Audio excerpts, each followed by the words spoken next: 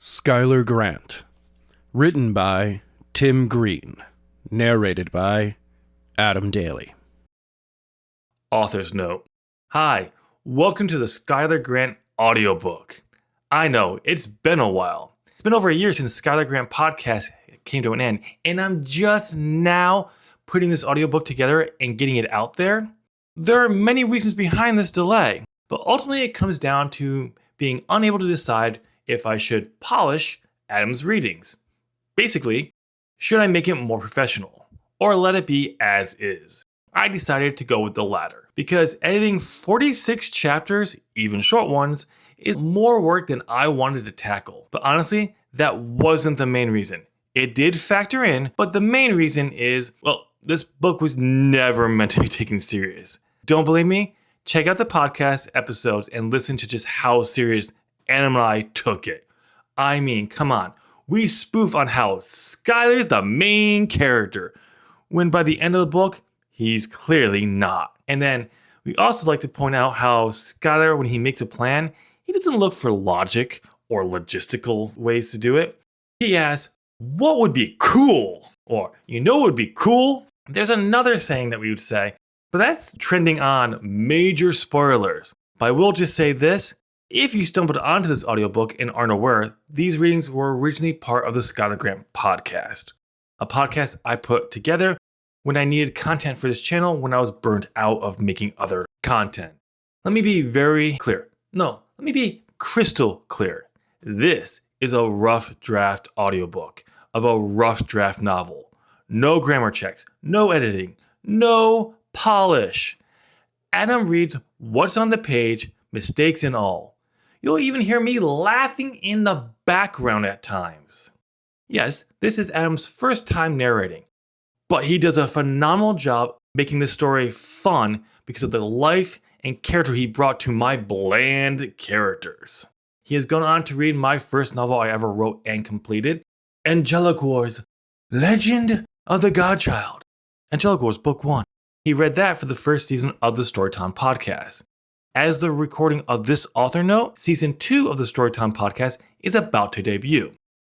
So this author note has been going on longer than I had planned, and I still haven't tackled the reason behind this story's existence and why it's so bad. So I'll say that for the postlude. No, I had no plans for a postlude, but there is one now. If you're wondering why I'm putting this audiobook out there, it's there for anyone who wants to listen to the whole story uninterrupted by Adam's and I's ramblings. If you're still here after all that, thanks. Thank you for giving this glorious, unprofessional train wreck a listen. Chapter 1. Is it true? Asked a thin woman with wavy blonde hair as she walked into the police station. Yes, said an officer behind the desk standing to give the thin woman a hug. They have him in the back and are questioning him. I want to see him. Hillary, said the officer, pulling back from the embrace. I'm not sure that is a good idea. Let the detectives deal with this. They will find where your daughter is. Ted, said Hillary, taking a seat. It has been over 6 months. You don't have to act like my daughter is still alive. I have accepted that she is dead. Now I just want her body so I can give her a proper burial. Let me talk to him. Let's just see what the detectives find out. He might just tell them, especially how he was caught. Hillary leaned back into her chair. She took a deep breath, looked down at the floor. She couldn't believe that it was true. How after 6 months they finally caught her daughter's killer. Besides where her daughter's body laid, she wanted to know why. Why, after being on the run for so long, he just gave himself up. After a few moments, she picked her head up and looked at Officer Carey. So is it true? He just showed back up? Yes. 2 hours earlier. Sirens blared in the distance as a young, dark blonde-haired boy walked down the road from the high school, with a black zip-up hoodie left open on this beautiful spring day. The sun high in the sky, but one glance anyone could tell that it was early afternoon, slightly after 1. Under the hoodie, part of a dark blue shirt could be seen with the words, never wrong, visible in golden letters. He worked in his dark blue jeans and black Converse All-Star shoes. The sirens slowly grew as the police cars grew closer, but this 14-year-old just kept walking. Someone had to have seen him while he was up at the high school. He was not there long, only to say hi to his best friend, Jared Jones. He left after talking to him briefly, then continued on his way. That was 10 minutes ago, and he was halfway to town, before the sirens even began to be heard. It had been a long time since the last time Skyler Grant had been home. As he walked along the road towards the small town of Red Creek, New York, he knew the sirens were coming for him, but he continued to walk. If he really wanted, he could jump the rail and disappear into the woods in seconds before the police even reached his location. The police wouldn't stand a chance of finding him in there. He grew up playing in those woods. He knew every trail like the back of his hand. He knew that at any moment on any of the trail he knew he could walk, he could break trail and end up on another trail where on that trail. By the time the cops could get dogs up there to sniff him, he would be long gone, but Skyler continued to head towards the sirens. Several minutes had passed since the sirens begun resounded throughout the valley. Skyler reached a bridge, the 1-mile marker from town. He knew the police would be there within a minute. Skyler decided this is where he would greet them. He jumped up on the rail of the bridge, and he walked across until he reached the middle of the bridge with perfect balance. At the middle, he stopped, turned, and looked down at the wild river below. The snow that had melted in the mountains was just reaching them. If anyone jumped into the water, they would be whisked away by the current. He just stared at the water, as the siren was practically on him. Skyler knew at any second the police car would come around the bend and see him and come to a stop. He paid no attention to anything but the fast-moving river. When the police car rounded the bend, within seconds the car came to a screeching stop, cutting the road so no one could pass. The officer inside opened his door, pulled his gun, and pointed it at Skyler. "Skyler Grant!" shouted the officer. "You are under arrest for the murder of Isis Stone." Skyler did not move or even look at the officer. He just kept his gaze on the river. He cracked a smile. "Only if you knew what you were getting yourself into," Skyler said to himself. "Put your hands over your head and turn to face me." Skyler ignored the officer. He was just to focus on the river, as how the waves splashed against the only visible rock. This rock had to be big to stick out of the river and cause the rapid splash against it. It was then Skyler noticed another siren that was very close. He was so focused on the river he did not notice it. Within a few seconds, the second car arrived. It too screeched to a stop, and the officer was out of his car with his gun drawn too. "Son, you don't want to jump. Those waters will kill you," said the second officer. "Just get down off the rail. We don't want to hurt you." Skyler didn't even acknowledge the second officer, though he did make a move. He raised his hands and looked at the small field that was between the woods, a memory of his childhood him. Jared and Isis playing in this very field when they were in 5th grade, playing tag and jumping in on the hay barrels. Good times. Wonder how we would have lived back then if we knew our fate. Skyler turned and faced the two officers, still crouched behind their doors with their guns pointed at him. He jumped down from the rail and looked at them. He looked at both officers and cracked another smile. "Do you really think you need those? I am not armed. Also, if I was going to try to get away, I would have disappeared into the woods by now." "Put your hands on your head," shouted the first officer. "You mean like this?"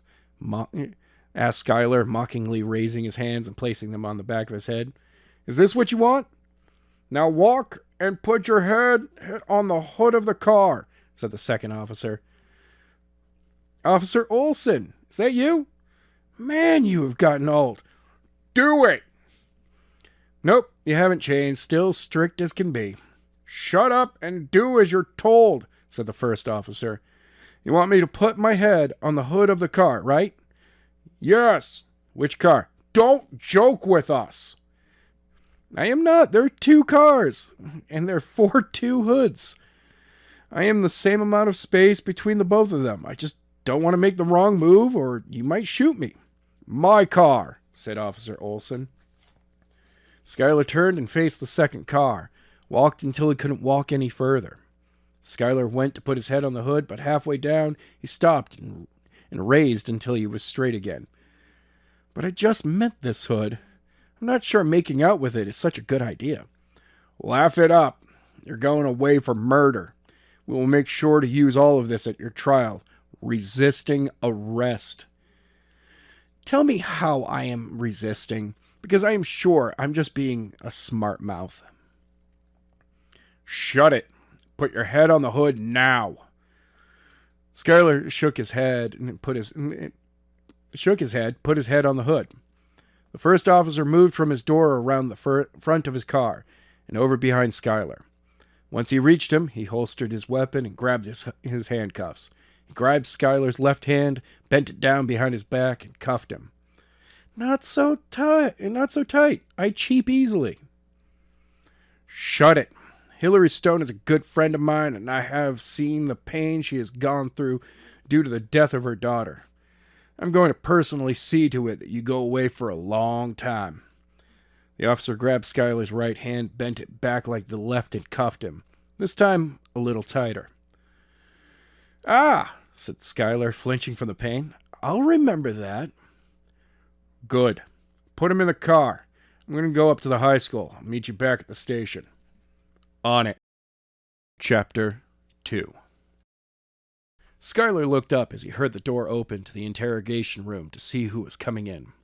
He wanted to see if they finally decided to listen to him and bring in the one person he told them he would talk to. It had been 3 hours since he had been arrested and sat at the table and just stared at it, not answering any questions other than to request Detective Daniels. Skyler smiled as the door opened to see Detective Daniels behind the door. He didn't say anything. He knew that he had gotten to the other detectives, especially when they threatened to hurt him, and he didn't flinch. I was told you requested me, said Daniels, closing the door behind him. He opened up the folder he had tucked under his right arm. He skimmed it quickly before tossing it down on the table. A loud flop sound rung through the room. You choose a hell of a day to get caught, and decided you wanted me. Today was my day off. Of course, you would get caught the first day I take off since you went on the run. If I knew that is what you want, if I knew that is what would take to bring you back, I would have done it a lot sooner. Now, why did you want me, when you could have easily said what you have to say to any other detective here? You assume, said Skyler, sitting in his chair. Assume what? Asked Daniels, taking a seat on the opposite side of the table. You said I got caught, when everyone in this room knows better than that. Why do you say that? Well, after 2.5 hours, if not saying anything other than to request you, they bring in Miss Allen, who asks all the same questions, but with no answers. She asks why I gave myself up.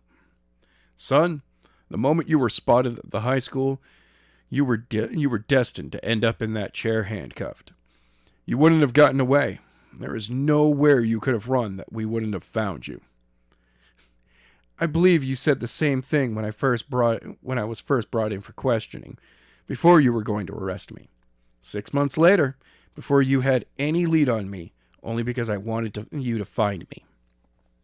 Skyler, we spent the time learning every way in and out of those trails, which allowed you to escape. Now that we have you, there won't be a minute where you are not handcuffed or behind bars. When we arraign you tomorrow morning, bail will be denied. There you go again. Assuming, said Skyler, leaning with a huge smile on his face. Detective Daniels was starting to get mad. His face started turn from a pale white to a scarlet red. His ears were bright maroon, and beads of sweat were starting to form on his forehead. What am I assuming this time? You are assuming that I'm going to still be here come morning. Hell, you were assuming that I'm still going to be in custody after this conversation. What? Said Daniels, leaning back in his chair with a grin on his face. His face returned to a normal pale white color. I've heard people talk crazy before, but these were master criminals who had actual chance of doing it.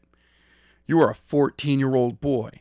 Now enough with your silliness. I came in on my day off, not get to what wanted me for. Skyler turned and faced the mirror, then turned back and faced Daniels. Anyone behind the mirror? What? You heard me. Anyone behind there? Why does it matter? Trust me. You will. If there is, you might want them to leave, because I guarantee you don't want them hearing what I have to say. Daniels just looked at Skyler. His eyes were keen on making sure no one else heard what he said. Daniels stood up, walked over to the mirror, looked at it, almost through it. After a few moments, he turned, looked back at Skyler, who had followed him, then knocked twice on the mirror quickly. Daniels waited a few seconds, then walked over to the table and sat on the edge. Now speak.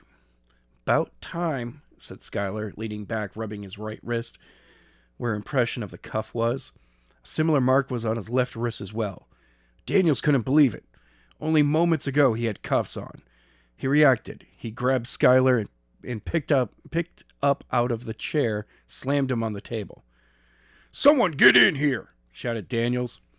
You don't want that, laughed Skyler. Jefferson! Do you want him to hear your secret? What? Skyler left his shoulders off the table, staring right into Daniels' wide hazel eyes. I know you were behind Isis' disappearance. Daniels let go of Skyler and took a step back. Skyler sat up to see the frightened look on his face. His eyes darted from him to the door, back to him. A stern look appeared on his face as in that brief second he looked away he had made a decision. Skyler was not concerned by this. He just stared at him when Daniels moved. You won't be telling anyone that, said Daniels as he rushed Skyler, grabbing him by his neck with his right hand and pinning his right arm to the table. You were supposed to take the fall. Now I'm going to have to kill you.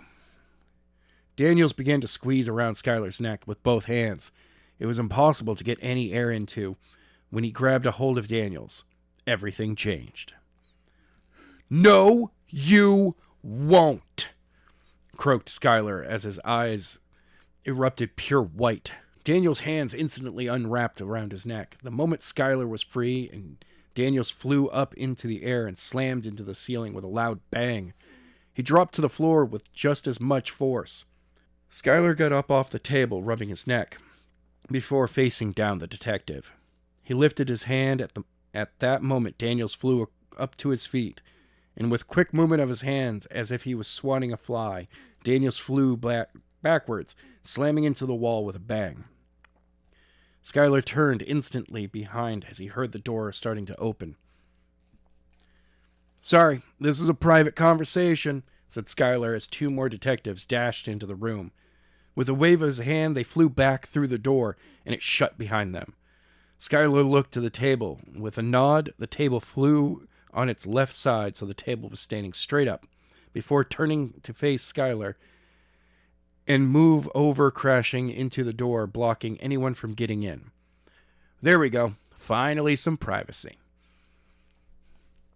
I don't know what you think you're doing, but you will never get away, said Daniels, struggling to break free from the invisible force that held him against the wall. If you kill me, they will hunt you and not even hesitate to shoot you on sight. How did you ever make detective with all this assuming you do? Asked Skyler, walking over to Daniel. He stood only a few inches from him. I am not going to kill you. I am here because I know you are the one covering up Isis' kidnapping by making it look like she's dead. And framed me. Just like all the other kids, the people you are working for blame it on the person who they are dating.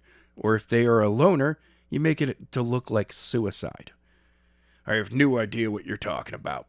Save it. Do you think I would show up here to let you know I was on to you if I wasn't sure? I came here to let you know that I will find her, and I will expose these people. I'm the last person you want to deal with. I'm going to give them away. I'm going to give them a way out.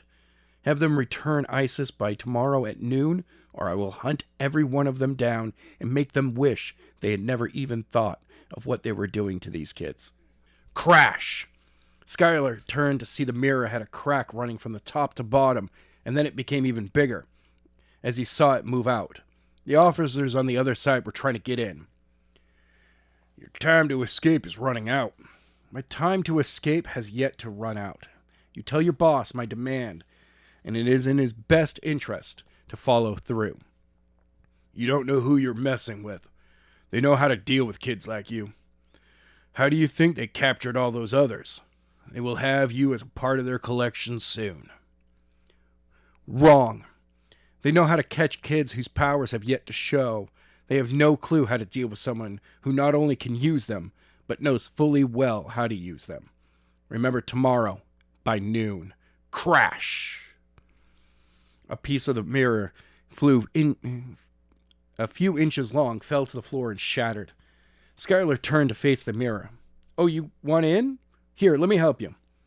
With a quick movement of his hand, Daniels went from the wall, flying across the room. He slammed into the mirror and flew through it, landed on the two officers on the other side. Skyler looked at the two officers who walked into the room, cracked a smile before turning to the wall. Daniels was just up against. Skyler, get your hands up or we will shoot, shouted one of the officers. Skyler moved his hands to the right side. A small light appeared in between his hands, erupted into the size of a small baseball. The room was filled with bright blue light from the energy being concentrated in his hands. Skyler looked back at the officers. They had dropped their weapons with terrified looks on their faces. That's right. Be afraid. Be very afraid. Yes, that's right. I just quoted Gina Davis from The Fly. Skyler turned back towards the wall and forced his hands forward in front of his chest. The energy in his hand shot from his hands and slammed into the wall. The wall disintegrated as the energy touched it. In seconds, the walk was gone, where the energy now was, when a bright flash filled the whole room. While everyone was blinded by the flash, Skyler jumped through the hole and out of the building. Chapter 3. 1 week ago.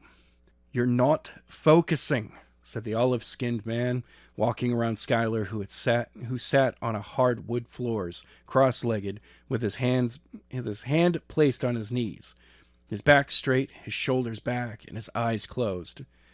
I am not sure how you think you're going to unlock your abilities if you don't focus. If you would stop moving and distracting me, then maybe I will be able to focus, said Skyler, opening his eyes as he turned to face the olive-skinned man. The moment Skyler turned, he saw it coming. Skyler reacted. He dropped his head as the olive-skinned man's foot soared over his head. He felt the breeze move through his hair. He had just moved his head in time, or he would have woken up with a bad headache. His mentor was not holding back. The moment the kick was past his head, Skyler planted his right hand against the hardwood floor, locking his arm, cartwheeling up to his feet, using his legs to force the olive-skinned man back. Skyler's feet touched and came the next attack, a punch. Skyler turned his body to the left, popping his left hand across his body, knocking the arm of his mentor's arm further away. Skyler followed up, turning his body, came around with a spinning back fist to the back of the olive-skinn's head. But he ducked the fast-moving fists, stepping and kicking out of Skyler's left leg out from underneath him. Skyler fell back, but quickly arched his back, planting his right hand, catching himself. Using the momentum, he followed through, landing on his feet. With his feet hitting the floor, he continued with the force he had going and continued his right and threw his right knee up as olive-skinned man came in for another attack. In mid-attack, he turned his incoming kick into a sidewards knee of his own. The two collided, nailing Skyler in the chin. "Ah!" shouted Skyler, dropping his leg down, only for his mentor to bring the blade of his foot, racking it down the face of the bone. Pain soared through body, causing him to flinch. Skyler jumped, bringing around his left leg around for a kick to the head of the olive-skinned man. With lightning-fast reflexes, slammed his right forearm up, blocking the kick. Skyler brought his leg back, quickly changing fighting position to protect his hurt right leg. Skyler only switched position as his master was on him. He brought in another punch to his chest. He slammed his left palm into his forearm, knocking away from his chest, and grabbed it with his left hand and pulled him in. But as Skyler's mentor came in, he kicked out his left leg, spinning him as he lost his balance. The force of the moments left Skyler completely off the ground. He brought his right leg back, slamming it into between the shoulder blades of the olive-skinned man, sending him crashing onto the wooden floor. Skyler landed on his right leg, but his speed was too great and kept going towards the floor. Skyler hit the floor, slamming the ground with his palm on his side. He brought his down, rolled back onto his back. The moment his other shoulder blade touched the floor, he brought his knees to his chest. Throw them out, kicked to his feet, landing, going instantly into fighting stance. His mentor had gotten back to his feet.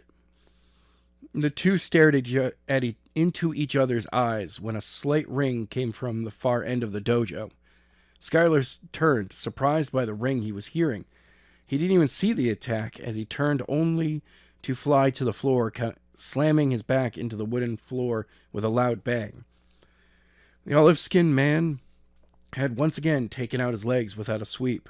Skyler slapped the ground to absorb the force through his body instead of his back. Before he could move, his master stepped, putting his foot to his throat. "I yield," said Skyler, looking up his mentor. "You got me, Jing." "You could have won this spar," said Jing, pulling Skyler to his feet. "If you hadn't lost focus when you heard..." "Hey, are you even listening to me?"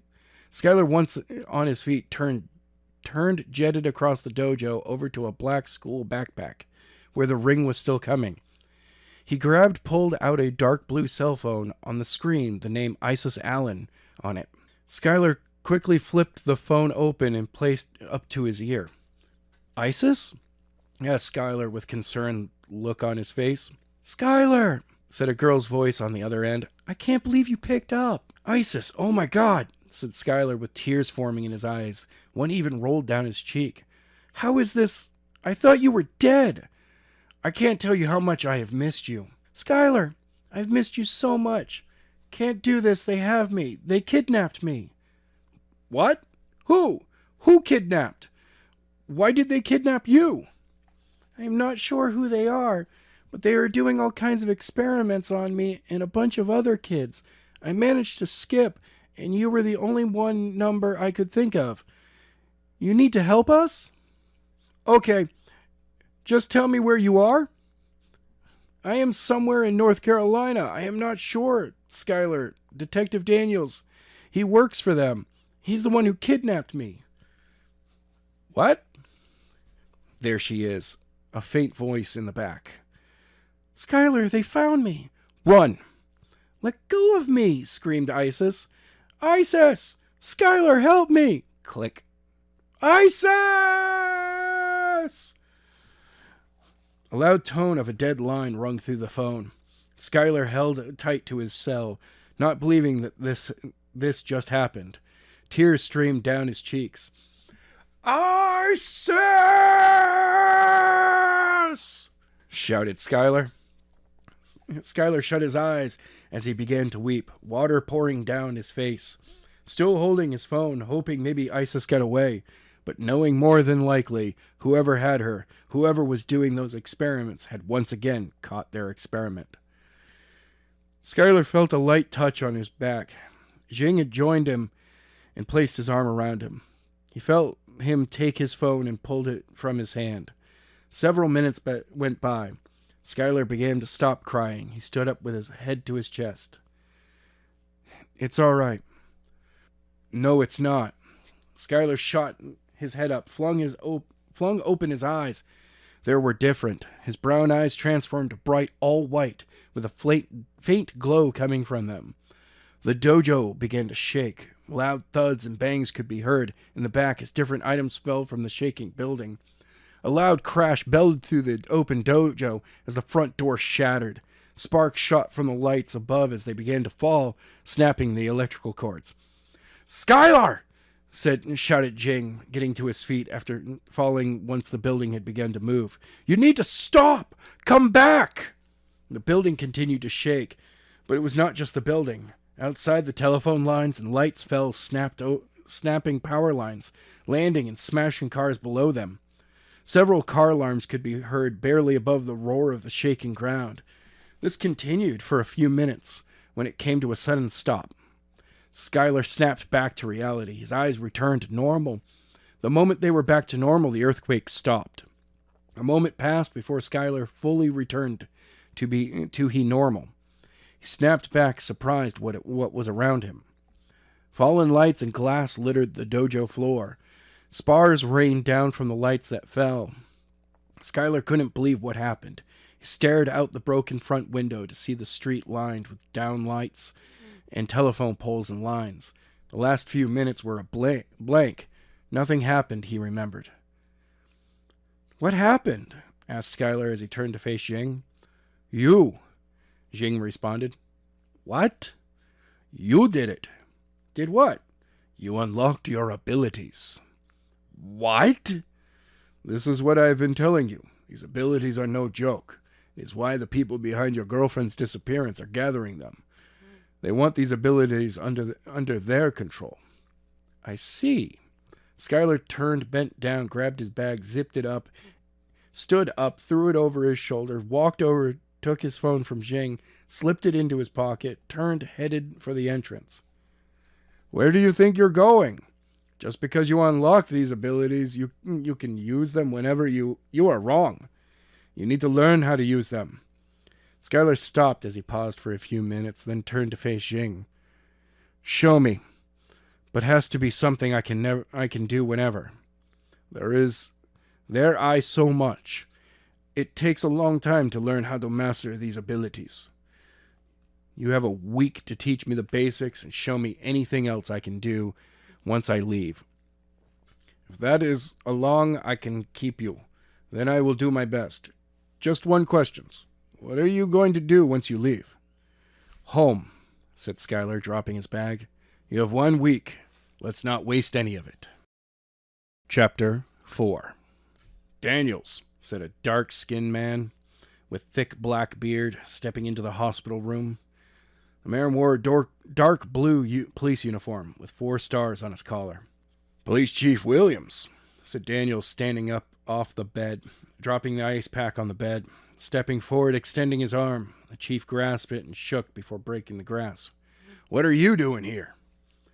"It's not every day you have one of your best detectives thrown through a mirror and have a prisoner escape through a hole in an interrogation room that did not exist until moments before it was made.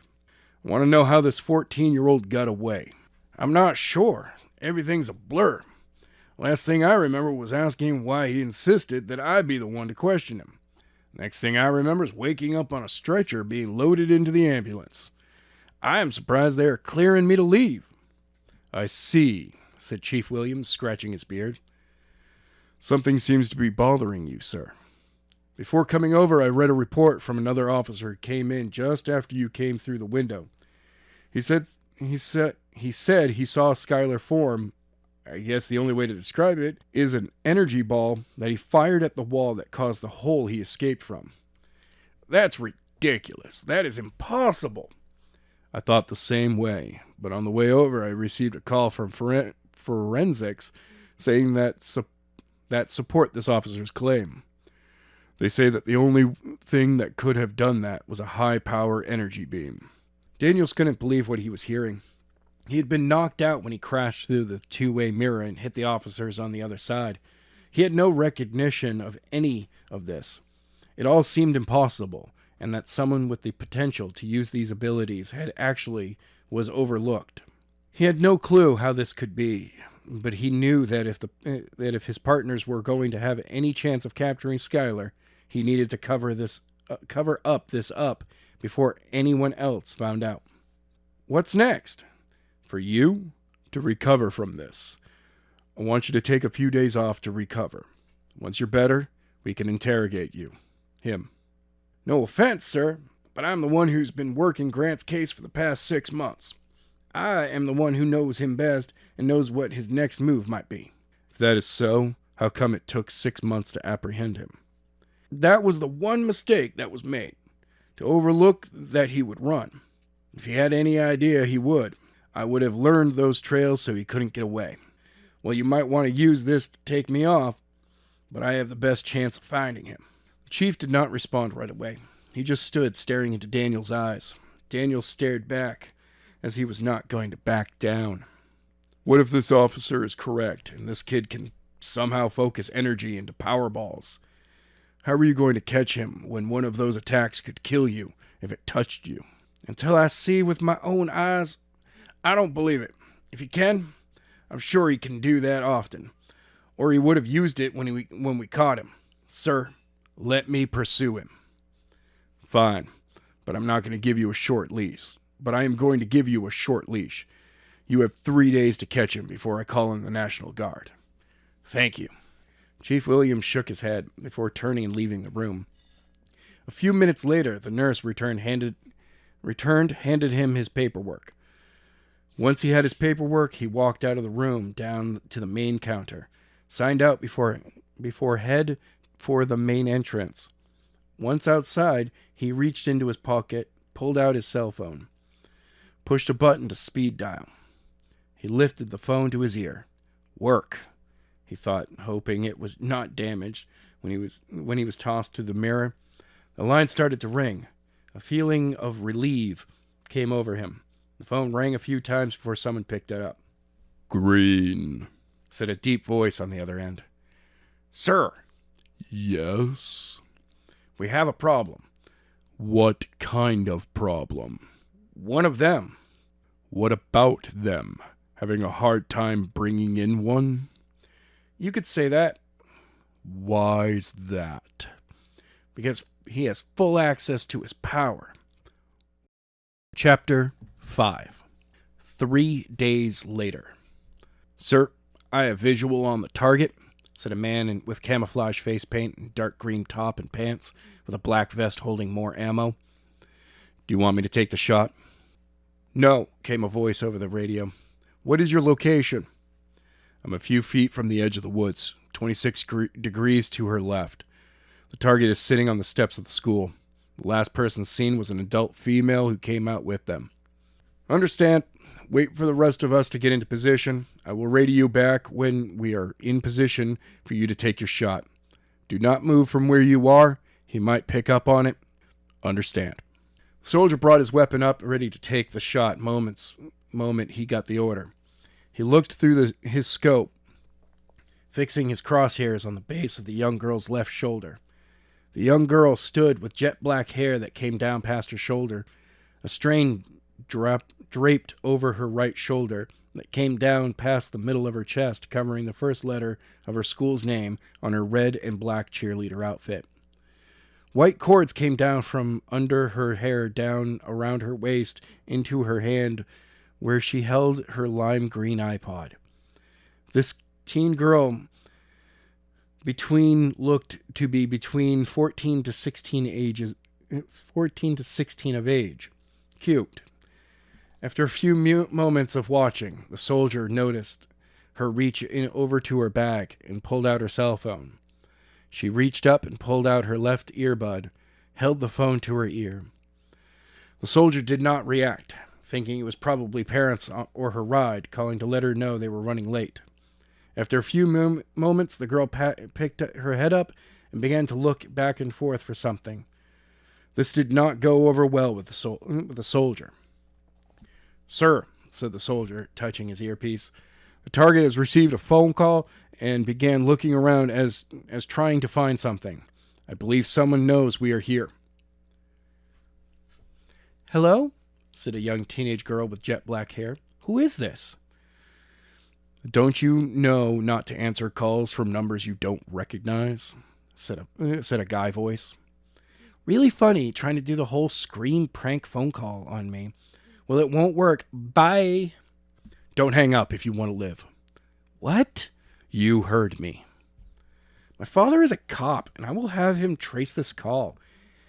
He will find you and arrest you for that threat." "I am not threatening you. I am calling to warn you." "Warn me of what? That someone else is watching me?" "Yes." "Sure, prove it." "Well, in a few moments, there will be several people watching you, but right now, only one has you in his sights. The man is in the woods directly in front of you, off to your left." The girl picked up her head and turned to her left, began moving her head back and forth, slowly trying to see if she could see anything. "I don't see anyone." "That's the point. If the soldier wanted to be seen, he would be wearing bright orange and yellow colors." "I don't believe you. You're going to have to prove it." At that moment, the phone went dead. Only a dial tone rung in her ear. The girl, not sure what to make of it, she pulled the phone from her ear, looked at her screen to see the number the call came from. What she saw freaked her out. Her heart started to beat a little faster. On the screen was her cell phone number. She looked up again, glancing around, not feeling safe. She grabbed her bag, stood up quickly, put her arms through the straps, took a step down the remaining steps, when out of thin air, a large dart stopped inches from her chest. The dart just floated there. She focused on it, not sure what just happened. Her phone rang. The girl whipped off her backpack, pulled out her phone, pushed the green button, put it up to her ear. "Hello?" 6 minutes earlier. "Sir, I've got a visual of the target." A man's voice came over the radio. "Do you want me to take my shot?" A tall, tan-skinned man in full camouflage with a Bundeswehr battle rifle, G36. He stopped, held up his fist, calling a halt to the three men who were following close behind him. The man reached up to his ear, touching his earpiece. "No. What's your location?" "I'm a few feet from the edge of the woods. 26 degrees to target's left. The target is sitting on the steps of the school. The last person seen was an adult female who came out with them." "Understand. Wait for the rest of us to get in position. I will radio you back when we are in position for you to take your shot." "Understand." The man picked up his hand over his head and made a circular motion. The three troops came running over to him and gathered around him. "Number 8 has the girl in his sights," said the man. "He's waiting on the order to take her down with the tranquilizer. The coast seems clear. We need to get as close as we can to the school. We need to get to her once she is down back into the woods without anyone seeing us." "What if we run into anyone?" asked one of the men. "Tranquilize them. The darts have a new drug that will make them forget what happened. There's enough in for them to forget the last few minutes. Only use one dart, though, even if they don't go down right away. Too much of the drug can do major damage." "Understand," said the men. "Good. Follow me." "I'm not sure I fully understand," said a voice outside the huddle. The men turned to see who had spoke, but they didn't see anyone. They looked all around. No one was there. The leader shook it off, motioning to his men when it came again. "No, serious. I came in late. What are you doing?" said the voice. "Who's there?" asked the leader. That moment, a thud was heard behind with a snapping of several twigs and leaves rustling. The men turned to see what just fell. Several feet from them stood Skyler, wearing a black trench coat open with black cargo pants and a black t-shirt under the coat. 2 minutes later.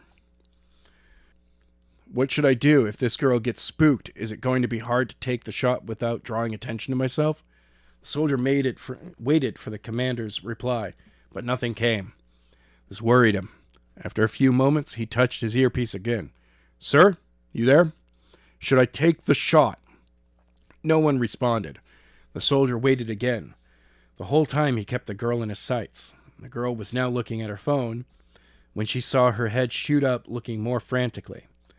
"Sir, I'm going to take the shot unless you tell me not to. I will wait 5 seconds." 5 seconds passed, and the soldier raised his weapon, putting the crosshairs on the right shoulder of the girl as she was putting her phone back into the bag, when something dark stepped in front of him, blocking everything. The soldier looked up to see Skyler standing directly in front of him. "I think your commander has changed his mind on taking this girl," said Skyler. The soldier quickly raised his weapon, fired the dart that struck right into the right thigh of Skyler. He glanced down, back at the soldier who still had the weapon fixed on him. "That stuff doesn't affect me," said Skyler. The soldier stood up, weapons fixed on Skyler's chest, shot again, planting another dart only a few centimeters above his heart. Skyler didn't move, not wanting to waste another dart.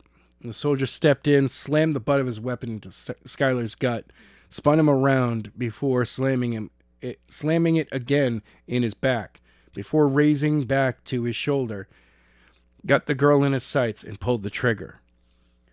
Skyler did not like getting hit, with little effect. He turned, using his hands as if he was grabbing something, launched his arm behind him.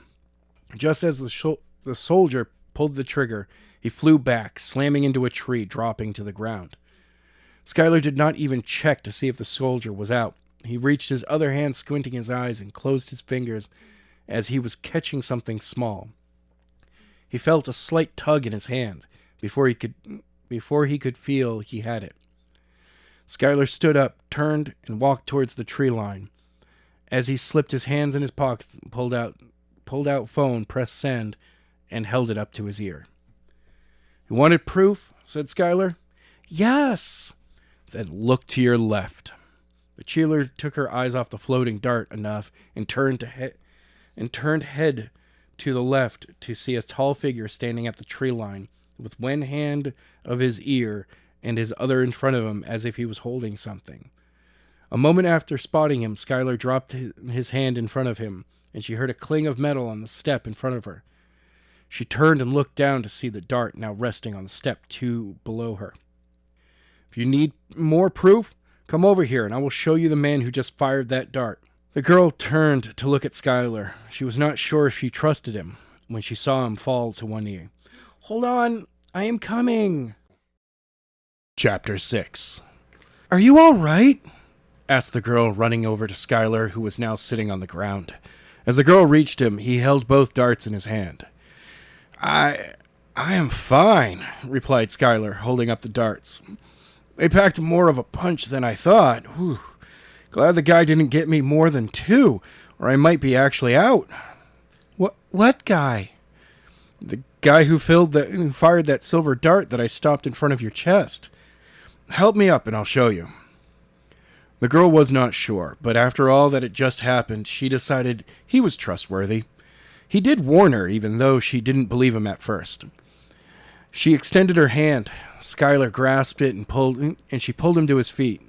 Once to his feet, Skyler took a step and stumbled backwards a little. "Are you sure you're all right?" I am sure. The drugs in these darts are strong. I may just need to take it easy and let the drugs pass through my system. I'm Skyler, by the way." "Jenny." "Nice to meet you, Jenny. Sorry it had to be under these circumstances." "Tell me about it." "Follow me." Skyler turned back into the woods. Jenny looked back towards the school before following after him. The two did not walk far. They reached where the struggle took place when Skyler took off running and stopped several feet away. The sniper was gone along with his rifle.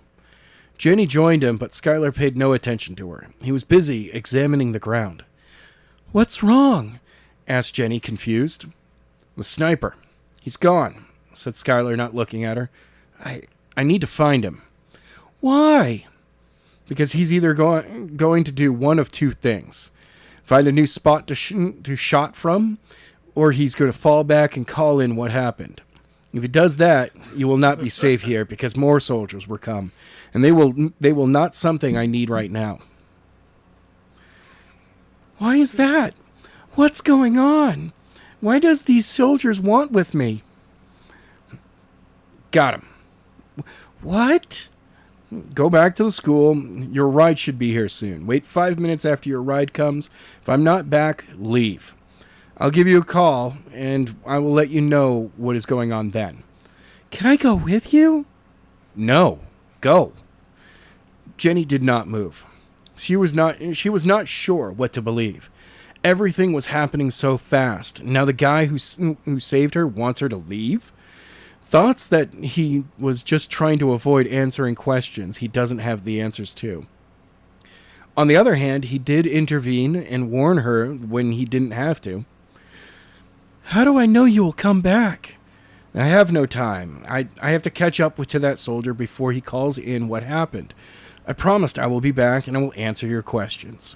Skyler did not wait to see what Jenny decided. He took off. Jenny stood there for a moment, surprised. He just left her.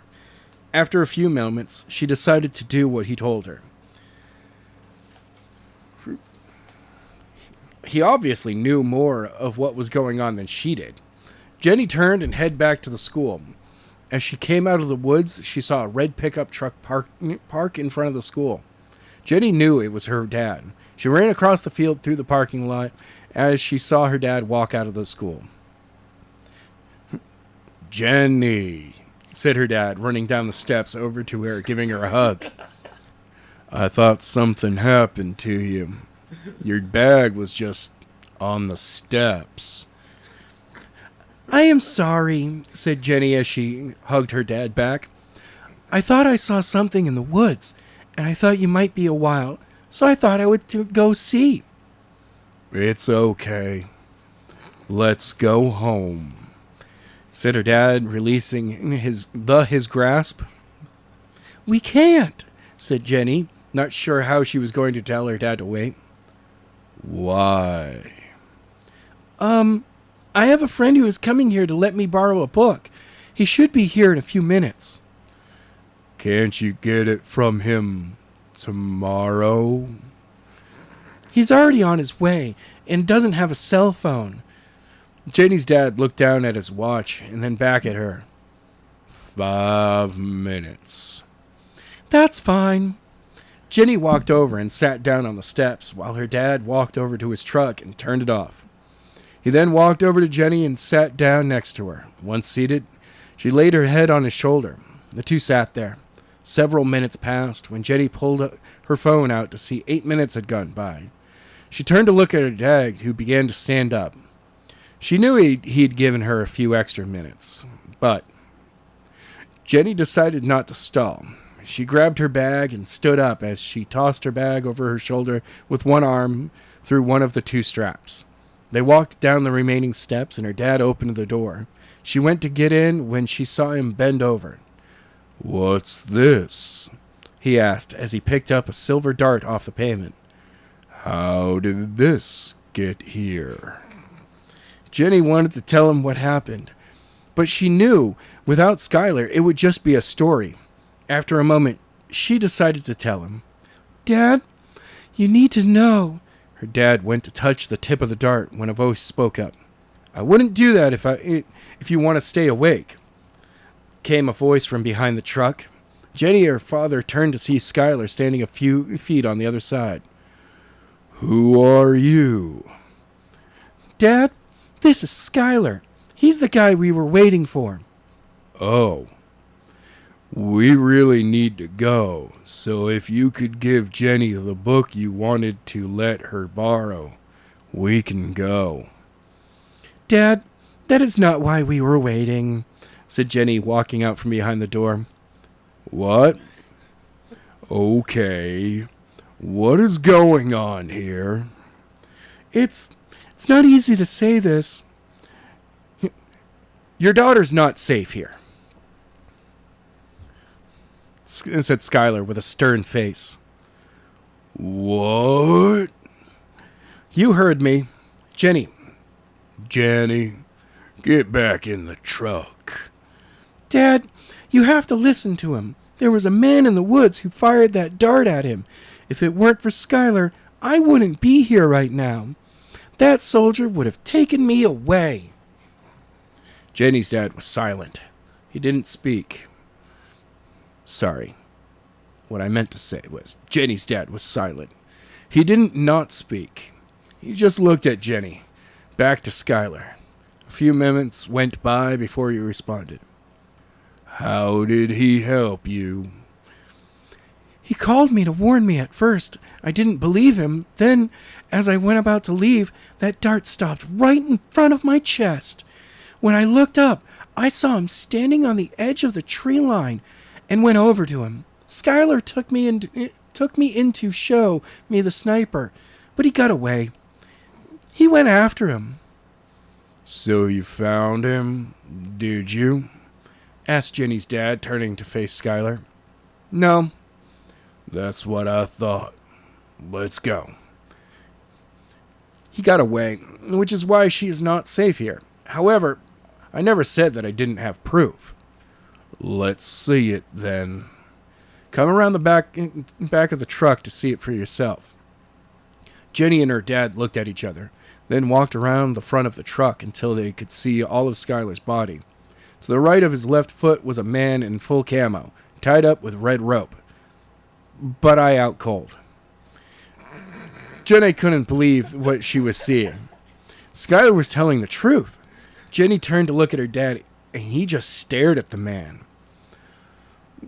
While I didn't catch the man who actually fired the dart, I did bring one of the 4 men that were in the woods, who were going to take Jenny once she was down from the dart.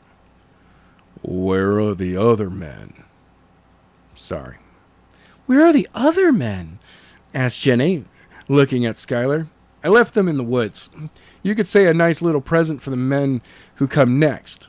Now, if you want your daughter to be safe, you need to get her out of this town as fast as you can. Jenny's dad didn't say anything or move. He just stood there. Jenny looked at him. She knew he was thinking, trying to make some kind of sense of what was going on. While she knew he was going to try to find some reason not to believe it, she knew there was too much evidence for him to not believe it. Finally, he spoke. How does a dart just stop in midair? Asked Jenny's dad with a smile. Jenny knew he found his way out to not believe everything that was going on.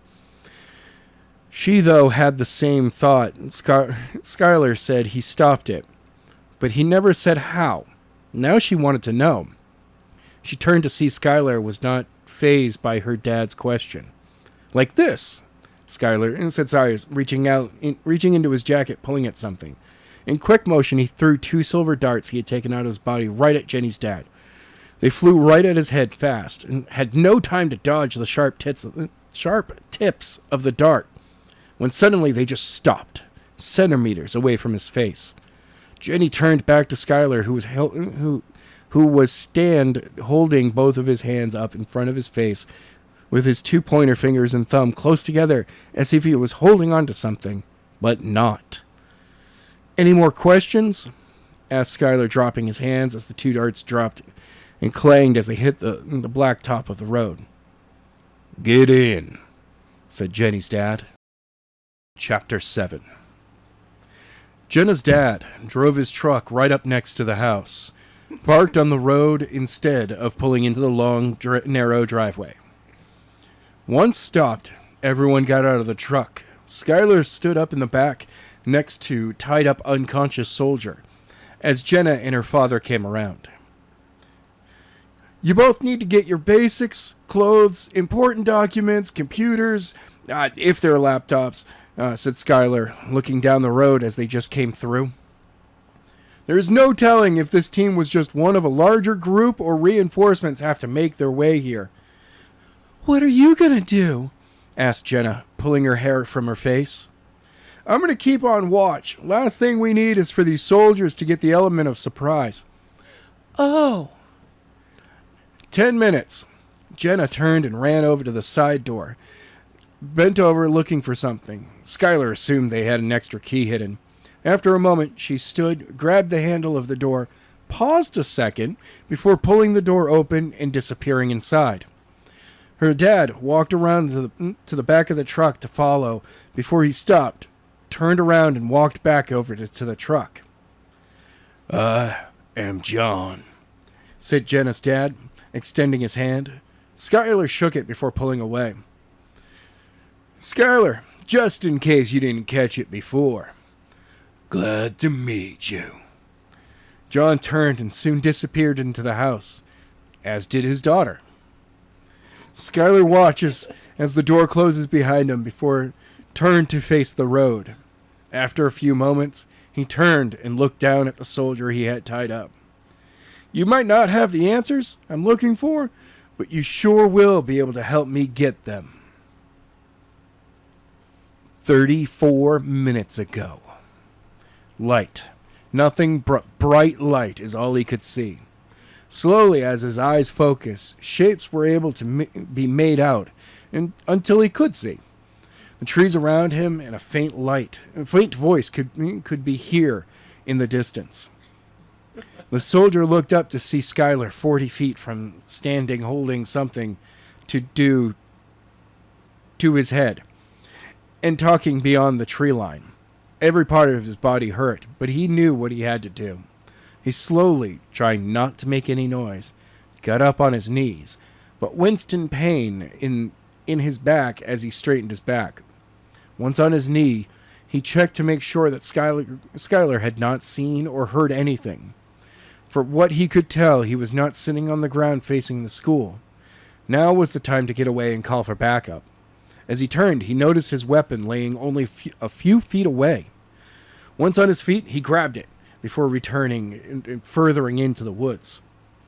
A few minutes passed when he heard noise coming from behind him. As he stopped, ducked down behind some brush, and waited, his weapon ready to fire if he needed to. A few moments passed when Skyler came running. He stopped not far from where he was hiding. "No, where did you go?" The soldier could hear Skyler saying. Fearing he might search the area, he decided to try to get him to leave. He picked up a small rock and tossed it as hard as he could. The rock flew through the air and hit several trees and brush. Immediately, Skyler took off in the direction the soldier threw the rock. Once out of sight, he got up and headed southwest towards the roads that leads to the high school. Several minutes passed, then the soldiers reached the road. Once there, he looked up and down the road. No cars were coming. But he wasn't looking for cars. He was looking for his vehicles. When he spotted the marker he put, he crossed the road, ran up about 40 yards, and there were 2 sand pickup trucks. He ran right over to them, opened the door of the first truck, and reached. He pulled out a large black box with a thick antenna on it. The soldier quickly turned the satellite phone on, dialed, and waited. A few rings before someone picked up. "Hello?" "This is number 8 of the detain and capture mission, Jackal," said 8. "Go ahead. Do you have the target?" "No. Mission is a failure. As far as I know, I'm the only member left." "What the hell happened?" I'm not sure what happened to the rest of the team. Team Lend had me go ahead and get in position. Once I was the target came out of the school and waited on the steps for her ride, like always, I reported it to Team Lead, who was still getting into position. I waited until I heard something. She eventually started to look the area I was. I reported it to Team Lead, but he did not respond, so I went to take the shot. When a kid stepped in front, I shot him in the leg, only to see he was only a few feet away from me. I shot him again and dropped him and fired the shot. The next thing I knew, I was waking up on the ground. The kid was out in a field beyond the tree line. Once sure I could move, I retreated to report in. "Did this kid have dark blonde hair?" "Yes." "You are certain you are to return to your hotel and wait there. We're sending reinforcements. Leave a message for any of the team that might make it back to the vehicles. Do the same." "Understood." "What is taking so long?" "It's been close to 18 minutes, said Skyler, walking into the living room. Both Jenna and John sat on the couch next to each other, bags at their feet. What's going on? Shit, I lost my place.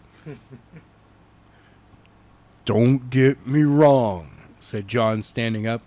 I appreciate everything you have done for my daughter, but until you do some splaining of what the hell is going on, we are not going anywhere. It's not the time for this. You said you would answer my questions. Let me read that one more time. You said you would answer my questions, said Jenna, standing up. Or were you lying about that? I did say that I will, but I never said when I would do it. As I said, now is not the time. Unless you want to lose your daughter, I suggest you and her pick up your bags. Look, son, you are the youngest in the room. The only reason why I haven't put my foot down is because of what has happened. I know you can throw me around with your Jedi mind trick, but you are asking me and my daughter to leave the only place we have ever called home. You want us to leave? Start talking. Skyler stared at John. He was not happy. He was the youngest, barely 15, and like most teenagers, he didn't like being told what to do by an adult, especially one that is not his parent. He looked over at Jenna, her hair now pulled back into a ponytail. She had changed out of her cheerleader out uniform into some sweats and a pullover hoodie. She stood with her arms crossed over her chest and head slight tilted to her right.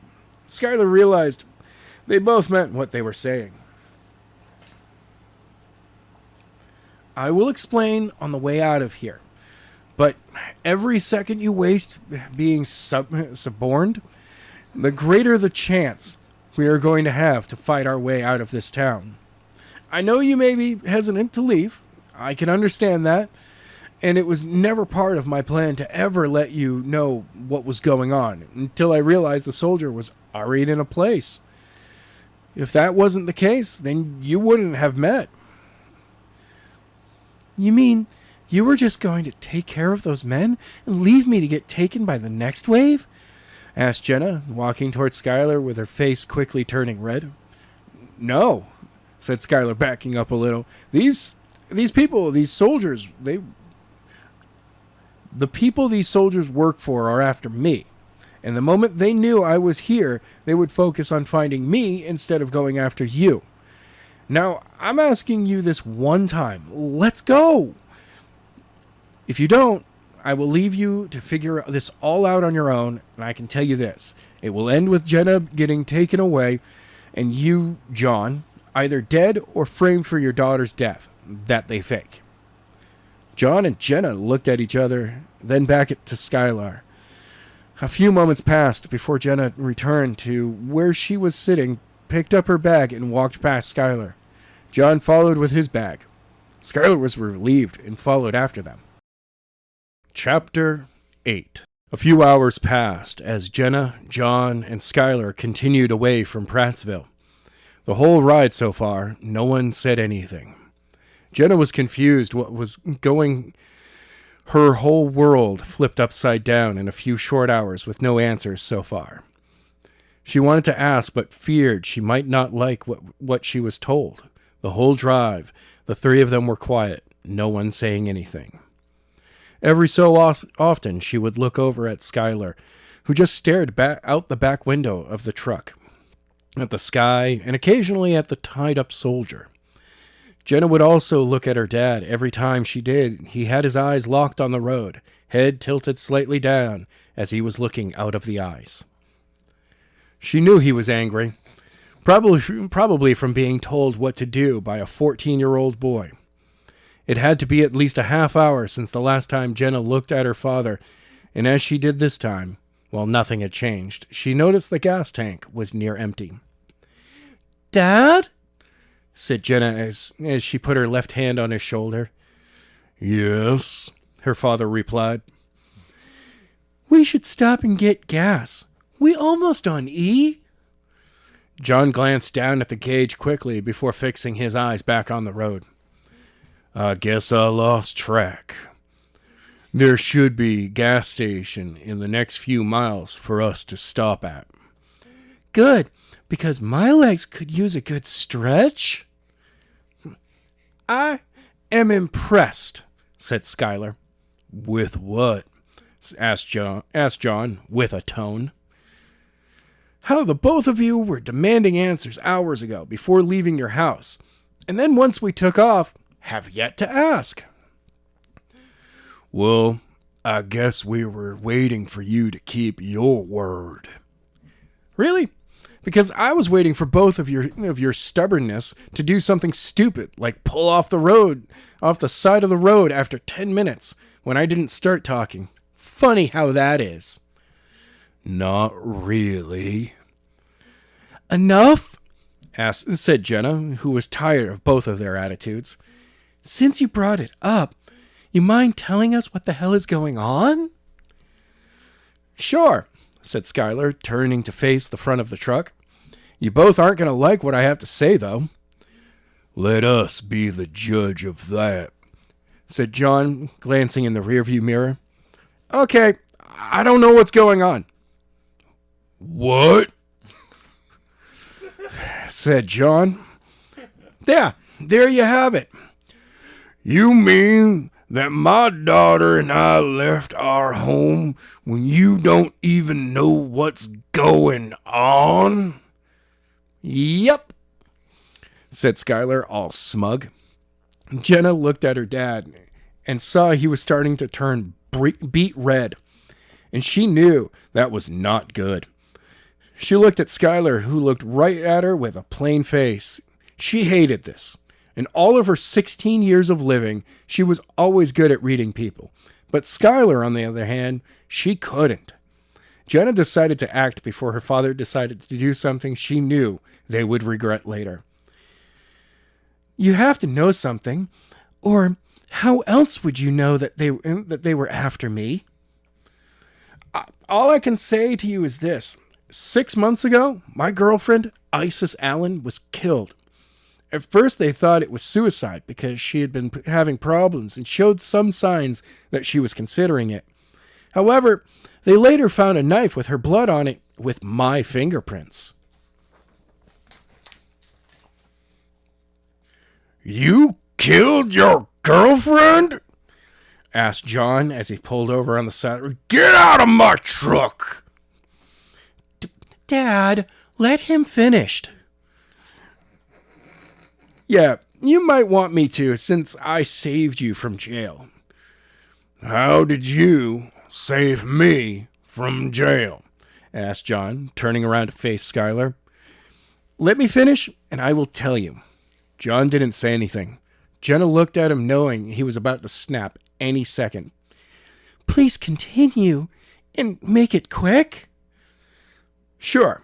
Where was I? Oh, yeah. 6 months ago.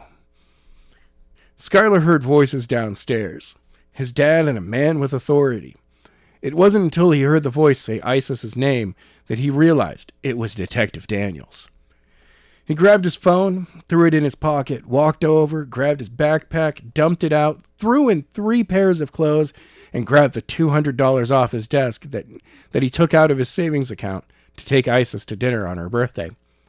Once his bag was packed, he walked over to his bedroom window as he could hear footsteps coming up the stairs.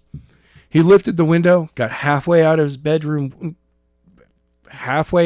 his bedroom door flew open. Skyler Grant, here you are. Wait, he's trying to escape, said Detective Daniels. Skyler jumped out on the roof, slid down the side and landed on his feet. Immediately, the back door flew open with an officer. Skyler darted around the corner of the house and ran into the woods. The officer ran after him. He could hear him chasing, but not as fast as he could. Not sure why, Skyler kept running. Moments later, he saw a white light appear off to his left. It was the officer picking up his pace. It was then he realized the officer was trying to get his flashlight out so he could see. He could hear that officer picking up his pace, but it didn't matter. Skyler knew if he could make it to the school, he could disappear into the woods. The police would stand no chance finding him there, not at night, at least. After a few moments, he could hear the officer behind him screaming something. "He's headed for the school! Cut him off there!" said the officer. The moment he heard those words, the officer stopped. He was no longer chasing him. One benefit of having local cops who are a little heavier on the midsection. Skyler, however, continued on. He broke through the tree line into a clearing. 50 yards directly ahead of him was a small brick building, Angel Grove's Senior High. He continued to run, and within a minute he was there, just as the flashing lights of the police cars came bearing down S-curve. Skyler reached the school. He extended his arms to help stop him as he hit the wall. He did not hit hard, just enough where his arms were able to provide enough shock. Once against the wall, he took off to his left until he reached the corner, ran around and down the back until he was halfway around the school. In the back was an old shed that was only a few feet from the brick wall and the wooden wall of the shed. Not many people knew that a few feet back from the school dented in, providing a nice space to hide. Skyler made his way and turned down into the space as a cop car came around the corner. He had just come with a searchlight on. Chapter 9. Skyler waited in the hidden area for several minutes. He could hear that the police were still looking for him. Since entering the hidden space, he had seen no light or cop come by. Skyler knew he could try to run the football field length between the back of the schools to the woods and disappear, but he would be completely exposed. If anyone came around the back, they would see him instantly with the lights on the roof out. His best bet was to stay as close as he could to the school. While there was light, it was far more faint than the lights that casted out onto the field. The woods on the far side of the school were only 20-some feet from, and even if he was spotted, he would have a head start on them and could easily find a trail to get away. Skyler crept to the edge of the indent, peered back around the corner, then down. He could see no one. He looked down the small path remaining between the shed and the school towards the direction he needed to go. No sign of anyone. Skyler squeezed down the small path until he came to the end of the shed and school. He waited a second and decided to go. Over the next few minutes, she carefully crept around the back of the school, keeping to as much of the shadows as he could, until he reached the corner. Skyler took a deep breath. He told himself he could do this, though he was not sure exactly what he was going to do once he got away, but he would worry about that afterwards. He took one more deep breath and ran. Skyler got 6 steps out when an office came around the corner with his flashlight and saw him run. He froze. The officer did not. He ran right for headlights and booked it. He ran right for the woods. The officer was not expecting this because he had slowed down as he approached. Skyler paid no attention to the officer the moment he took off. His mind was set. Get into the woods and hide. He was halfway to the woods when he heard the officer. "I found him. He's on the west side of the school," said the officer into his radio. "He is making a run for the woods." "Stop him!" Came a voice over the radio. Skyler only assumed that had to be Detective Daniels who had said that, but he was not about to stop and find out. He was almost to the woods when he heard the officer shout something. He didn't stop. He then heard a loud bang. In front of him, splinters of wood flew from the tree as the bullet from the officer's gun hit it. It was then Skyler knew what was shouted. He stopped with only a few feet from the woods. He turned around to see only a faint figure 10 feet behind him, with a bright light getting bigger as the officer approached. "Skyler Grant, you are under arrest for the murder of Isis Allen," shouted the officer as he came to a stop. "Put your hands on the back of your head and turn around and get down on your knees." Skyler did as he was told. He slowly raised his hand, put them on the back of his head, and turned so his back was once again facing the officer. He could hear the officer slowly walking closer to him. Tyler looked at the tree line and knew only a few feet or jail. He decided. Skyler dropped his hands and ran. He heard the officer shout something, expected to feel a bullet rip through one of his legs or shoulders. He prepared himself, but it never came. Within seconds, Skyler hit the tree line and into the dark woods. 5 minutes earlier. "Listen up, everyone," said Detective Daniels in the parking lot of the Angel Grove Senior High. "Not more than 4 minutes ago, suspect Skyler Grant came running through the woods to my left and to this school. Based on a quick sweep, he has not been found. Chances that he ran into the backwoods, unlikely, since the lights on the roof would be a dead giveaway. However, from what I know of him, he knows the trails of the woods around here better than anyone. His Boy Scouts leader has told me that he's an excellent tracker and hiker, which means one thing. If he gets to the woods, he will be able to disappear." "He's only 14, said a voice from the group of officers. "I think we can catch him." "Feel free to walk the grounds, because I'm telling you, this kid has the advantage. He's young, he's fast, and he knows the woods. With it being dark, he can hide even easier. I am working on getting some dogs up here to help track him, but that is going to be about 40 to 45 minutes before they can get here. Maybe even 50 minutes. If he gets to the woods, any woods, without one of us on him, we will lose him." "I found him," came a voice over the radio. Sorry. "He is on the west side of the school, making a run for the woods." "Stop him!" shouted Daniels as he whipped his radio from his belt to his head. "Everyone, move out!" What happened after you made it to the woods?" asked Jenna, who was completely facing Skyler, with her back leaning against the dash. He even had her dad's full attention. Both were on the edge of their seats. "Once I made it to the woods, I found an old riverbed that was dried up and water hadn't come down in years. It dipped several feet, so I followed it for a while and passed right under several officers' noises. Eventually, I came where the riverbed came low and could no longer hide myself in it. I took off until I found a trail and followed it. Over the next few days, I ran from trail to trail. Had a few close calls, but managed not to be detected. After a few days, I managed to wrap around the trails and head back in the opposite direction they thought I was going. When I was further away enough from Angel Groves, I left the woods and followed the roads. A few times I had to do it from the woods in case of cops. I even came to Cedar Falls and bought food. When I realized I had a text message, it was from the same number that called and warned me they were coming. There was an address to go to, but also told me to destroy my phone so they couldn't track me. After writing it down, I completely destroyed my phone, every chip. I later found out the person who sent it actually hacked Verizon's network and deleted all trace of the message and calls. I arrived at the address, waited a few hours when I was approached by an olive-skinned man. Chapter 10. 6 months earlier, 4 days after avoiding capture. Skyler sat on the edge of a riverbank just outside of Cedar Falls.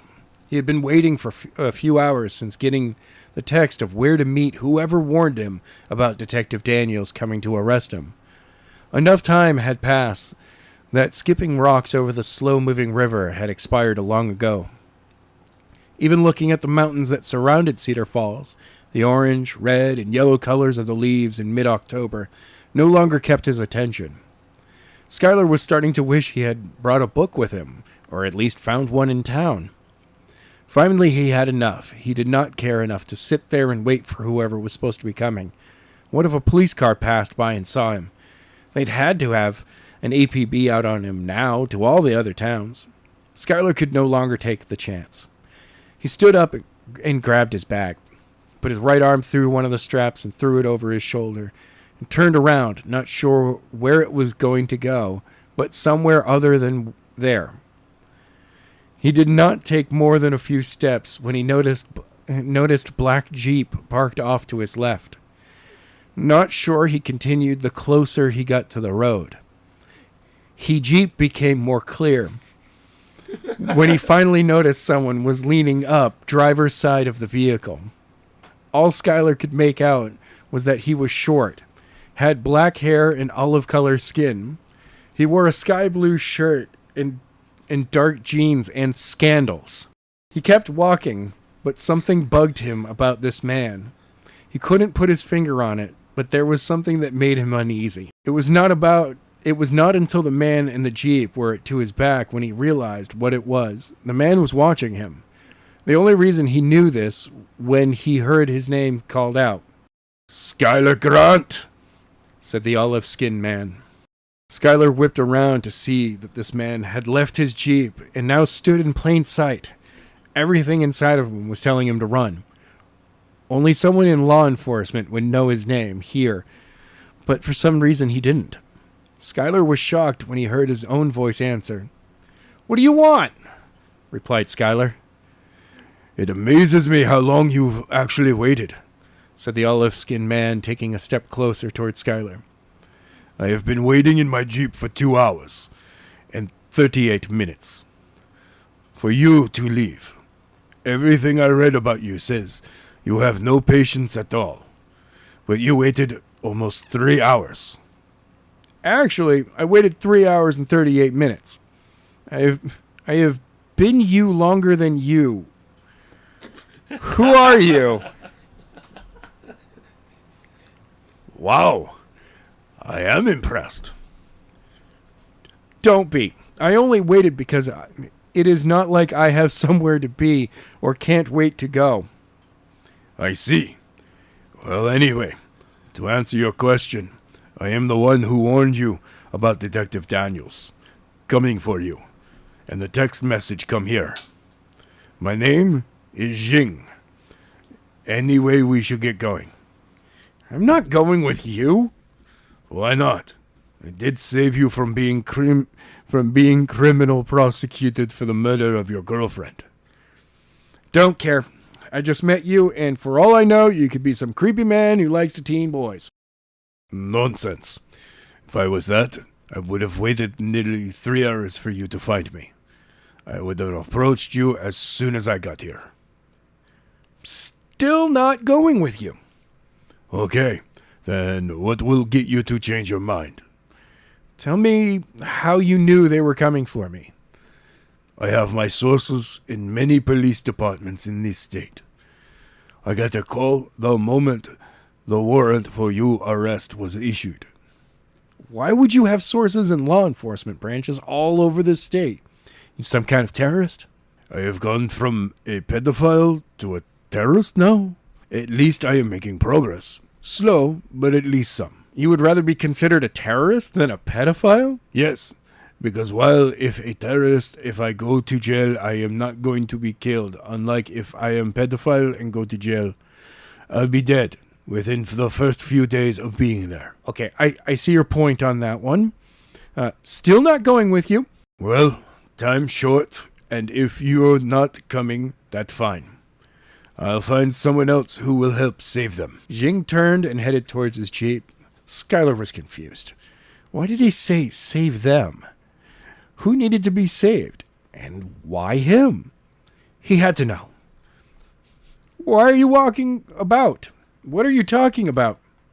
Who needs to be saved?" "Interesting.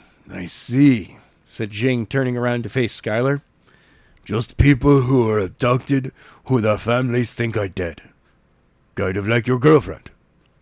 Isis is her name, right?" Skyler dropped to his knees. He felt like he had just been hit in his chest by a fastball, and it knocked all the wind out of his lungs. Isis was alive. But how could this be? There were evidence that she was dead. Sure, her body was never found, but the blood in the woods. Who could survive after losing that much blood? While the police think she was murder, Skyler knew if she was dead, she killed herself. There were signs, not many. He had tried to help her, but he could only do so much. Now he was told she is alive? Skyler gasped for air. when he felt a hand on his shoulder. He looked up to see Jing kneeling down in front of him. You really do care for her, he said. Maybe you are the person. What do you mean? Gasped Skyler, as he finally was able to suck in some air. How do you know she is alive? And what do you mean, I am the person? It's a long story, but the people who took her, they go around the world abducting kids from ages 8 to 17. They all have something in common. They are special, and you should be on that list. Somehow you didn't, or they would have taken you when they took her. You are the person who freed them, because they don't know they missed you. And that will be their downfall. What? Asked Skyler. He felt lost. How am I special? How is Isis and all the others who have been abducted special? This is going to be hard to believe, but each one of you have a gift and ability, or you can say a power, one that is specific to you. These people want them, and they are capturing them before their power manifests, because they know they will not be able to capture them if they can use their power. Bull, said Skyler, standing as he shrugs Jing's hand off his shoulder. How gullible do you think I am? There is no such thing as superpowers or abilities. You have read and seen way too many comic books and movies. Skyler turned and started to walk back in the direction he was headed before Jing called out to him. He couldn't believe that Jing wanted him to believe that he was special and had some kind of power. As much as he thought it would be great, there was no way that it was true. How hard is it for you to learn something? Shouted Jing. What? Asked Skyler, stopping and turning back to face him. I asked, how hard is it for you to learn anything? Not hard, but a lot of people learn fast. True. But have you ever been told that you learn faster than everyone? Or that how fast you pick something up is scary? Skyler only knew what Jing was saying all too well. Since he was in 5th grade, he was the top of his class. There was nothing that he couldn't learn. He was always the first person to pick it up. He had a few teachers who wanted to skip him ahead a grade or two because how smart he was. But he refused to leave his friends. Skyler remembered that at scout camp, his instructor who was teaching them about tracking thought he had learned it before with how fast he picked it up, and was able to find him when he hid and told the kids to see if they could find where he went and was hiding. However, this was not enough to convince him that he had a special ability. I'll take your silence as a yes, and that is why you were so close to Isis. When she moved to Angel Groves in 7th grade, she was exactly like you. The two of you got each other because your brains worked the same way. And that is because that is how you learn to unlock your power. Once you know what your ability is, doing little things like it helps you figure out how to use it. Within no time, you unlock that ability. Tell me then, what is my ability? That I don't know. Since you are on that list, no one knows. However, I can help you unlock it if you come with me. You unlock your power and be able to save Isis and the others. No, I don't believe you. Fine. You won't be able to avoid the authorities forever, and when you are caught, you will prosecute you for murder, and you will be convicted, because that is what they do. They'll find someone to blame for the disappearance. While you rot in jail, your girlfriend will remain in the hands of the people who only want what she can do, and once they have it, they no longer need her. What do you think they will do with her then? Jing stopped. He turned and walked back to his jeep. Within a few seconds, he was out of sight. Skyler turned and headed for the road. He got about 10 feet from where he was before he turned around and ran after Jing. He rounded the brush where the Jeep was parked and came to a stop to see Jing once again leaning up against it. That took longer than I thought. Well, what I read about as being impatient might have been wrong. Your stubbornness, it was right about. How is taking 10 steps before changing one's mind stubborn? Easy. You turned and walked away twice. If you weren't so stubborn, the moment I told you Isis was alive, we would have been on our way. Oh, you really think you can help me unlock my ability? Absolutely. I'm in. Not sure I believe you, but I have nowhere to go or do. Good. Get in. Chapter 11. That is how I saved you from going to jail, said Skyler, looking right at John. Without me, you would soon be the prime suspect of a disappearance of your daughter. Jenna and John were speechless. Jenna couldn't believe what she had just heard. The man in the back of the truck was sent to kidnap her so someone could experiment on her and then dispose of her once they got what they wanted.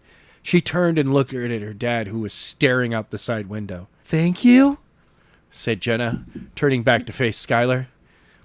It's nothing. Now that have your answers, I suggest we get going. Skyler and Jenna looked at John, who was still looking out his window. He turned and looked down at the wheel before looking in the rearview mirror. We need to get gas. With that, John shifted the truck into drive and they were off. 20 minutes went by and no one said anything. They passed a sign for a quick-way gas station that was only 2 miles away. It would not look good if they pulled into a public place with a man tied up in the back. Skyler had John pull off to the side of the road. Skyler, Jenna, and John got out. Jenna and John pulled out a tarp as Skyler jumped in the back and repositioned the soldier so that he would lay flat. Jenna turned back toward Skyler when the soldier attacked. He shot up and used his hands that were tied together like a club as they came down on the back of Skyler's neck. Jenna went to scream, but by the time she said anything, it would be too late. The soldiers upon him when they froze. Jenna was surprised. What she saw from the soldier, so was he. Skyler turned and looked at him and smiled. Do you really think that I'm that stupid? Said Skyler, looking right into the soldier's eyes. Now lay down. As he uttered the words, the soldier flew back, so he laid flat, his head smacking the floor of the truck with a loud thud, and was out. Once he was down, Skyler, Jenna, and John tied the tarp to the sides covering the back. Within a few minutes, they were back in the truck and moving. A few minutes passed when they pulled into a quick-way gas station. Once they stopped, John put it in park and turned the vehicle off. If you need anything, get it now. He opened the door, stepped out, shut his door behind him. Jenna opened her door and got out. Skyler followed after her, shutting the door behind him. Jenna walked around the front of the truck, across the road, and walked into the station. 3 hours earlier. Hello? Said Detective Daniels. We found him? Said a voice on the other side. What? Said Daniels, sitting up on his couch. Where? We just got a call from operatives seeking out a target in Prattsville when a kid with dark blonde hair attacked them. So far, we know that only one man got away. Rest of the team of 5 is missing, including the team lead. How did the man get away? Number 8. He said he got away while kid was talking on his phone after being thrown against a tree once the kid was down. How does a 14-year-old kid throw a 215-pound man 30 feet? The kid is telekinetic. It's the only way he could. Whatever. Get to Prattsville now and find our missing men. And find the girl. I'm sending the target's address. Bring her in and make it look like her father did it. On my way, sir. Also, be sure to check in with number 8 at the hotel. You know the one. Get what you can from him and any other men that show up then get rid of them. Understood. Jenna scanned the back coolers for a drink, not sure what she was in the mood for. She looked through all the choices. Finally, after a few minutes of looking, she settled on Pepsi. She pulled open the cooler door, reaching in, pulled the Pepsi free from its track, and closed the door. Jenna turned, walked down the chip aisle, and began to browse the selection. While she was looking, she heard the door open and a bell ring. Not thinking much about it, she continued her search. She heard a moment later the cashier greet whoever had come in the door. "Shut up! Open the drawer and give me the money," said a voice. Jenna turned and saw a man in front of the cashier with a shotgun pointed right at him. She instantly dropped out of view, not wanting the man to know where she was there. Then she thought, what if her dad comes in to pay and the guy shoots him? She whips out her cell phone and dials his number. "Hello?" came her dad's voice. Jenna did not dare say anything. She just held the phone up to what was being said. It could be heard. "Hurry up! I'm going as fast as I can, sir. I think you're wasting time. You better not have hit that silent alarm." The cashier said nothing. "You did!" Bang! Jenna jumped at the sound of the shot. She quietly raised up to see what had happened. She peered over the top of the candy rack to see a man with a black mask over his face behind the counter pulling money from the register. The cashier was nowhere in sight, but the splatter of blood could be seen on the window. The robber turned and she dropped. She lost her balance, slipped and fell into the chips with a loud thud and rattle of the chips. "Who's there?" shouted the robber. Jenna didn't say anything. She tried to get back to her feet so she could hide when she heard loud steps leading in her direction.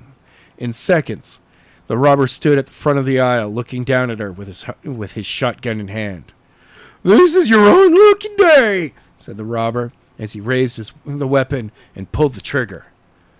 Bang! Chapter 12. Jenna closed her eyes, knowing that what would happen. All of the things that happened today, she was going to die. She waited for the shot that would take her life. A loud bang echoed through the store. Nothing. She heard the shot fired. Even an orange flashed through her closed eyes. But she felt nothing. No different than when she closed her eyes. Jenna was not sure if she should feel anything at all, but she still felt the floor she sat on, the chip rack sticking in her back, but that was all. She figured she would feel a hole in her and blood pouring out, but she didn't. Jenna opened her eyes to see some debris on the floor before her. When she looked up, the man in the mask was not there.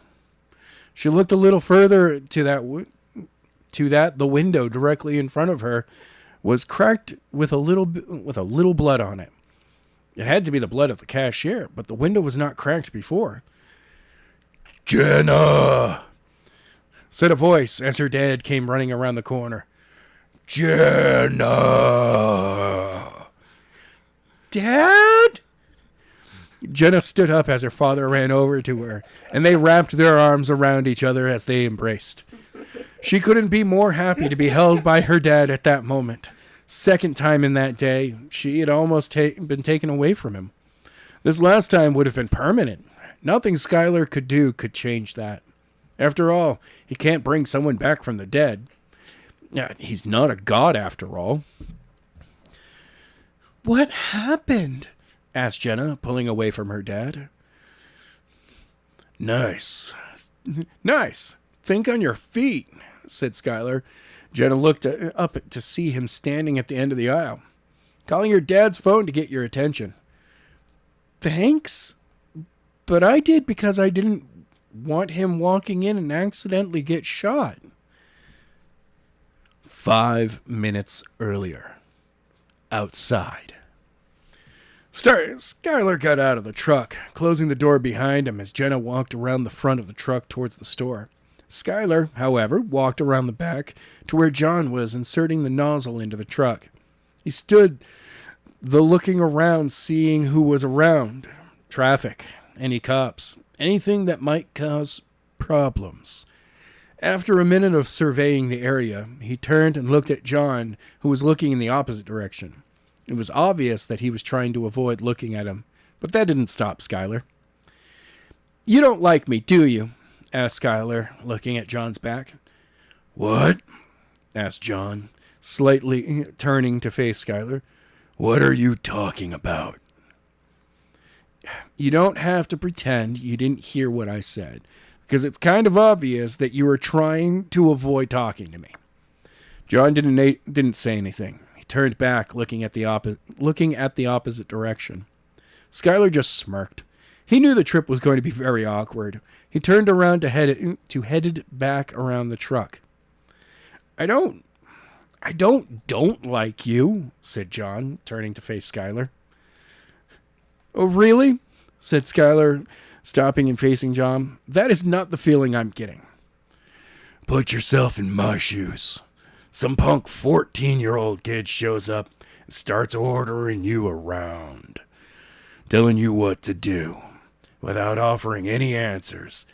And after he finally says he will tell you everything you want to know, once on the road, but waits until someone brings it up hours after saying that once you were on the road. How would you react? How would you like that? I don't think you would like that at all. Skyler did not say anything at first. He knew that how he handled this situation was not the best way to do it. In any way, he knew that he did it. Because that how the last 6 months have been for him. Now finally he has control, so he's doing now what he was treated by Jing. However, he also knew that he couldn't have done it any other way, because without it, he couldn't be sure they would have come with him. I can see your point, but honestly, would you have come with me if I had told you what you know now? Knowing that I know only a little more than you? This was never part of the plan. You were supposed to stay home and never be bothered because they would come after me. I didn't expect the two of you to help me find the answers, let alone a fight. I'm trying to get you both somewhere safe for the time being and then go back to making hell for those who have ISIS. A loud click as the gas pump stopped. The tank was full. John pulled the nozzle free from the trunk, set it back on the pump when he heard a faint ring. He reached into his pocket, pulled out a small black flip phone. He looked at it before flipping it open. Hello? Hurry up! I'm going as fast as I can, sir. I think you're wasting time. You better not have hit that silent alarm. You did. Bang! John and Skyler dropped down low below view of anyone. John raised the phone to his ear, was about to say something when Skyler took off. Walking low, he crossed the road, leaned up against the building below the windows. He peered around, looking through the front doors to see the man in a mask behind the counter. Who's there? Skyler heard the man say. He began to pull back when he saw the man in the mask jump the counter, run down 3 aisles, and stop. This is your unlucky day. Skyler watched as he began to raise the shotgun to his shoulder. When he moved, he stood up, grabbed the handle of the door, threw it open, stepped inside, reached out his right hand, closed his hand into a fist. The moment his fist closed, he whipped his arm to the right. The man in the mask flew backwards as he fired the shotgun. Bang. Chapter 13. 1 hour earlier. Bam, bam, bam. Number 8 shot up from the bed, his heart pounding. The unexpected noise startled him from his sleep. He looked around. The room was dark. The blinds drawn over the windows, and the only light crept into the room through small cracks along the edge and the center. Number 8 looked around the room, saw it was 8:15 p.m., the bright red numbers on the hotel clock. It came again. Bam! Bam! Bam! Number 8 turned to face the door. He slowly raised himself off the bed, stumbled over to the door. He was still woozy from hitting the tree. As he reached the door, he peered through the eye hole to see a tall, short, dark, brown-haired man, clean-cut man who looked to be in his early 30s, dressed in jeans, a white button-up shirt with the collar unbuttoned, and a black leather jacket. "Who's there?" asked number 8, hoping whom he thought it would be. Detective Michael Daniels, said the man, pulling out a black ID holder, flipped it open to reveal his badge. I am here to check on a missing persons report. Why are you asking people in a hotel about missing persons when you're not in uniform? Only person in this building knows that these 5 men are missing. Number 8 stepped back, grabbed the handle of the door, turned the knob, and pulled the door open. Once the door was open, Detective Daniels walked into the room as number 8 closed it behind him. Now you want to tell me how a 14-year-old boy got the best of you? Said Daniels, turning to face number 8. A day and a half later. Jing! Shouted Skyler as he entered the back entrances. Jenna and her dad followed after him. She couldn't believe how trashed the place was. She did not want to stay in a place that was not taken care of. As she and her dad walked deeper into the building, Skyler was several steps ahead of them when a short figure appeared in the doorway off to her left. Yes, said a voice. I am back, and I brought guesses. Who did you bring? Another one. What? Said Jing, walking into the back. Jenna got her first real look at Jing, just as Skyler described him. Black hair, olive skin. However, she figured that he would have some kind of accent, but he spoke clear, very clear, clearer than some of her own friends. Why did you bring them here? I had no choice. What do you mean you had no choice? They were after her, and I stopped them. However, not before one of the members of the team was in position. I had to act, and she got involved. After stopping them, one got away.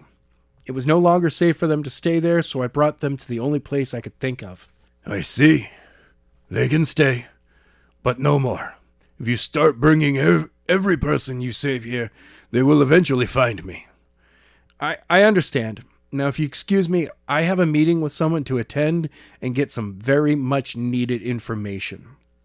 Skyler turned, walked back the way he came, passed by John and Jenna, and walked out through the back entrance, closing the door behind him. Follow me, said Jing, walking over to John. I'll show you where you will be staying. I hope it's not in this dump, said Jenna, joining her father and Jing. You know it's not nice to trash someone's place when they are going to let you stay there. I know, but this place is a dump? I have to agree with my daughter on this, said John, looking around. Is there any place else we could stay? Jing looked around the back room. There was dust all over the place, broken boards, cracks in the wall, even wet spots from all over from the pipes leaking onto the floor from above.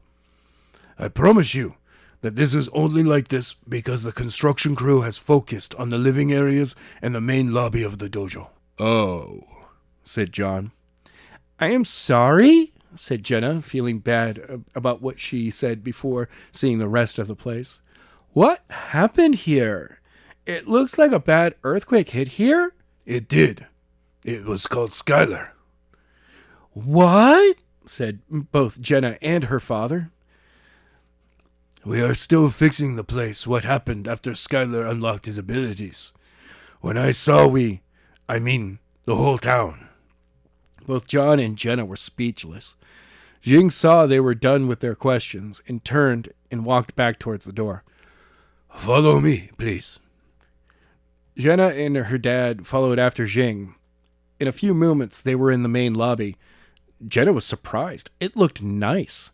Besides the plastic tarp on the ground over in the front of the dojo, but she saw half a window plain in with plastic taped over the area of that still needed to be put in. As she passed through, she also noticed that there were a few light fixtures that were missing. Jenna could not believe that Skyler did all of this. She got distracted by what was going on that John had to nudge her to bring her back around. Jenna turned to see Jing standing next to an open door to the far right near the main entrance that was still missing a glass in it. She and Dad walked over to the door. John grabbed it, allowing Jing to head up the stairs, and Jenna followed after him. She heard the door shut a few seconds after she started up. A few minutes later. Whack! Ah! Said the soldier as he crashed into a tree. You're going to tell me what I want to know, said Skyler, dropping his hand as the soldier fell to the ground. I don't know anything, said the soldier, looking up from the ground, blood dripping from his mouth. I'm just a member on the team. The lead knows everything.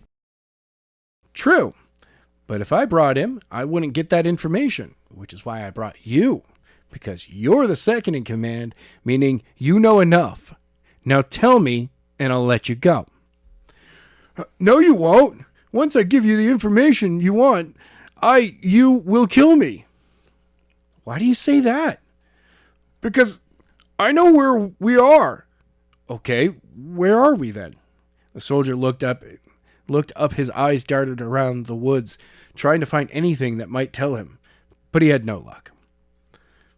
That's what I thought. I made sure you didn't know where we were. Once you let me go, I'll be able to find out. You think just because I'm 14 years old that I would just let you go free from here? No way. I would put you back in that truck, have John drive you 100 miles in some random direction, then drop you off by the side of the road. Oh, and you would be unconscious when you were dropped off, so you wouldn't see which way he drove when he left you. Now tell me, and you can go free. The soldier looked down at the ground, thinking, trying to figure out what he should do.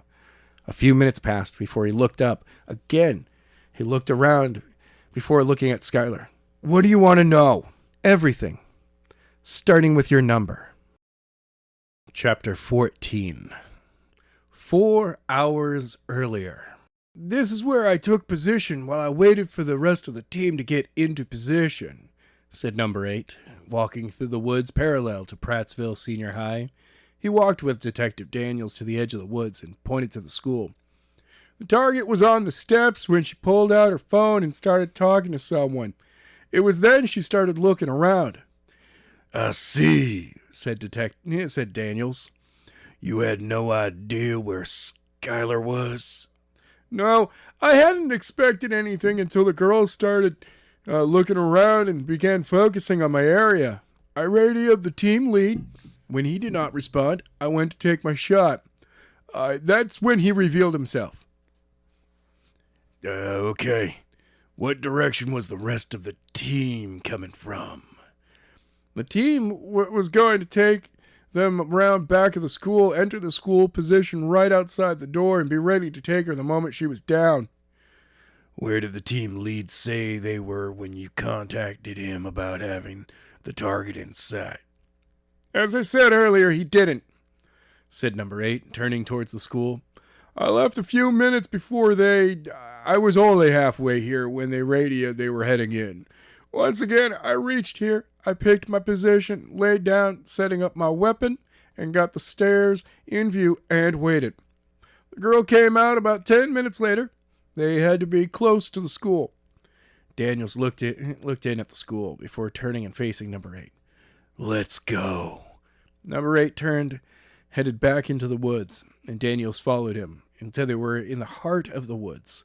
Number 8 stopped and looked and faced Daniels. Where to now? To where the team was attacked. But I don't know where that is. I know.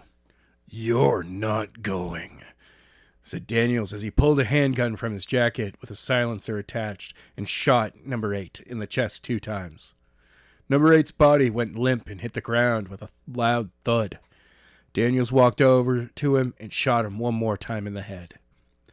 Daniels quickly returned his weapon inside his jacket and pulled out his cell. Number 8 has been taken care of, sir. Did you find the rest of the team? Asked a voice on the other side. No, he gave me a general location. I'm heading there now. How long until backup will be here? They left late last night. They should be there within the next few hours. All right. Send them to the high school and tell them to walk about a football field length into the path. They will find number 8's body there. I will. 3.5 hours later. Skyler walked into the living room of the upstairs apartment. Jenna and John were sitting on the navy blue couch, and Jing was sitting in his matching recliner. Upon entering the room, the conversation stopped and everyone turned to face him. Skyler did not say anything, but he looked around the room, first at Jing, then Jenna and John, then back to Jenna. What? Asked Skyler, confused why they stopped talking. You weren't talking about me, were you? And why is it that you just stopped?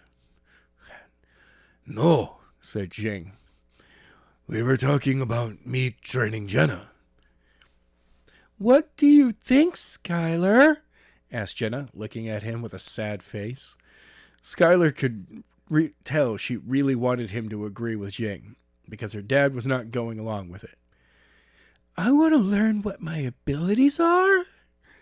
Skyler did not respond right away. He looked at Jing, who had a straight face, a face he was used to seeing every day they trained. He turned to see John, his head tilted down. He was looking out the top of his slightly closed eyes, and his lips were smashed together to barely leave any crease that you could tell they were different lips. Skyler thought quickly. He was already on John's bad side. While he could care less what side he was really on, but he knew having Jenna train and learn her ability meant not doing this on his own. I would be with your dad, said Skyler, turning to face Jenna. What? Shouted Jenna. Why? You don't understand. This isn't your fight. The minute you learn what your abilities are and how to use them, then it becomes your fight. Skyler, if I learned to use my abilities, I could help you. That way you wouldn't be on your own. I would love help, but you need to realize that your life as it is right now is temporarily. Eventually, you will get back to the life you had. However, activating your powers means that you can't go back. Jenna glared at Skyler. He never felt this way before. Up until everything went to hell, he never cared if he made anyone mad. Only Isis. Did this mean he was starting to like Jenna? No, of course it couldn't. He only known her for a day and a half. He didn't have time to think about it. He came in for a reason. Before he said anything else, Jenna stormed off. She walked right past him down the stairs. A few seconds, a loud bang echoed up the stairs into the room.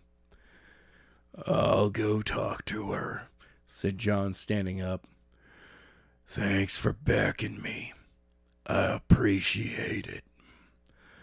I didn't do it for you. I did it because it's the truth, and she needs to realize that.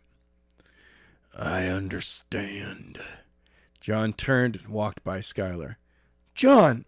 Skyler turned to face him. He was just about to walk down the stairs. I need you to do me something after you talk to Jenna. What's that? Drive your truck about 2 hours from here and let the soldier go. What? Shouted Jing. I got what I could from him, and I promised that he would go free. But it needs to be at least 2 hours away. I shot him with this weapon. The drug in it should keep him out for 3 to 4 hours. Drop him on the side of the road." "I will. I'll see if Jenna wants to go for a ride." John turned and headed down the stairs, while Skyler turned to face Jing, who was now standing. He stood there staring at him. Skyler knew he was not happy with his decision to let the soldier go. "Why are you letting the soldier go?" said Jing, as Skyler walked over and sat down on the couch. I told him I would if he gave me the information I wanted. He did, and I'm following through on my end. "You know, the moment he wakes up, he is going to report in and tell everything that happened." No, he won't. "How do you know?" I told him that if they haven't been found yet, when they are, the rest of his team will be dead. And he will too. I told him that the people he works for won't tolerate failure. "He believed you?" I don't know, but I got what he knows, and it matches up with what you have told me. "Good. Now tell me about how you put a hole in the wall of the police station." You heard about that?" asked Skyler, raising his eyebrows and looking off to the side. "Yes. How did you do that?" "I'm not sure, but I can tell you this. I was practically dead afterwards. I was drained of my energy.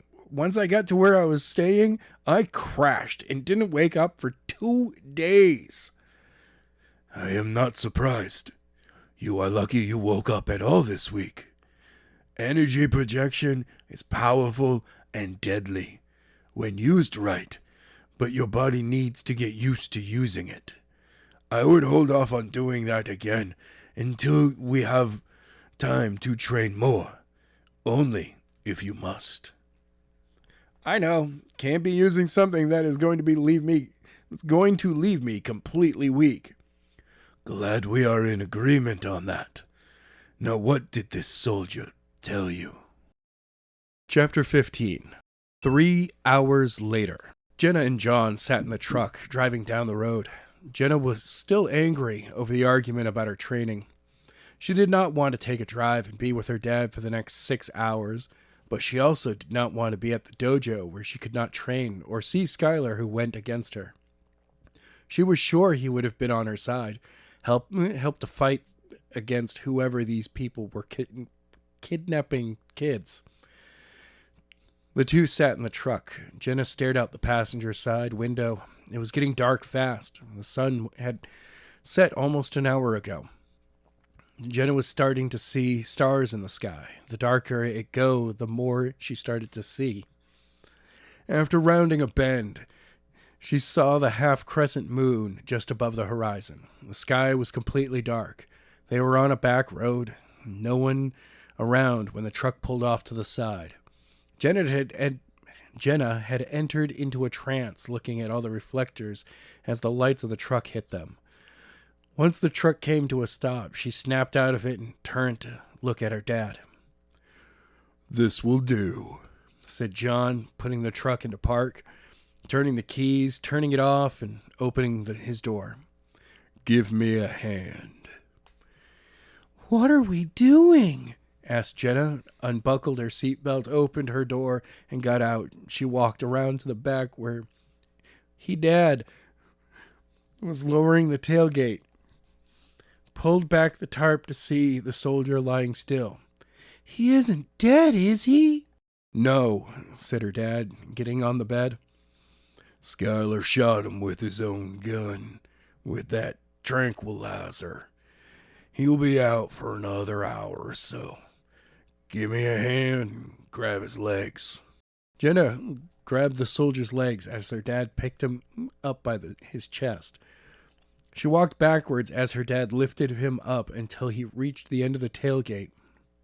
He lowered the soldier to the bed, jumping down, then picked him up as Jenna lifted his legs. They walked several feet from the truck and walked off the road into the grass so he would be safe and not get hit by any driver not paying attention. Once they reached a safe distance, they slowly lowered him to the grass. Once on the ground, they both let go. "Let's go," said John, turning around to head back for the truck. Jenna was right behind him when the soldier grabbed her leg. He pulled in and then grabbed her around her waist. "Ah!" screamed Jenna. John turned around to see the soldier holding his daughter. He took off, ran over to her, and kicked the soldier in the side. The soldier let go of Jenna, once free, backed away, leaving a big gap between her and the soldier. John quickly maneuvered himself between her and the soldier. He kicked him again, this time in the gut, and the soldier let out a loud "ah!" Jenna watched as her dad raised his left hand and slammed it into the soldier's face. The soldier went limp. She did not move. She watched dad, who stared right at the soldier to make sure he was down. After several moments, he turned and faced his daughter. He walked over and wrapped his arms around her. Jenna felt the squeeze of her dad, and it helped calm her down. After a few moments, he pulled away and looked at her. "You okay?" asked John. "Yes," Jenna replied, looking at her dad. "He just grabbed me. He didn't really do anything. I don't think he knew what he was going on and just reacted." "Okay, let's get out of here." John turned and walked back towards the truck. Jenna was right behind, but quickly looked back at the soldier. The faint light caught him just right. Red covered his lower part of his face, while his nose looked something had squashed it flat. She never thought her dad was that strong, but glad he was. The two went back in the truck in moments and were on their way. John continued to drive the way they were going when they stopped. Several minutes went by when the GPS had them back on track, headed towards the dojo. Jenna sat in her seat, wondering what was going to happen next. She was going to be forced to stay in hiding until Skyler was able to track down whoever was after her, and that was if he could even do that. After all, he was only a teenager and 2 years younger than her. She just wished there was something she could do, but her dad wouldn't let her. Before long, an hour had passed, and they had just left a gas station when John finally spoke. "Are you sure you want to train?" he asked, looking at Jenna. "What?" she asked, shocked what she had just heard. "Are you sure you want to train?" "Yes." "You understand what Skyler said. Once you unlock your abilities, you'll never go back. Your life will be different from then out. I know what you're like when you feel different from everyone around you, and especially if left out." "I understand all of that, and maybe with my abilities, I can help Skyler take down these bad people and be able to go back to my life. Sure, it will be different, but only if I know what I can do. Will you please let me train?" John did not answer. Several minutes went by. A doubt started to enter into Jenna's mind. For a brief moment, she thought her dad was going to let her. Now, mad once again, she turned to look out her window. "Yes, you can train." "Thank you," said Jenna, turning and giving her dad a hug. After she pulled back, she looked out her window for a few minutes before turning back to look at him. Something was different. Why, all of a sudden, did he change his mind? Finally, this question was too much for her, and she had to know. "What changed your mind?" "When that soldier grabbed you, all I could think about afterwards was, what if I was further away and he decided to hurt you? Or if something happened and I was not with you and you needed help with your abilities you would be able to protect yourself. I would rather have you be able to protect yourself than maintain your life as long as it was what you want. However, you're going to have to go to school. I am not allowing you to miss out on that. That's fine. I can't wait to start. Chapter 16. 7 hours earlier. Is someone there? Called a faint voice from high in the woods.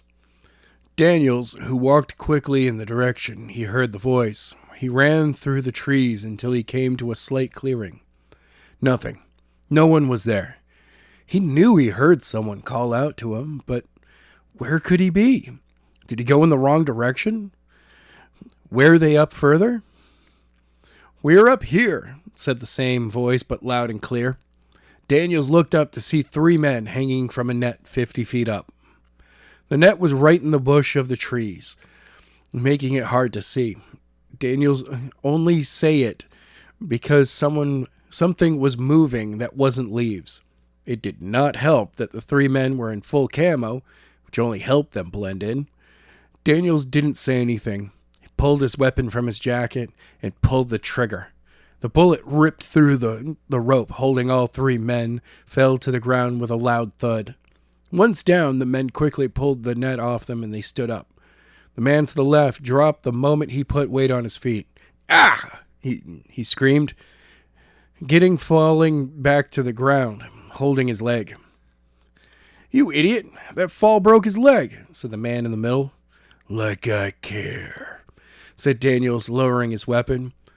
You're only down because I was sent to find you. Command sent you? Yes. I am sorry, I did not know. How did you find us? I thought we were going to be up there for days. How did you know we were in trouble? Number 8 was able to get away from the young man who attacked you. He called it in. Thank God, where is he? He's back at the hotel.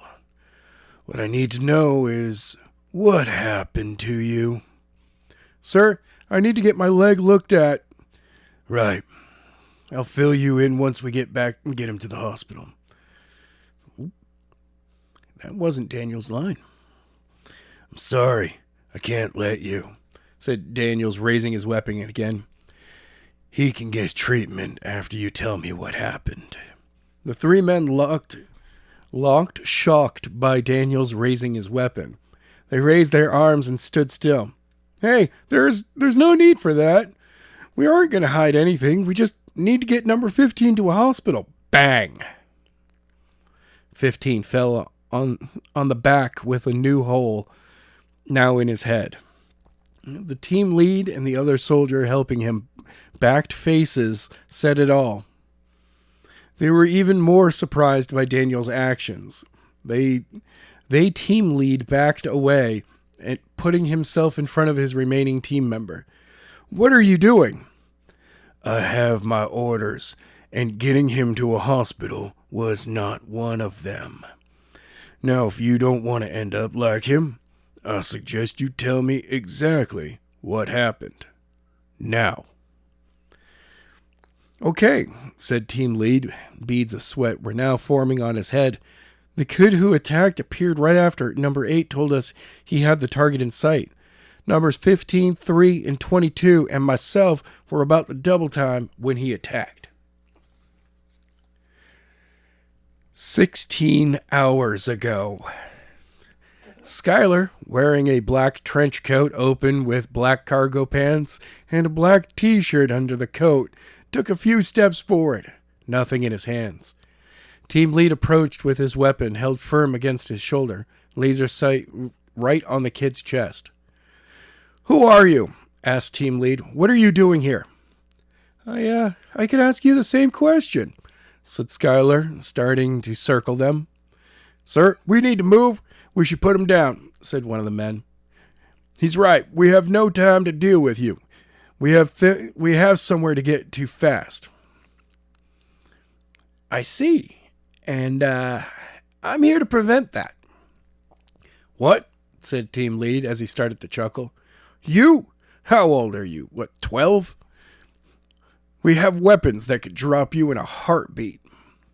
Go ahead and try and see what happens. But you're not going to be abducting anyone today. Team lead did not like what he had just heard. He looked back at his men. This was wasting time. They had to hurry and get position before their opening closed. Without saying anything, he pulled the trigger. A slightly hiss. The dart fired from the gun. He didn't even wait to see the boy dropped before he turned away. Team lead took a few steps when he saw his men's faces. He whipped around to see the impossible. His dart was floating inches from Skyler's chest. Suddenly, 3 more darts appeared the same distance from his chest. He quickly lifted his hand to call a stop. He did not want his men wasting ammo. What happened next? He couldn't believe. The darts slowly began to turn until they were facing the direction they came. 2 vanished, followed by 2 thuds. The team lead to see 2 of his men down. That was it. This was it. He turned, raised his gun. The moment he saw the kid in his scope, he was going to unload. There was no way he was going to be able to stop all of his darts. Team lead saw Skyler in his sights, went to fire, but his gun flew from his hands, hit the ground a few feet away from him. Moments later, he felt weightlessness. When he realized he was flying backwards, he slammed into a tree, but did not stop. He looked to see Skyler holding on one of his arms. "Let him down or I'll fire," shouted the only standing soldier. "Number 3, lower your weapon," shouted team lead, turning to face him. "Sir!" "Do it. That was an order," screamed team lead, turning back to face Skyler. "What do you want?" "I want you to stop taking innocent kids." "They are not innocent. If they realized their abilities like you, chaos would break out. No one would be able to stop them." "Do you really think the people who work for you want to prevent that? They want those abilities for themselves." Lies. Anyway, you're too late. One of my men has the girl in his sights as we speak. If he doesn't hear from us soon, he will take the shot. Team lead dropped to the ground with a thud. He felt all the air erupt from his lungs upon impact. He looked up to see Skyler looking at a different direction. He quickly pulled out his phone. Then he turned back to him. He lifted off the ground, gained and put up against the tree. It felt like 100 pounds pushing on his chest. The pain ripped through his body with the more pressure. "What are you doing?" shouted 3, raising his weapon again. "I'm going to crush him, unless one of you tell me where your team member is located." "Don't tell him," said team lead, gasping for air. "He's located in the woods by the field in front of the school. He's located 26 degrees off the girl's left." "Thank you," said Skyler. Instantly, one of the 2 remaining darts disappeared. Team lead saw number 3 drop a second later before he crashed onto the ground again. He looked up, everything blurry, to see Skyler take off running before things went black. 16 hours earlier. I woke up several minutes later to see the kid had returned, and we were up in the net, our own net, as he carried number 3 away with him. He headed in the direction I saw him take off the first time. That's all we know. "Good," said Daniels. He pulled the trigger and team lead dropped, hitting the ground with a thud. Number 22 stood there, looking at the dead number 11. Daniels pointed his weapon at him, was about to pull the trigger. "Activate the tracker," bellowed number 22. "What?" asked Daniels, lowering his weapon. "We all have tracking devices on us in case something like this happens. If you activate his tracker, you will be able to find that kid. Well, that is if he still has it with him."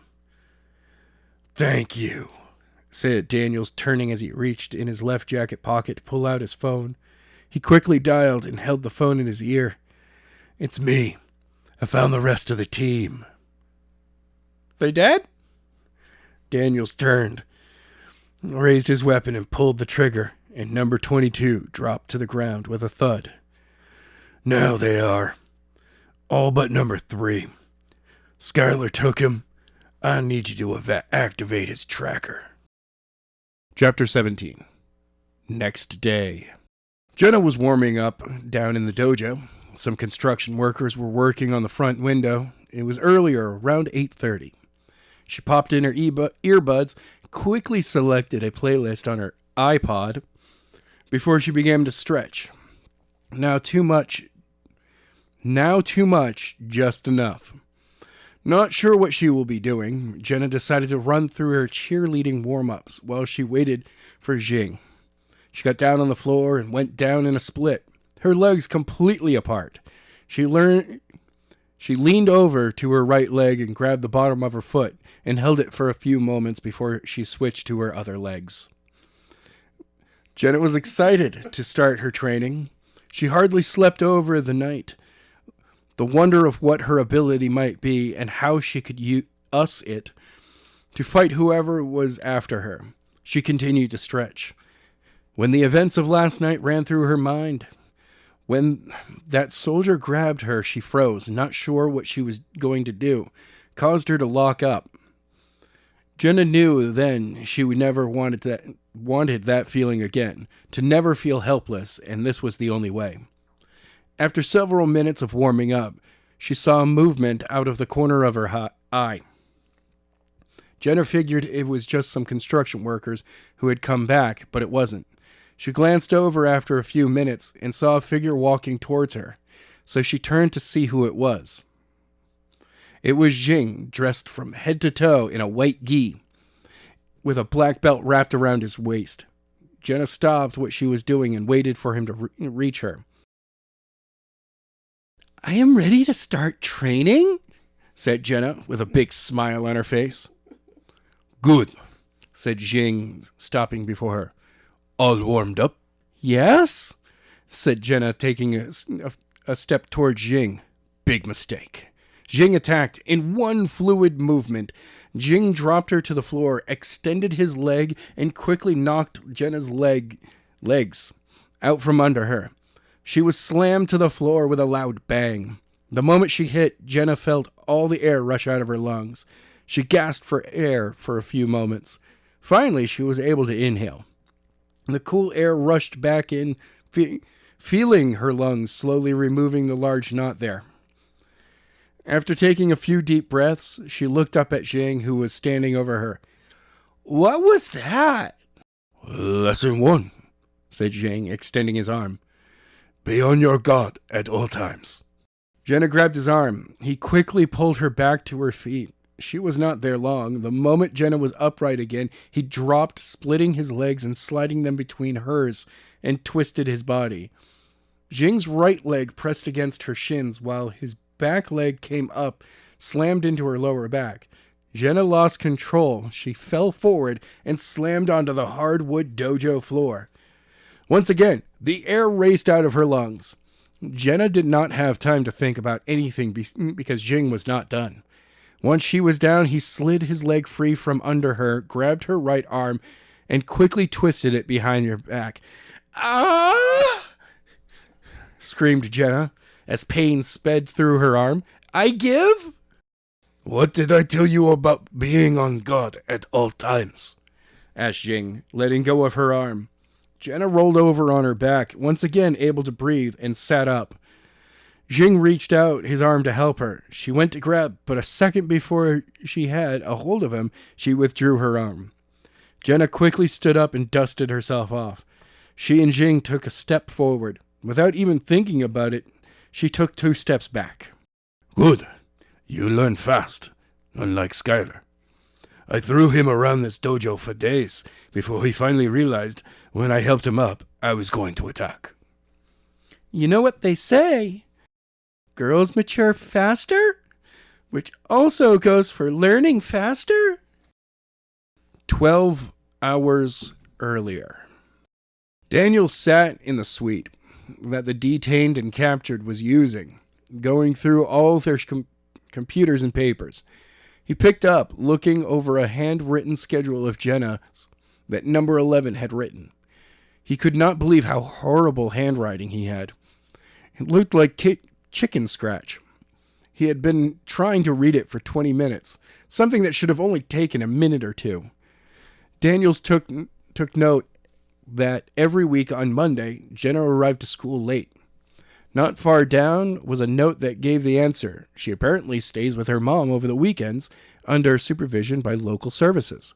He was trying to figure out why didn't 11 decide to take her on her way home. The trip from Troy had more than enough back roads her father would be sure to use to get her back faster. Another note below said schedule change. Jenna start cheerleading practice ran until 5 p.m. Another side note with March 17th said cheerleaders continuing to practice. Daniels could not understand what 11 was thinking when he made his plans to abduct Jenna when they were. He was glad that he put a bullet in his head. That kind of stupidity should not be tolerated. It was then Daniels noticed something. A slight vim, vim, vim sound. He realized that he had put his phone on vibrate. He got up, dumping papers on the floor. He walked over to the table next to the door, reached into his pocket, pulled out his phone. He pressed answer and held it up to his head. "Hello?" said Daniels, walking back to his chair. "No sign of number 8, said a voice on the other end. "We are extending area, but we will find him.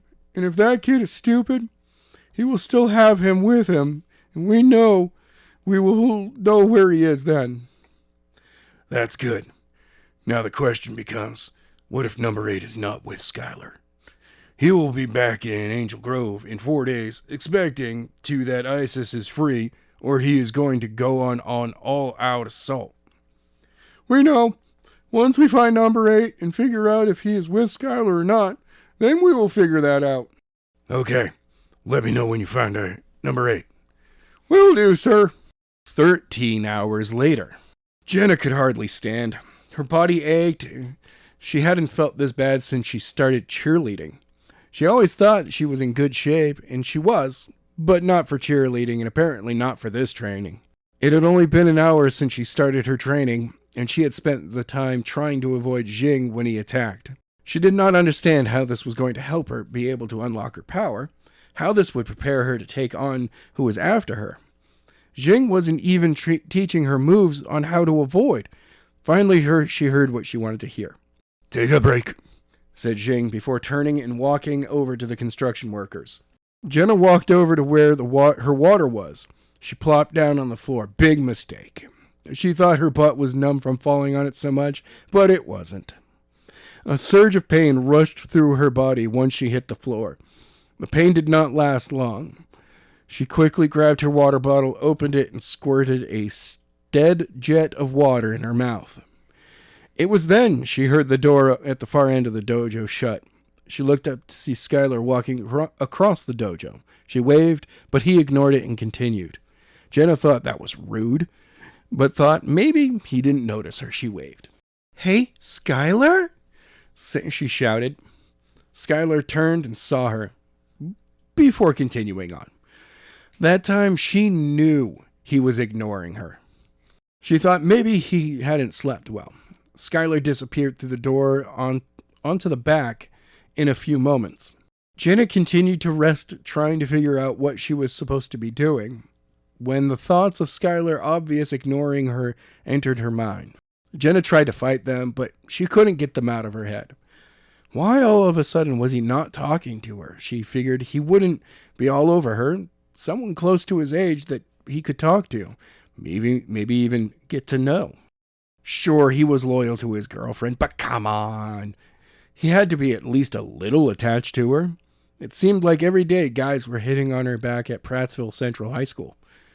A few minutes passed, and Skyler entered the dojo again. She decided to find out what was up with him. She got up and walked at a diagonal to intercept him. In a few moments, she was right there. "Skyler?" she said, reaching out to touch his shoulder. Big mistake. It was all a blur. Skyler turned around, grabbed her arm, twisted it behind her back. He grabbed her around her neck before kicking her legs out. Jenna fell on her butt with a thud. Pain rushed through her body from the impact, but it was quickly casted out by the pain coming from her shoulder and neck. I was just trying to get your attention? I see you're not picking up on the training that fast, said Skyler, releasing her and standing up. Jing said he threw you around this dojo for days before you learned not to take his hand. It only took me once to get through from taking his arm to learn that. Obvious. He told you that build you up because he knows that it is going to take you forever to learn what he's trying to teach you. He did not, said Jenna, standing up, rotating her arm. Oh, really? Then why did he not tell you that he had to tell me not to take his arm to get up? He thought I was slow, but it wasn't until I told him I was trying to figure out a way to counter him the entire time. Whatever? Anyway, why did you ignore me when I waved and then called out your name? 'Cause you have a life that you just threw away. I warned you that by training, you give up that life. I would give anything to go back to my life. However, I was not that fortunate. You were, but you just tossed it to the wind. Hey, wait a second. I want to train to help you take down the people who are abducting people so I could go back to my life? Why do you not understand? When I say you unlock your ability, you will never be able to go back to your old life. No matter what, someone will always be after us. You're a fool, and I can't wait for you to realize the mistake you've made. Skyler turned and headed back to the door. Jenna couldn't believe that he was upset over the fact she decided to train. She turned, walked back to her water bottle. She bent over, grabbed it off the floor, and took another sip. Ready to continue? Asked Jing. Jenna turned to see Jing had returned from talking to the construction workers. Yeah, I guess. Chapter 18. 7 months ago. Ring! A roar of students entering the hall with the end of 8th period. The first day of school was over. For Skyler, it was the end of his first day of 9th grade. From the time school started to the time the final bell rang, he had gotten 13 girls' numbers. When you counted freshman girls who he had been in school with since the 7th grade, it was more like 24. He figured it was mostly just in case he lost their number. One girl actually had a reason because her number changed over the summer. The 13 new girls broke down to 10 sophomores, 4 juniors, and 1 senior. The senior even asked him to prom, though it was still 8 months away. To Skyler, none of those numbers mattered. All he cared about was Hillary White. 5'5", wavy blonde, shoulder-length hair, eyes as blue as the oceans, high cheekbones, with long, firm legs that were just absolutely stunning, with a toned waist. Skyler had liked her since 5th grade when he moved to Angel Groves, when his daddy got a new job working at the Angel Groves University as a professor in the history department. Skyler walked out of his 8th period class, down the hall, jumped down the small set of steps, turned left. He continued straight as he hit the intersection of the science wing and the rest of the school. He continued straight until he came near the end of the hall.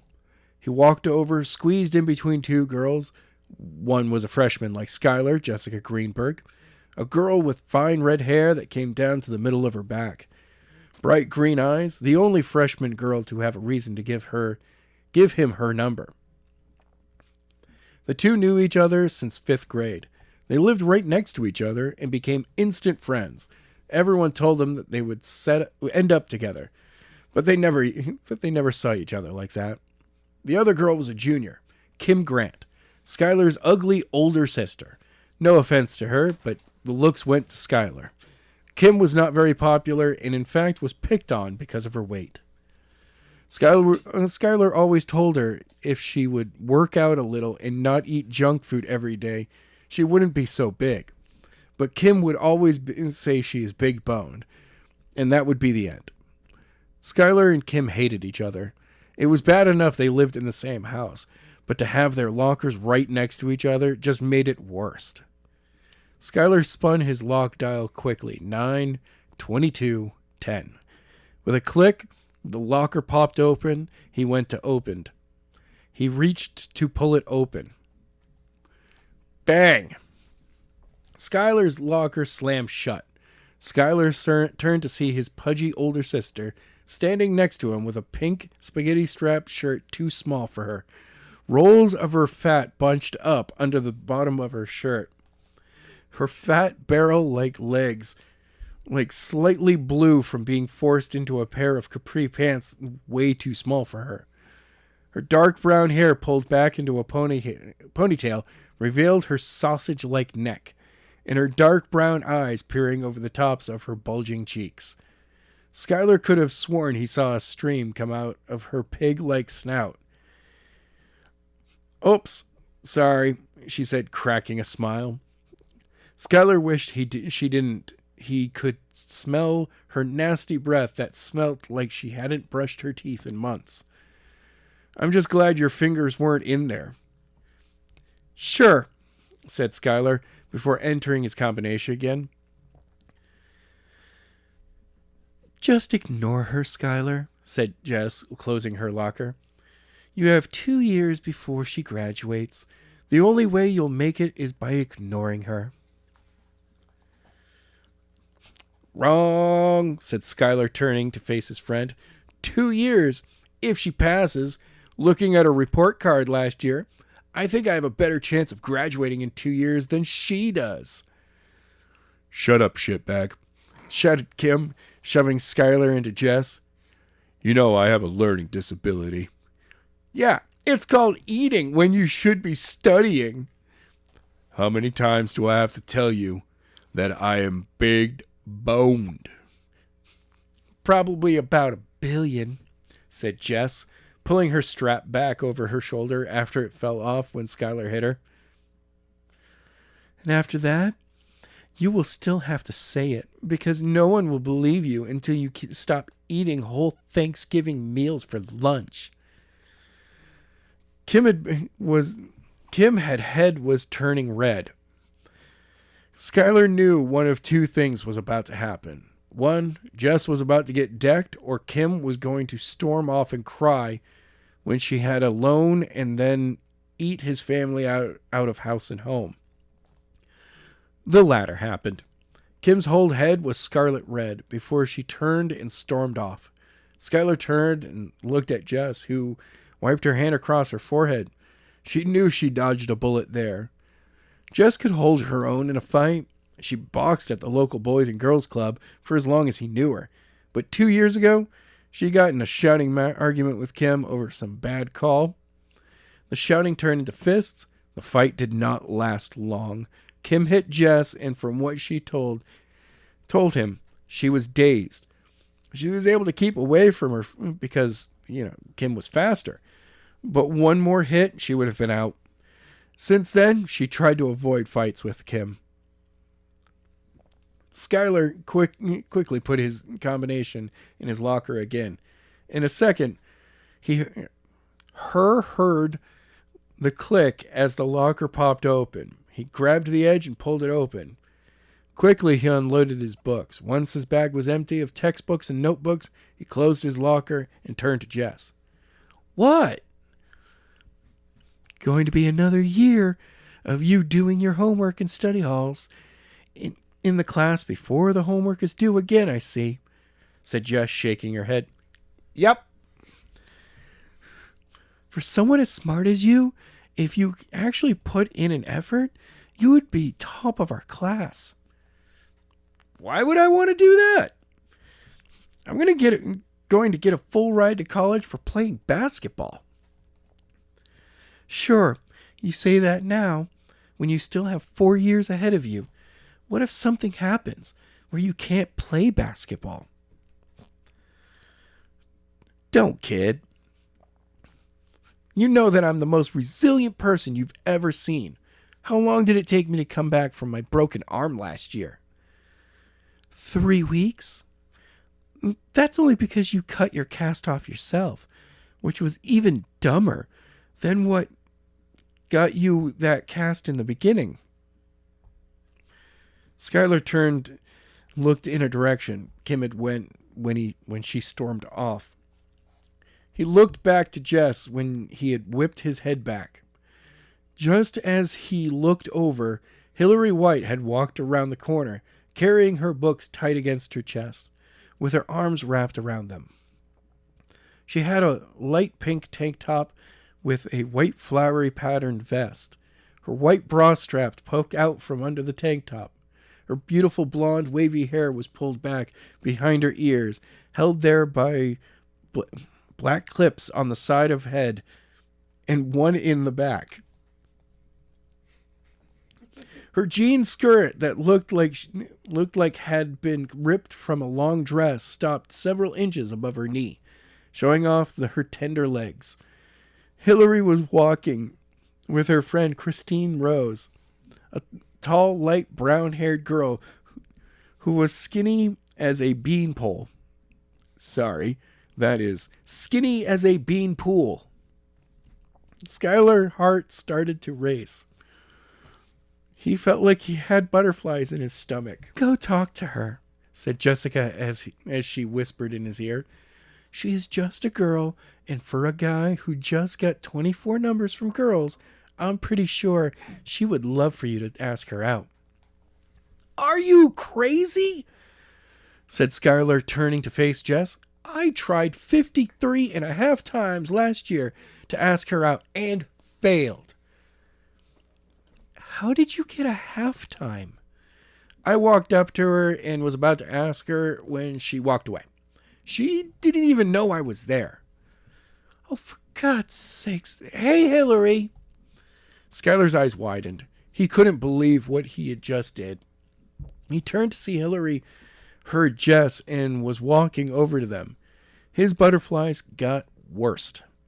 He felt dizzy and was going to fall over. The closer she got, the worse he felt.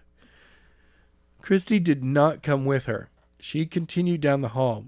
She got within a few feet and everything changed. He was hyperventilating. He was sucking in air through his mouth and nose when he got a nose full of sweet-smelling fragrance. It seemed to put him at ease, just in time as she stopped in front of him. Yes, Jess? She said with a smile.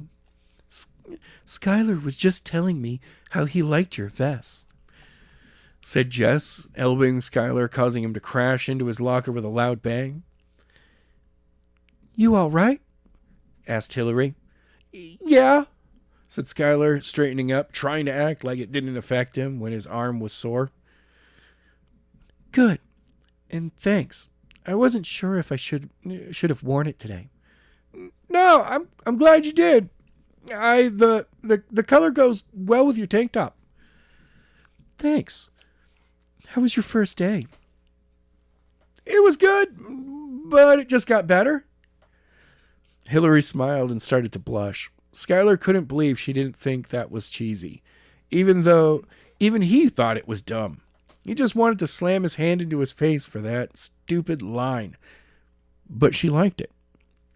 He wanted to say something else, but couldn't think of what to say. Really? Said Jess, looking at Skyler. How was your day, Hillary? Yeah, how was your... It was okay, but it seems to be getting better. How about you? Oh, I had a great day, full of laughs. That's good. I gotta go. I gotta get to my locker and get to my locker. Okay, see you tomorrow. Yeah, have a good rest of the day. You too. Hillary turned and headed down the hall the direction Skyler had come. He knew she had to walk all the way up towards the science wing to get to her locker because of her last name. Once she was far enough away, he turned to Jess and punched her right in the arm. Ouch! What was that for? You know very well what that was for. Why did you call her over here for? So you can get over your fear of talking to her. How are you ever going to ask her out if you don't talk to her? Skyler, for God's sakes, I have seen you flirt with a senior girl today and get her number. But a freshman girl who you already have her number, you can't talk to. Even when she is clearly interested in you. I can't help it. I like her so much, I just stumble over my words. I was about to pass out right here before I got a quick whiff of her perfume. What are you talking about? She isn't interested in me. Ah! I swear, why are boys so clueless when girls like us? What? Skyler, you do realize that Hillary's last class is study hall in room 217, right? I do now. Smack. Ouch! Shouted Skyler, holding his face. What the hell was that for? Where is 217? And I swear if you tell me you don't know, I'm going to kick you right in the balls. I plead the fifth. Your first class of the day is in 217. Oh. It's the last classroom on the south side before the bend near the gym. Why is that important? I'm going to kick you. Okay? I'm going to make this as simple as I can. Hillary, her locker is up by the science wing, right? Yes. If her last class is in 217, she could just turn right when she comes out of the room to go through the gym and be at her locker. But she didn't. She went out of her way to use this hall because your locker is here. Did you notice the moment I called her over here, where you were standing, Christy kept walking. Also, she took her sweet time the moment she came around the corner just so she could see you longer and possibly that you might say hi. Do you see where I'm going with this? A light went off in Skyler's head. Finally, it all made sense. He couldn't believe that the girl he has liked since he first saw her the first day of 7th grade when Angel Grove's two elementary schools, 6th grade classes, came together to form one giant class. Skyler knew he had to ask her out. The question could be, just because he knew she liked him, didn't mean he was going to not be nervous. What if she liked someone else in this hall and just was wrong? What if she... Skyler began. Do I need to smack you again? The light right up the moment she realized I called her name because it gave her a reason to come over to talk to you. Now stop being a dumb boy and ask her out. Jess turned and walked away. She rounded the corner and was gone. Skyler quickly pulled out his cell to see it was 2:24. He was not sure how long it would take Hillary to get to her locker and get back to the main entrance. Instead of trying to fight the oncoming traffic and go to her locker, she had to walk down the main sidewalk. If she used the entrance by room 217 or the main entrance. He figured it would be better for him to wait outside, turned and followed after Jess. He rounded the corner. It was a straight shot to the main doors. Within a minute, he was outside on the steps. He quickly got off to the side where he could see the sidewalk and people coming out of the main doors. A few minutes passed. The crowd had shrunk to a trickle. He thought he might have missed her. In a way, he was relieved. He had another day before he had to ask her, but all that ended when he turned back up the sidewalk. There she was, walking down the sidewalk. At the far end, she was walking with purpose, trying to get to her bus. As she got closer, he noticed she looked not sad, but happy. A hair blew freely in the wind. We try to fight that off for a while. Her bag draped over her right shoulder that came across her chest down her bag.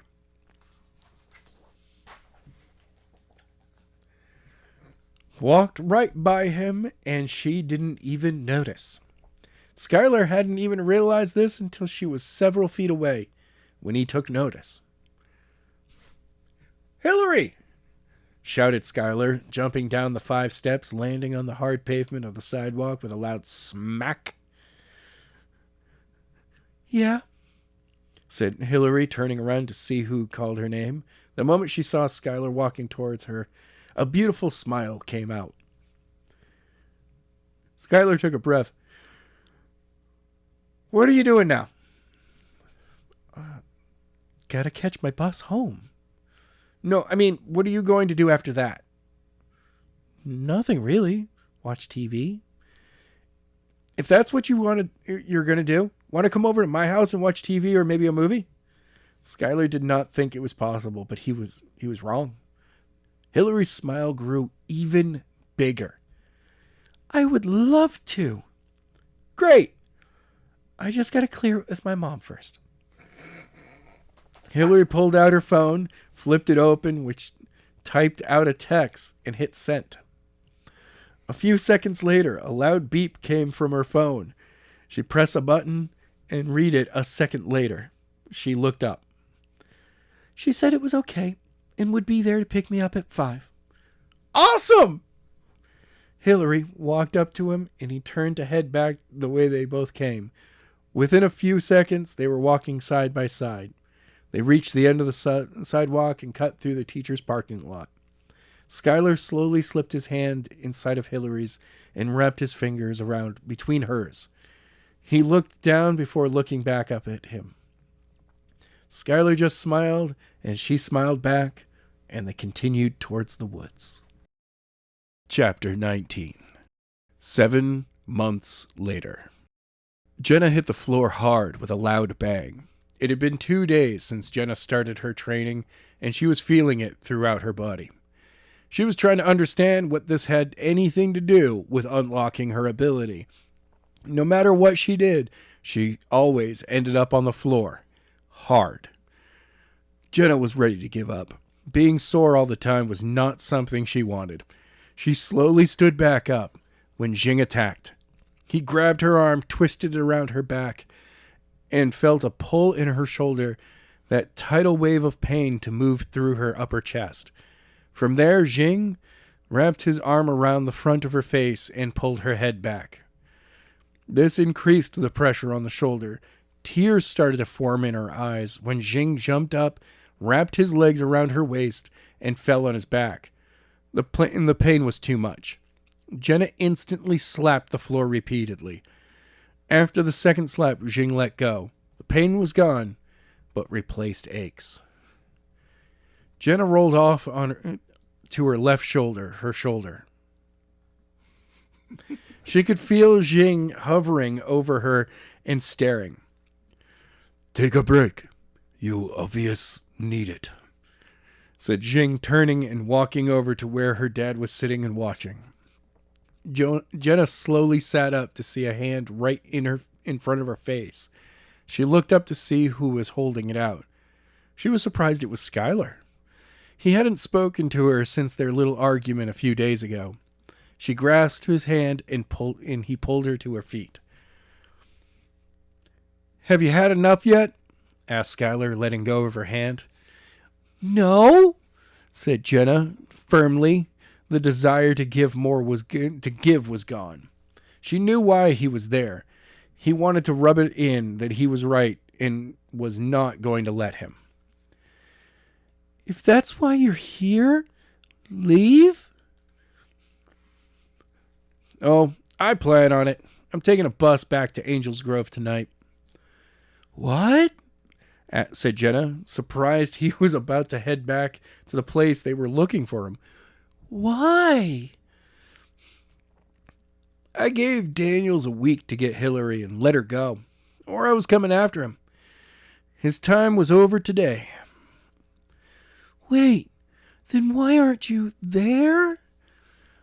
Daniels is not going to let her go, and I'm sure he planned something to try to capture me. I will send him something to let him know that they will meet tomorrow with Hillary. Don't you think he will have something planned to capture you in short notice? I'm sure, but I will find them and take them out before meeting him. Then, if Hillary is there, I will take her and hurt Daniels and leave. Do you really think they will just give up on you? If even you free Hillary? No, I need to get Hillary first. Then I will go after Daniels and get the information I need to go right after the people behind it all. How are you going to take them down on your own? You've only begun to see what I can do. When you get a chance, Google explosion in Angel's Grove Police Department. I got to get to the bus station.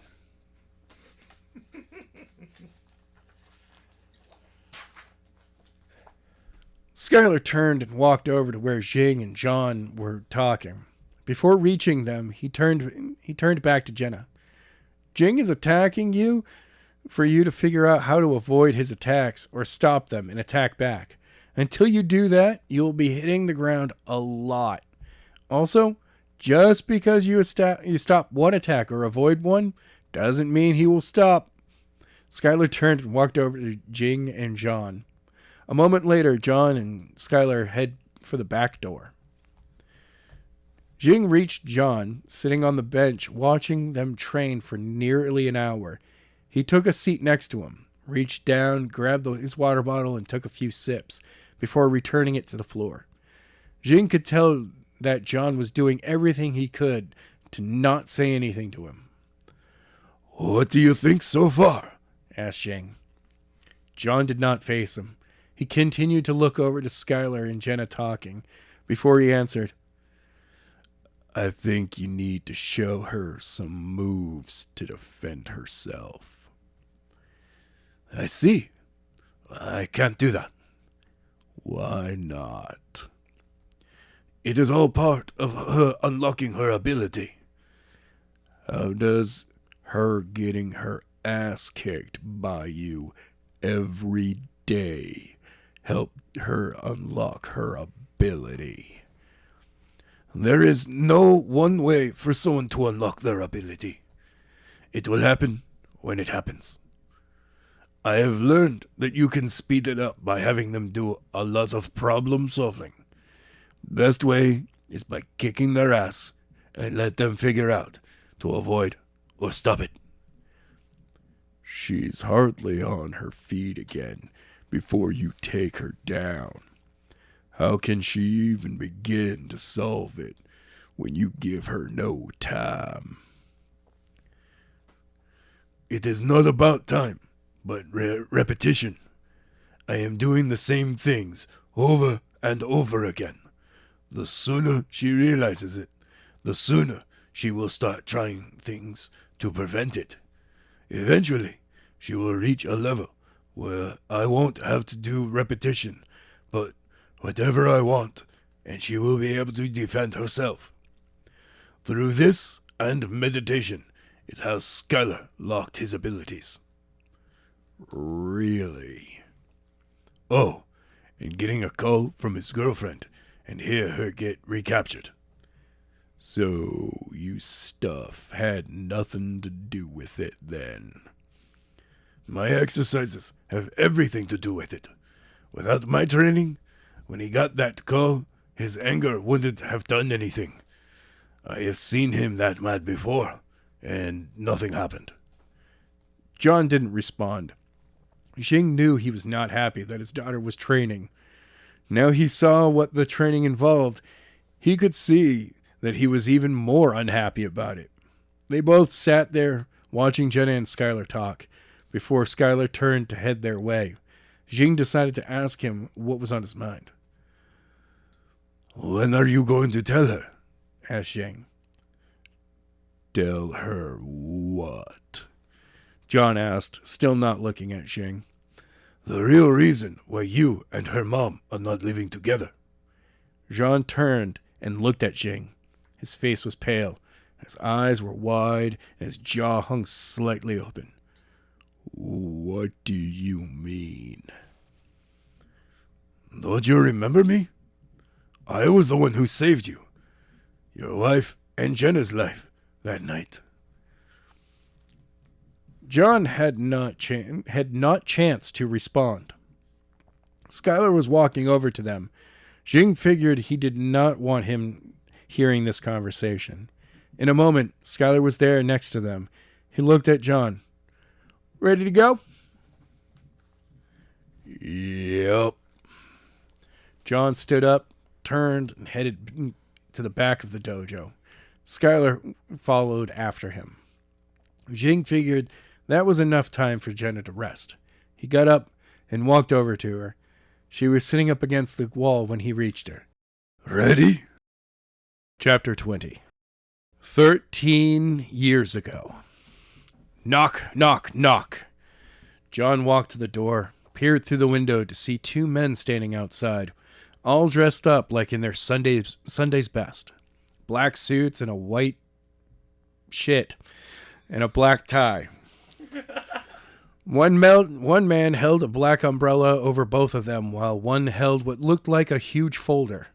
John could not help but think they were Jehovah's Witnesses, coming to tell them how they are going to hell unless they join them.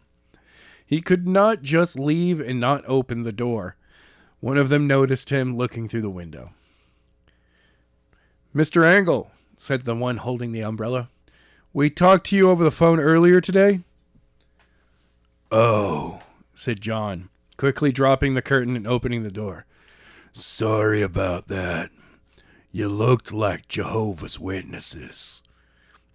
No problem, said the man holding the folder as he came in. I am Dr. Letterman, and this is Dr. Jackson. Pleasant to meet you, said John, shaking Dr. Letterman's hand as Dr. Jackson closed the umbrella before entering the house. Honey, it's the people who called earlier. I'll be right there, said a woman's voice from deep within the house. Please come in. John walked past the two men leading them into the house before following the two men, took off their shoes so as to not track the mud on their nice hardwood floors. The three of them walked down a short hall before it opened into a big living room. In the back corner was a small dining table with 4 chairs stained dark brown, including the table. John walked over to a couch and 2 chairs. The 2 doctors sat on the couch while John sat on one of the chair. The room was very spacious. The furniture was spaced evenly through the room. A small coffee table placed a few feet from the couch allowed Dr. Letterman to place the folder on. The walls were painted maroon, with a dark red trim around the edges of the windows and on the base of the floor. A few moments passed when a tall, thin woman with jet black hair entered the room holding a toddler with shoulder-length hair just as black as the woman's. She came over, sat down on the chair next to John. Once seated, she let the young girl on the floor. She quickly ran over to John, who scooped her up into his lap. This is my wife, Alexia, and this is my daughter, Jenna. Nice to meet you, said both doctors, standing and extending their arms. Alexia stood and shook both hands before returning to their seats. Your message a few days ago said that this had to deal with my wife. But today, you said it has to deal with our daughter. John's voice changes a lot, okay? Shut up. Sorry for the confusion, said Dr. Jackson. The best way to rid that is to start from the beginning. You see, roughly 4 years ago, Mrs. Angle had donated blood to a project that was trying to help map out human genes. A rare gene was discovered through the project that only 1/100th of a 1% have in the world. We were surprised by this, said Dr. Letterman. The gene had only been founded in the last 2 generations, most of them in kids who were born in the last 4 years. We began to research and found out later on that you were pregnant when you gave blood, and that is answer in it. The gene was from your daughter, Jenna, while she was still inside the womb.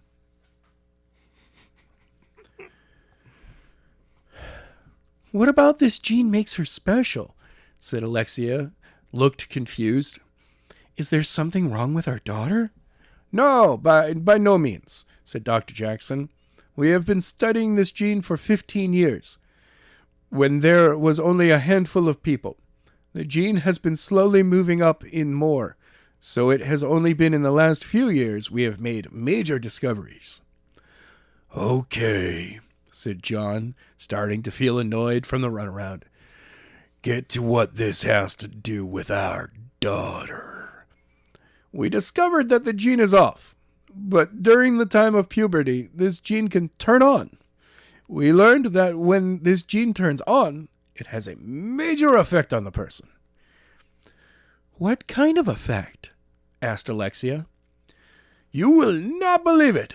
We have heard it a hard time believing it ourselves. Just spit it out already, said John, annoyed. The 2 doctors looked at each other and back at Alexia, John, and Jenna. When active, it gets the person's special abilities. We're not talking about learning things fast. We're talking about superpowers. John could not believe what he just heard. These 2 nuts just wasted his time to tell him and his wife that their daughter might someday have a superpower when she hits puberty. He had it. He set down Jenna, who ran over to some of her toys by the couch. John stood glaring at the 2 doctors. He knew he was done listening. He wanted nothing to do with these 2 fringe scientists trying to prove that superpowers can be real. If you give us only a few more minutes, we promise we can prove this, said Dr. Letterman. Why should I listen to you? This insane to think my daughter will one day have a superpower. We never said that she would, said Dr. Jackson. You said that at puberty, this gene will activate. No, we said that it can activate during puberty.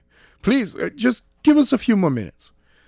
Honey, said Alexia, looking at John with a calm face, let's at least hear them out. John was not happy about this. He sat back down and crossed his arms and stared at the 2 doctors.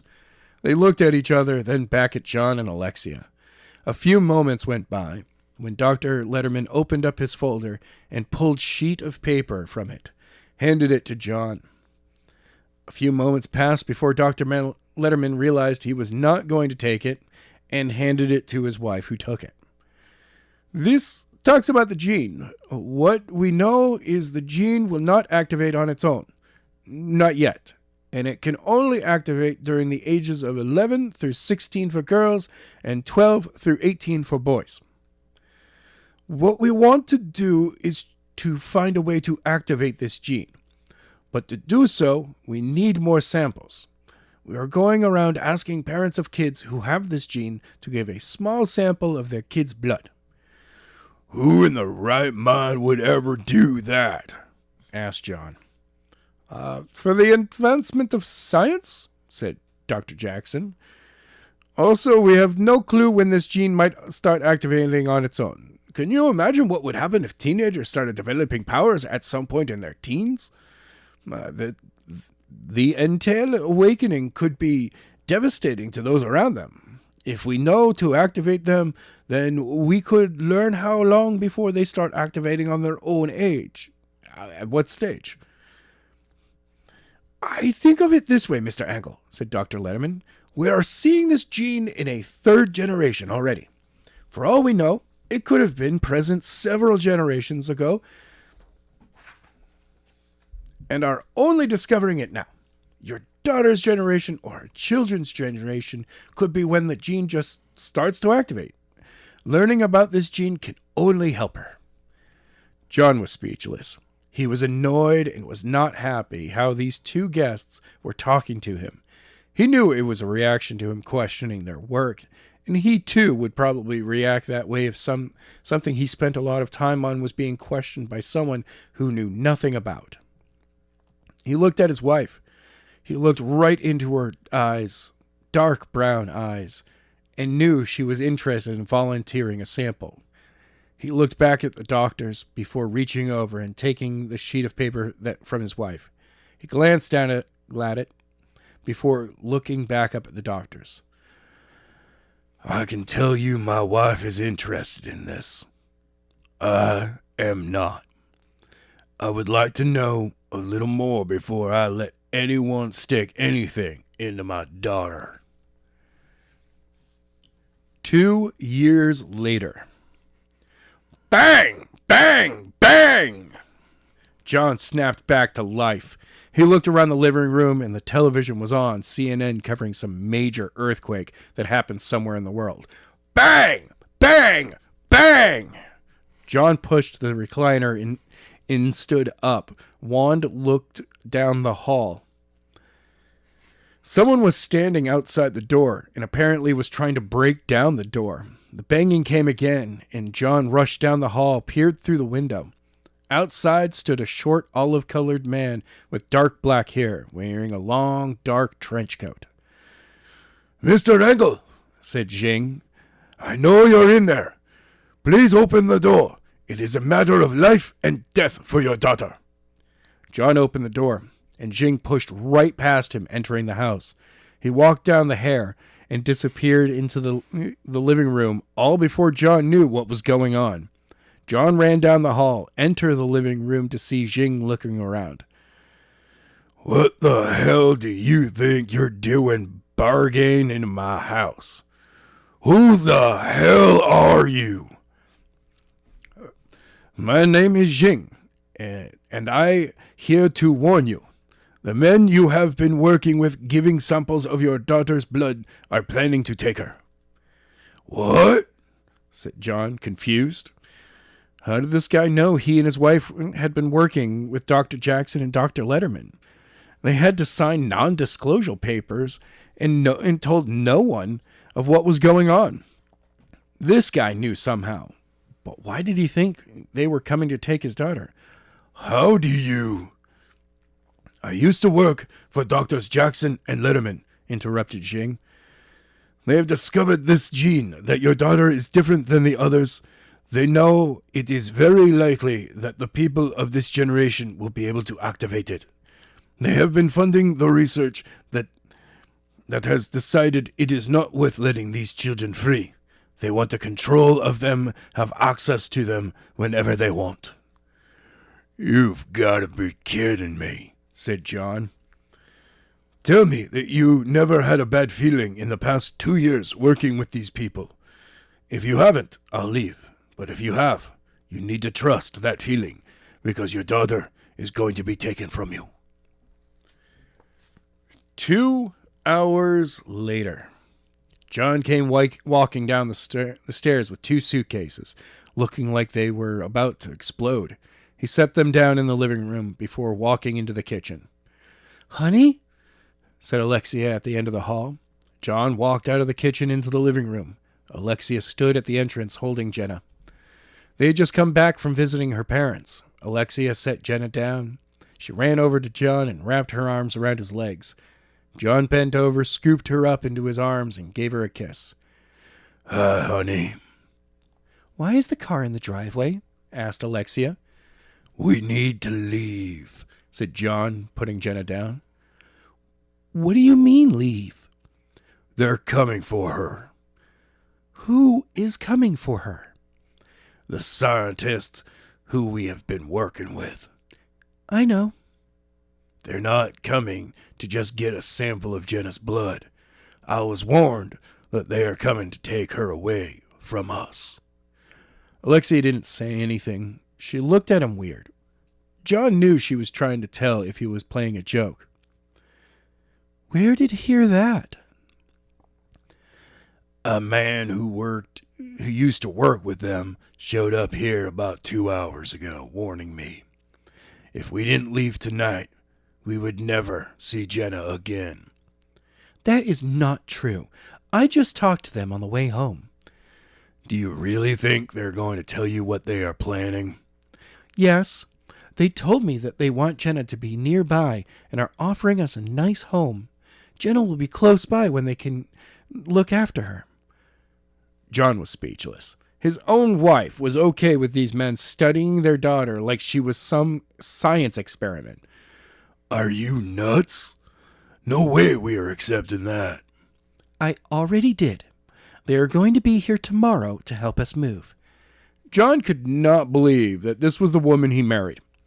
They had to have done something to her, because Alexia Becker, Angle, he married, would not allow for this. That is why we are leaving tonight. No, we need to do this for Jenna. What happens when she hits puberty and some kind of power shows up? What do you want to tell her, that we could have helped her, but you just got scared? John knew that this was not going to end well. His wife was against him, meaning if he tried to leave, she would inform them. She looked at his Jenna in his arms, the 5-year-old bundle of joy who he loved so much. She had fallen asleep while he held her, even with this intense argument. He looked back at Alexia, who was not happy with him. I am not letting them take her without know more about it, said John. This is why they came to meet about it. However, Dr. Jackson said he would be more than willing to go over what they plan to do when they arrive. Honey, we need to take the money they are offering us. We would never have to work again. We could give Jenna a life that most children never get to have. I am not saying I agree until I hear more about it. Fine, said Alexia, who turned and walked into the kitchen. Next morning. Vim. John reached over to pick up his phone that he forgot he had on vibrate. He quickly reached over to the passenger seat, picked it up, looked at the screen to see Alexia's name on it. He took a deep breath and flipped the phone open. Hello? Where the hell are you? Shouted Alexia. Somewhere you will never find Jenna, said John, looking in the back seat of the car. Jenna passed out in her car seat. Do you really think I was going to let those men study our daughter? Think about the money! No, shouted John, waking Jenna in the back. That is all you have been thinking about since we started working with them. Since then, you have changed, always willing to do whatever these men want, and I have had it. You have gone behind my back, lying to me over the 2 years about what was going on. Then you agreed to move us so they can have limitless access to her. I'm sorry. You will never see her again. Not as long as you are willing to sacrifice Jenna so you can have the money you never had growing up. Chapter 21. 4 months ago. Have a good day at school, said John, coming to a stop in front of Prattsville Central School main entrance. Late for school as usual for a Monday morning. I will, said Jenna, grabbing the strap of her bag before pulling the latch opening the door of the passenger side of her dad's truck. Once outside, she swung her bag over her shoulder as she closed the truck door. She walked around to the front of the truck, her head down, walking slower than she normally does. Is everything okay? Asked her dad, rolling the window down and leaning out. I am sure, said Jenna, turning to face her dad. For the first time since we started going to visit Mom, it was nice to get out of town for the weekend. Hey, if he gives you a hard time today, just... I can hold him myself. Jenna turned, walked up the steps of the school, reached out and grabbed the scratched up handle of the door. Gave it a pulled it open. Walked through the long hallway. She walked 30 feet before turning into the first door on the right, walked into the office, waiting for Mrs. Haley to get off the phone. A few minutes passed. She turned around, still on the phone, to see Jenna. She reached out her hand and Jenna handed her the note. She scribbled her signature on a hall pass, ripped it off, and handed it to her. Jenna turned around, head out of the office, back into the hall. She continued down the hall past the first turn, where the hall heads towards the gym. Jenna continued until the second turn on the left. She took the left head halfway down to and stopped at locker 342. She spun the lock combination quickly. 24, 22, 18. The locker popped open. She opened her bag and pulled out a few books, placed them in her bag before closing the locker. Jenna was glad her dad was able to work out with the school to have a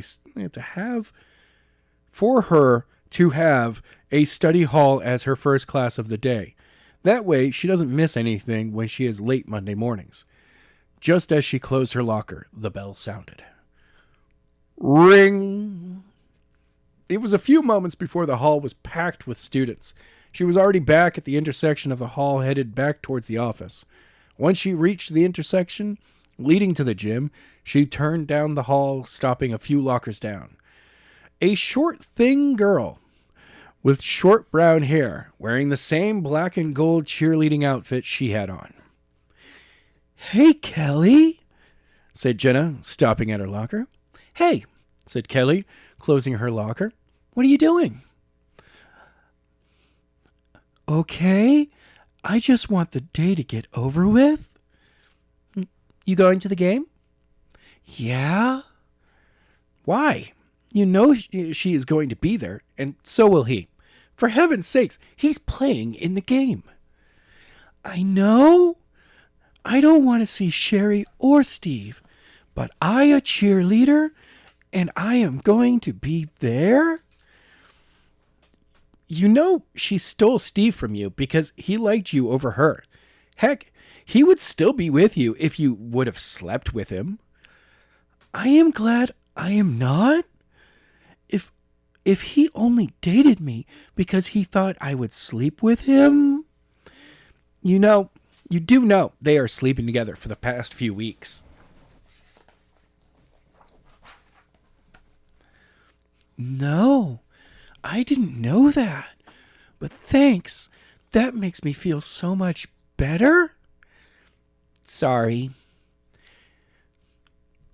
Hey, Jenna, said a girl's voice. Jenna turned out of habit. She knew it was Sherry, probably walking with Steve. She just wanted to rub it in that she was with him now.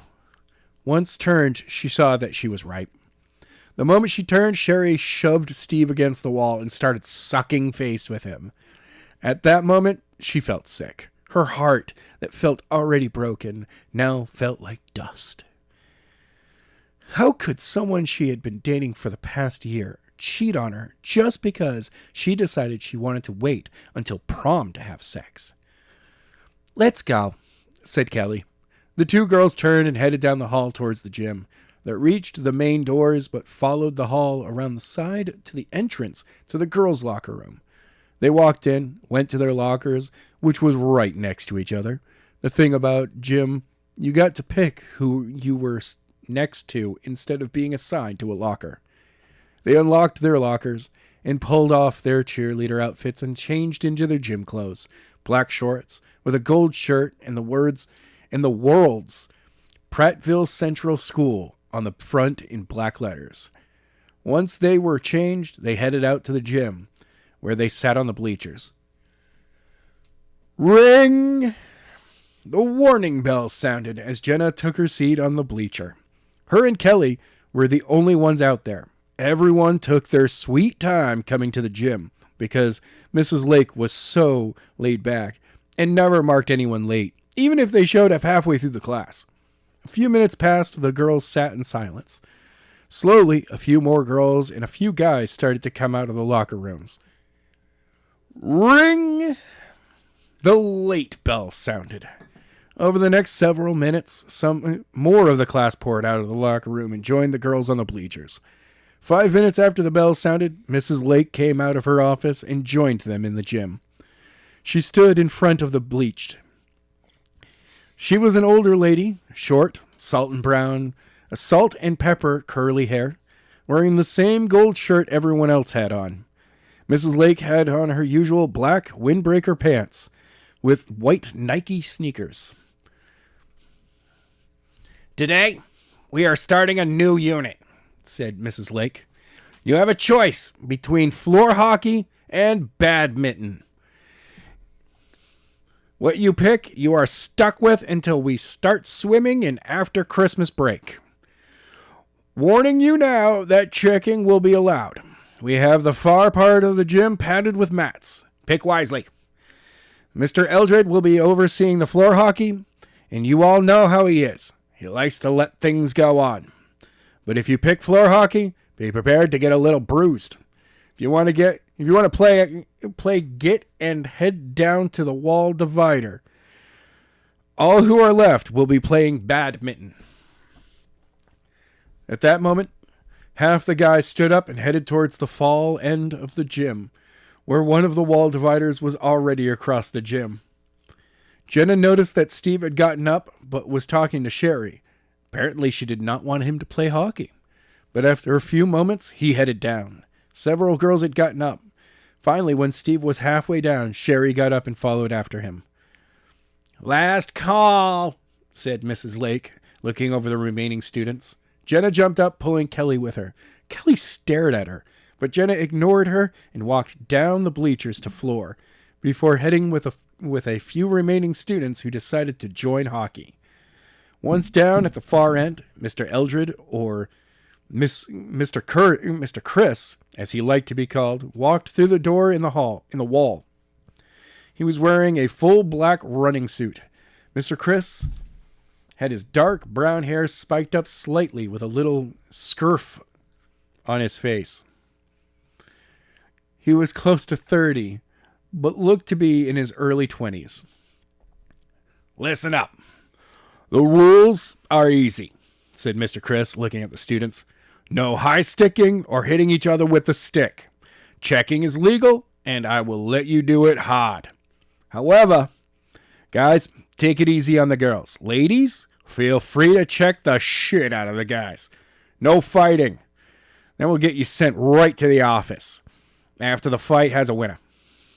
What you are going to do right now is go in, grab a stick, and form a line on the wall. I'll pick captains to pick teams. If the teams are not even, I will make changes." Once Mr. Chris was done speaking, everyone headed to the other side of the wall through the door.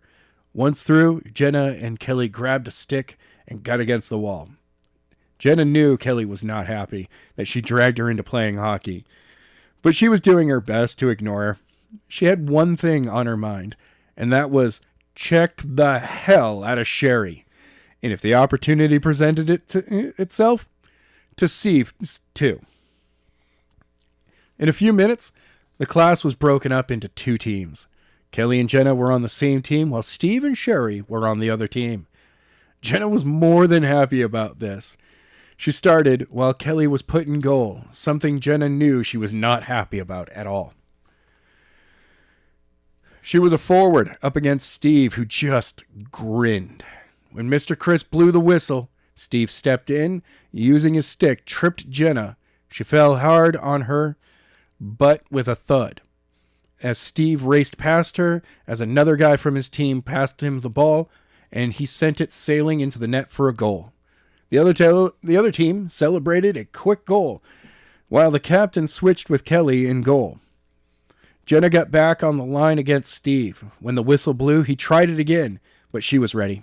She blew, rolled around his back, ran past him as a guy with blonde hair passed her the ball. She lost control of the ball and hit the sit of the bleachers. Sherry was right next to it and tried to get the ball, but Jenna came full force and turned, throwing her back into her. Sherry slammed into the mat of the bleacher before falling to the ground. Jenna got the ball, went down the court, passed it back to the guy with the blonde hair, who sent it past the goal into the net. Jenna was thrilled. She just assisted in scoring a point for her team and got to check Sherry. On her way back to the line, Sherry got in her face. "You did that on purpose," said Sherry, shoving Jenna. "What? Can't take a little hit?" said Jenna, shoving her back. "You shouldn't have picked this game to play, but you wanted to be with your boyfriend?" "Break it up, you two. Back to the line," called Mr. Chris. Jenna walked past Sherry, who threw her shoulder into her. She traded out with someone else on the team. The game was intense. Jenna scored 2 more times, but Sherry and Steve's team came back to even the score. There was a minute left when Jenna got back on for the 3rd time. She had checked Sherry several times during the game and wanted one more shot before the class was over. The ball was passed to her, and she headed down the court, slapping the ball back and forth with her stick. Sherry came up on her. She knocked the ball from her hit the wall. They ran for it, fighting with sticks to get it while shoving each other with their bodies. This was the first time Jenna had ever seen Sherry so active in gym. It had to do that she did not like getting checked by her so many times. The two were tied, only 30 seconds left, when Sherry threw an elbow, hitting Jenna below her left eye. She dropped, allowing Sherry to get the ball, head down the court, but she did not get that far. Before Jenna took her stick, slipped the curve around her leg, and pulled, sending her to the floor. Mr. Chris blew his whistle almost immediately, seeing Sherry fall to the floor. Jenna knew she was busted, and Sherry stayed down to make it look like she was hurt. Mr. Chris walked over to them. "Hooking," said Mr. Chris, looking at Jenna. "That's 2 minutes in the penalty box at the beginning of next class." "My ankle," said Sherry, rolling on her back, holding her leg. "Get up," said Mr. Chris. "I know that you're not hurt, and you'll have 5 minutes for elbowing." "What?" shouted Sherry, standing up without any problem, standing on her leg. "I just went face first to the floor." "Look, you can walk. Maybe you should have acted as your nose was broken or something instead of trying to pass off your ankle was hurt. I saw you elbow Jenna, and was going to blow my whistle, but she tripped you." That's bullshit," said Steve, walking over. "If Jenna can't take a hit, she shouldn't have picked this game." "I can take a hit, which is why I didn't pretend to be hurt, but continued on," said Jenna, walking up to Steve. "I bet you wouldn't have done so if I elbowed you. No-go virgin bitch." "Well, when you get an STD, you know who you got it from. The slut you've been banging when you couldn't get me in your bed." "You bitch!" said Sherry, lunging at Jenna, as Chris grabbed her arms, holding her arms behind her back so Sherry could hit her. Sherry slapped Jenna so hard, it smack echoed through the gym. Mr. Chris stepped in front of Jenna so Sherry couldn't get another hit on her. Jenna came back, took her right foot, and slid it as hard as she could down Steve's shin onto his foot. "Ooh!" shouted Steve, letting go of Jenna. Jenna turned around and kicked Steve right in the balls, dropping him to the ground. Every guy instantly reacted by either grasping their crotch or putting their hands there or turning as to avoid getting there themselves. Mr. Chris turns to Steve on the ground. "Enough," said Mr. Chris. "The three of you can go see Mr. Zolskowski and explain what the hell is going on." Chapter 22. 4 months ago. "The three of you take a seat. Mr. Zolkowski will deal with you in a few minutes," said Mrs. O'Harris with authority, the school secretary. Everyone knows she is sleeping with Mr. Zolkowski without his wife knowing. Because of this, she thinks she has more power than she actually does. Sherry and Steve sat right next to the door. Jenna sat with a few spots open between her and Steve. Jenna already knew what was going to happen. They were going to blame her for what happened and get off scot-clean, while she will probably end up with a week of detention. Several minutes went by, and Mr. Zolkowski opened his door, walked out. He was a tall, older man with brown hair that was combed over so you could not see that he was going bald, but everyone knew he was. He wore a light blue button shirt with a matching tie and with a random pattern on it. He walked over to Mrs. O'Harris, whispered something in her ear. She giggled before pointing to them. Mr. Zolkowski glanced over at them before looking back at Mrs. O'Harris before turning around and heading back into his office. "The three of you can go in," said Mrs. O'Harris with a glare. Jenna stood up and quickly passed by Steve and Sherry, who were clearly not happy they were all going to be in the room at the same time. She continued into the big office. Mr. Zolkowski was a third chair in next to the other two, so they could all sit down. Jenna hurried over and sat in the chair furthest from the other two. Steve and Sherry eventually walked in and sat down in the other two chairs, with Steve in them middle. Mr. Zolkowski had already taken his scat behind his huge maple wood desk that was stained with a dark brown.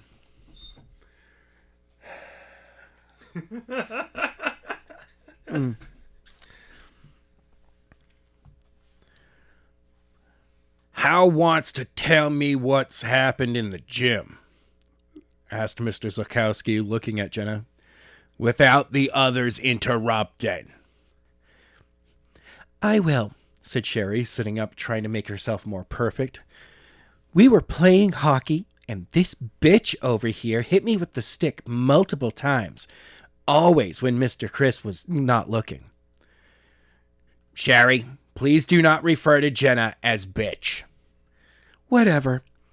I finally get her back, and she tries to attack me. If it wasn't for Steve here, she would have jumped on me.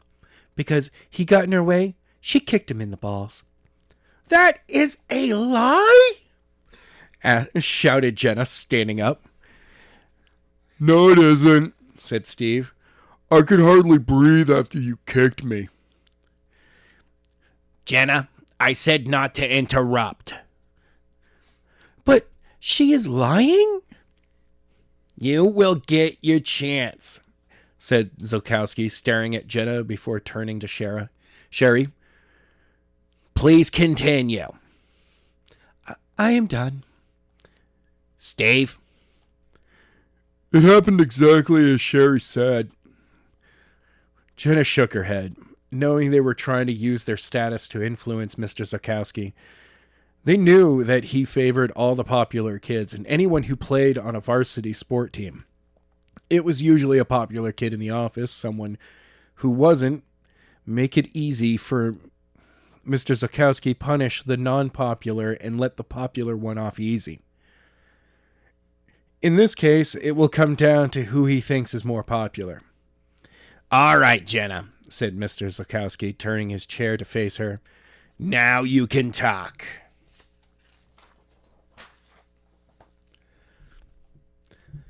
What really happened is that I checked Sherry throughout hockey game. She didn't like it, and at the end, she elbowed me, and I reacted by hooking her leg. From there, Steve got involved and hooked my arms so I couldn't defend myself. So I ran my foot down his shin, then kicked him in the balls. That was only after she slapped me. Mr. Zarkowski sat in his chair looking at Jenna, before turning to see Sherry and Steve, who both scarlet red. Jenna believed she saw steam coming out of Sherry's ears. A minute or two passed, and Mr. Zarkowski had yet to say anything. Jenna knew he was trying to figure out who was more popular so he could nail the other. Another minute passed, and Jenna just stared at Sherry and Steve, who looked concerned that they might actually get in trouble. "Mr. Zarkowski!" shouted Sherry, standing up far more red than before. Jenna thought she was about to pop. "That is 100% not true."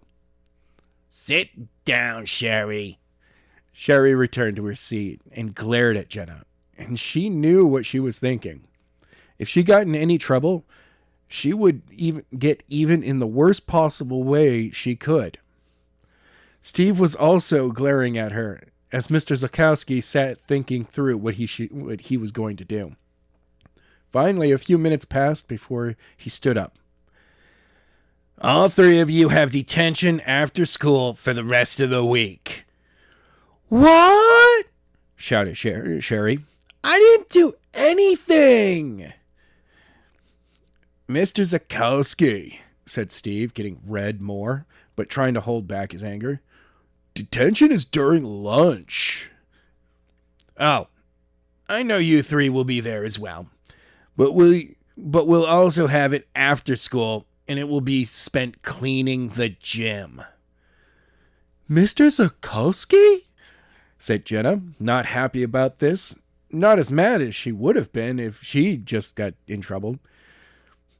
"I have cheerleading after school?" "Not this week, you don't.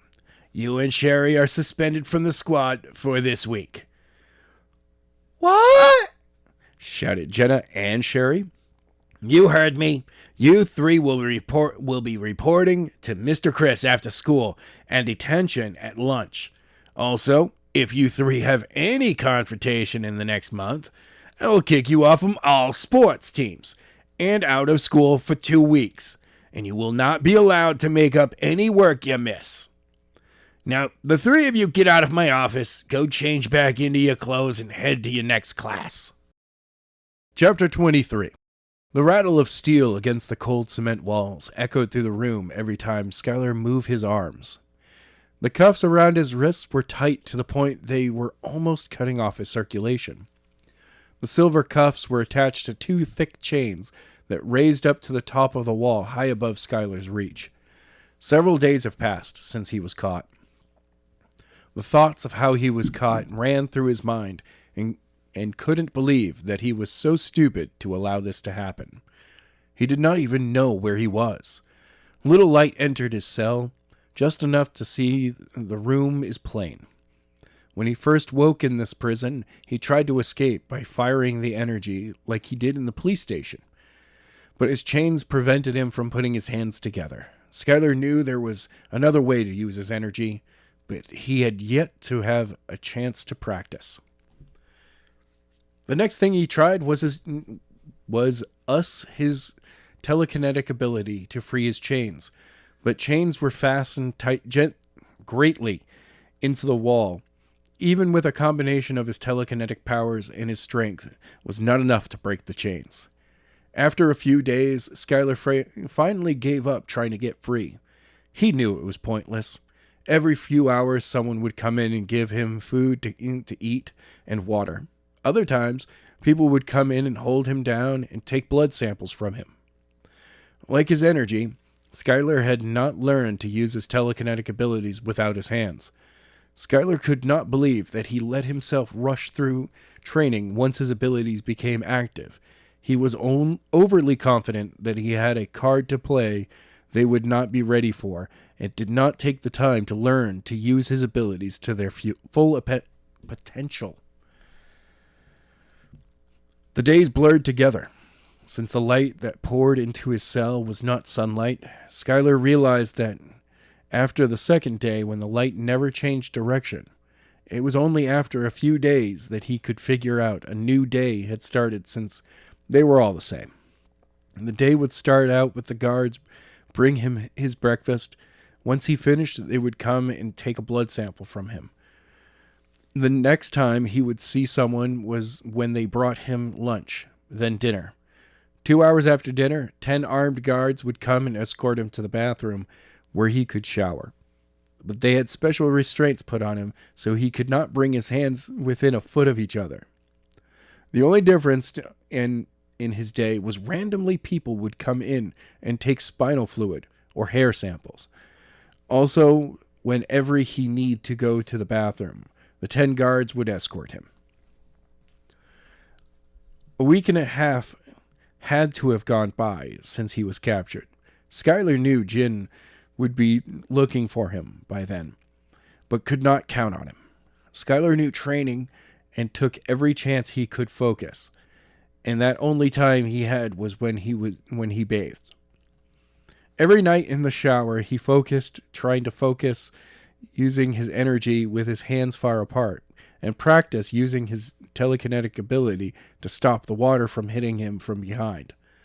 Skyler knew he had to be discreet. If anyone discovered what he was doing, they would instantly stop him. Finally, the time had come. He was going to escape. He could not take being prisoner anymore. After 2 weeks of doing the same thing, Skyler put his escape plan into action. The guards came to unhook him with 9 automatic firearms with tranquilizer darts on him in case he did anything. Once he was free, they locked him into his restraints that he will be in while he showered. They were made of extremely durable cloth, something that had no give. It was white and made it hard to roll his wrists, it was so tight. The 10 guards walked him down a long hall until they reached the bathroom. 2 guards walked him inside, gave him clean clothes, soap, and shampoo. They turned and left through the only entrance into the room. No windows, a small vent that was no bigger than 2 inches high and 6 inches wide. Skyler did not waste any time.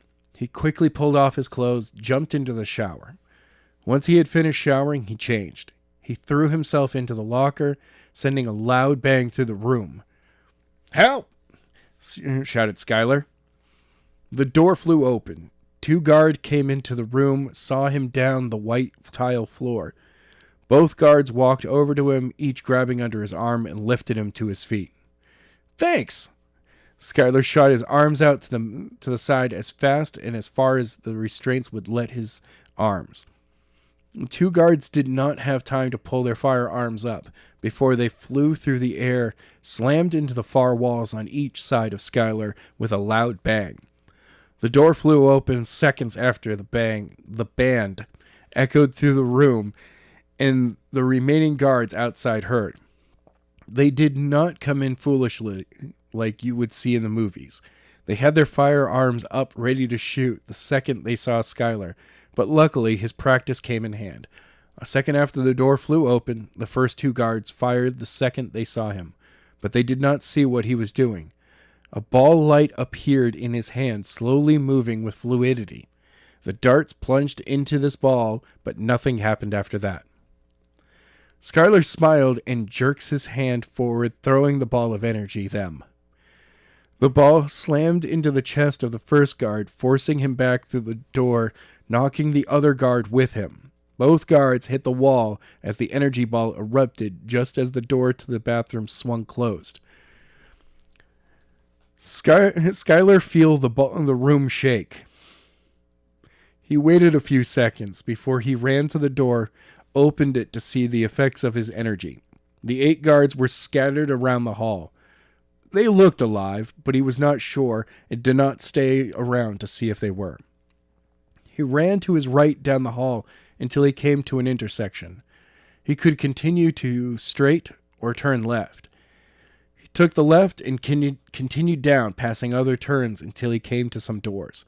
Skyler tried to open them, but they were locked. At the moment, a siren started to blare through the hall as a red flashing lights went off. He knew that they now knew he was free and would be after him. With a little time, Skyler took a few steps back, focused on the handle, and using his right hand up and focused on the door. The door started to rattle a little until it was completely shaking. When a light above the door went from red to green, a slight sound of the latch unlocking. Skyler walked over to it and opened the door and continued down the hall after it. He didn't get far before the doors open at the far end with guards. He quickly shot down the right turn. He reached end where he was forced to turn left. As he rounded the corner, he saw 5 guards protecting a door. They saw him and raised their firearms to fire, but Skyler rolled to his right into a deep impression that was the door. He tried to open it, but it was locked. Unlike the door that was mechanical, this one was old-fashioned, that did not need a key card, just a key. He focused on the lock, and in a second he heard it unlock. Skyler yanked it open, ran into a giant room. Skyler could not believe what he was seeing. This room was the size of 4 gyms, with different kinds of equipment, from obstacle courses, 2 platforms that had 2 large Q-tips that he was sure was used to try to knock the other off their platform. Then there were ropes to climb up to the top as well to higher platforms, then swing down onto a huge mat. He stopped a few seconds to take in what he was seeing. When he knew he had to find a way out, he scanned for a door. He spotted one up in the far right-hand corner. He took off towards the door when every door but the one he was headed for opened and guards poured into the room. They quickly surrounded him with his firearms raised, ready to fire.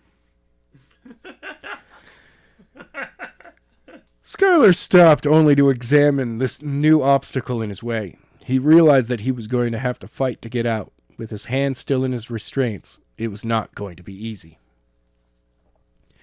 He quickly put his hands together as he could and started to form a ball of energy. The guards fired all at the same time. Skyler closed his eyes only to open them moments later. All around him, the darts were stopped around him. He could not believe he actually was able to do it. They focused harder and the darts started to shake in the air before falling to the floor. Skyler was disappointed he could not turn them around and fire them back at the guards, but he did not dwell on it. The ball of energy he held in his hand had gotten bigger. He knew he could not hit all of them with this ball, and he was not sure he could stop another round of darts. For some reason, they had not fired again. He thought maybe him stopping them made them think twice about it, or what would happen to the ball of energy if he did get hit. This pause in the action was exactly what Skyler needed, when an idea popped into his head. The ball he shot at the guard outside the bathroom exploded and bounced around the hall. He looked down, knowing he had no other choice. Skyler took his hands and the ball of energy and slammed the ball into the floor. The energy hit and shot out like a wave, smashing into the guards at the same time, throwing them through the air. As the energy wave hit the wall, the room shook. Dust fell from the top for a second. Skyler thought the room might come down, but after a few moments, the room stopped shaking. Every guard was down, still not sure if they were alive. He took off towards the door that was still closed. He reached it, opened it, and was outside, when he felt something go into his neck. Skyler turned to see a man in a shirt and tie standing to his left with a needle. In seconds, everything went blurry, and he fell to the ground. Skyler started to wake up, but everything was still blurry. A few seconds went by when he realized his hands were back in chains. He focuses his eyes only to see what he was way too familiar with, his cell. But he was not alone. It took a few moments to realize someone was sitting in a chair to his immediate left. With longer hair, nothing like down to his back or every shoulder just past his eyes. He had a white shirt and a red tie.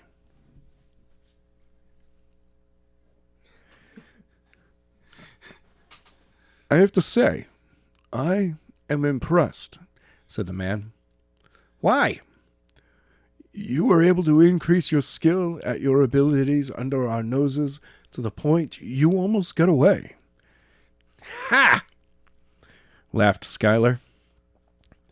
What's so funny? Asked the man with a stern face. You seem to think I was trying to get away. How do you know that I'm not luring you out? What do you mean? Asked the man, standing up and walking over to him.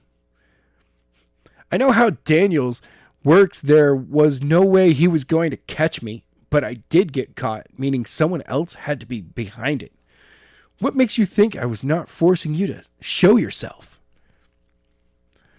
I will say you are a smart one, but I can tell you are going nowhere.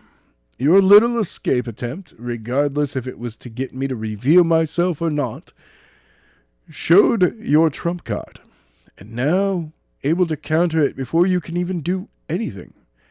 With what we have learned in the last 2 weeks from just your samples, we will soon be able to unlock other genes, and then be able to give others the gene already active. Once we have what we want from you, we'll have no use to use because we will have abilities and you will be exposed of. The man turned and walked across the room, banging on the door that echoed in the room. The door opened. Skyler could not believe what he saw. The hall littered with guards outside. Whoever this man was, he was right. He would not be going anywhere. They would be looking for any sign that he was using his abilities and would put him down. The man walked out and into the hall, and the guard quickly closed the door, while his plan to force whoever was behind this to reveal himself, it looked like he also ruined any chance of getting free. Skyler was still tired. The drug that he was injected was far stronger than the ones they used to take down Jenna. He closed his eyes to let the drug run through his system and figure out what to do when woke up. What? Shouted Skyler, snapping to wake. Everything was blurry. He did not know what was going on. He felt something shaking him. He looked around, but his eyes had yet to focus when he heard a familiar voice. Skyler? said a girl voice. Skyler focused his eyes. In a few seconds, the blur of whoever was in front of him came into focus, and he could not believe it. Jenna stood before him. Something was different about her, but he could not tell. Her hair was pulled back into ponytail. She wore a black tank top with black cargo pants and boots, but looked like ninja boots. She looked like some kind of assassin ready to kill someone. Thankfully, it was not him. How did they find you? Asked Skyler. How did you know they found me? Asked Jenna. You hear, how else would you be here? You're going to be surprised. I am here to free you. What? At that moment, he noticed that he reached for something on her back. She pulled out from her back a long katana blade. With one quick movement, she swiped across the chains, holding him to the wall, the feel to his side. Skyler was speechless. He looked up to see part of the chains hanging. How? I will explain later. We need to get out of here now. Easier said than done. Actually, harder to say than done, said Jenna as she wrapped her arms around him and pulled him tight. In a second, he saw the door, then nothing but darkness. Chapter 24. Woods Outside Facility. Poof! Light flooded Skyler's eyes. It was much brighter than what he was used to in the cell, and he was after going into complete darkness for only what seems a few seconds. The light made him slam his eyelids shut for a few moments. The light painfully bright. When he opened his eyes, he was surprised to see he was outside in woods with the sun shining through the branches of the trees. A slight breeze made it through and felt cool against his face. He stood there letting the breeze hit him when he realized Jenna was not holding him anymore. He looked to his left to see she was standing next to a tree. The sunlight hid her form stand out. Her tight black tank top held snug against her athletic body, her neck very slender as the light hit it. Something he never notices. Probably would not have if her hair was not pulled back into a ponytail. Skyler could tell something was different about her, but he was not sure what. The sword she used to break his chains was back in its sheath on her back. The only thing he could think of was how long was he captured. He thought only 2 weeks had gone by, which is not enough time for Jenna to make such a transformation.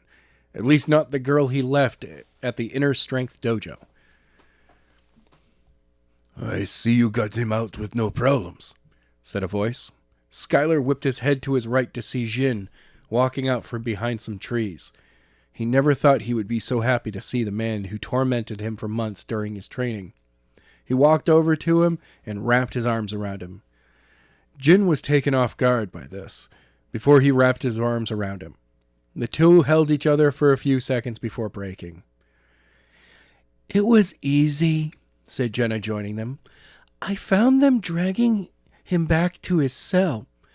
I followed after carefully once I saw where he was. I placed your tracker where I was and got out of there. I guess he tried to escape because the man who was with them was not happy. He got as far as he did. Wait, how did you get me out of there? Said Skyler, confused. 1 second, we're in my cell. The next, we're in complete darkness. Then the next, here. It makes no sense, unless I passed out from the drugs they had me in. No, said Jin, smiling. Let's just say you are no longer the only one who has unlocked their abilities. Skyler turned to look at Jenna. She could not believe he could not believe she unlocked her abilities so quickly. Jenna, who was only a few feet away, looked right at him. As he saw her, all of a sudden, she slowly started to become dimmer, and she was gone. He blinked quickly, only to feel a hand on his shoulder. Turned to see Jenna was behind him. Skyler was amazed that her ability was teleportation, which explained how she got him out so easily. That will come in handy, said Skyler with a smile. Oh, so you want to help now? Said Jenna with a stern face. Maybe I don't want to help you now. Don't even try to bluff me. If you didn't want to help, you wouldn't have come to get me. True. Show him what else you can do, said Jin. You really do not want me to have and surprises up my sleeve, do you? Not with someone you will work with. Good point. Jenna lifted her hand up and instantly it was engulfed in a blue flame. Skyler stepped back out of surprise. He was not expecting that. The flame danced in the breeze that again was cutting through the woods. In a second, the flame went out, but a moment later, a bright blue spark appeared, followed by another one and another one.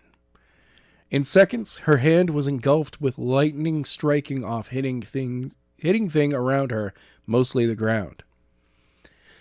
I can manipulate the elements, fire, lightning, water, and earth.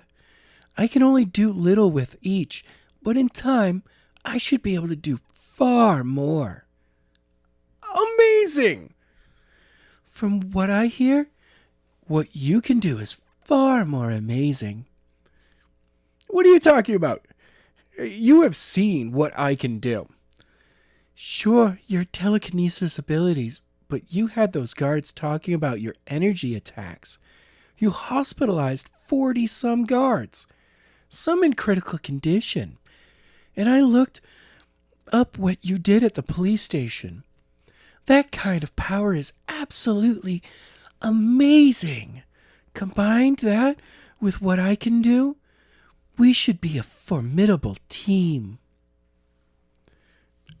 That's not it, said Jin, chiming in. My research before I opened up the Inner Strength Dojo suggested that if anyone with the gene active, they would be stronger the closer they were to someone who also had the gene active, but also be able to share their abilities if they had physical contact. What? Said Jenna and Skyler together. Yes, but we don't have time to figure that out if that is possible. We know where they are now, and Skyler, Hillary is somewhere in that facility. I know, but I didn't see or find anything when I tried to escape. Tried to escape? Or force the person behind this all to reveal himself?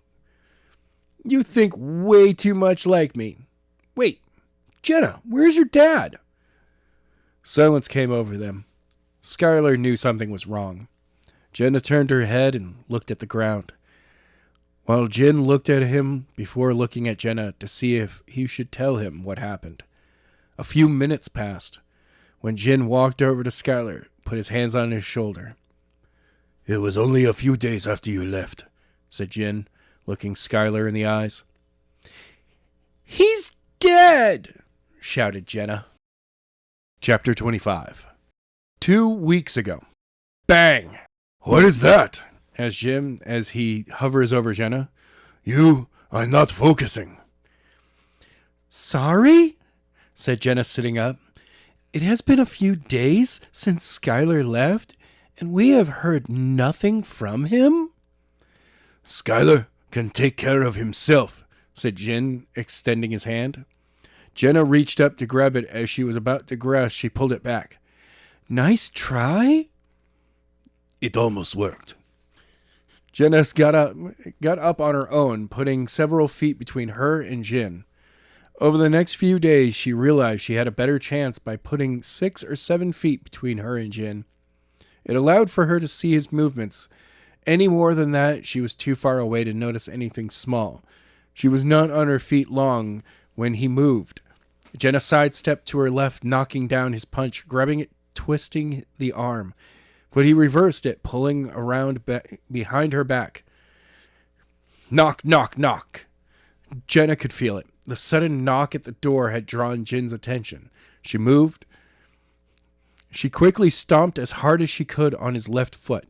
The moment she did, he heard a loud moan come from Jin. She followed by slamming her head back into his face. The second she did this, he let go of her arm. She pulled it free, bent forward, reached between her legs, grabbing Jin's right leg, and rolled through. Jin tumbled forward, hitting the floor. Bang! She wrapped her legs around his and began to twist his foot. Bang! Bang! Bang!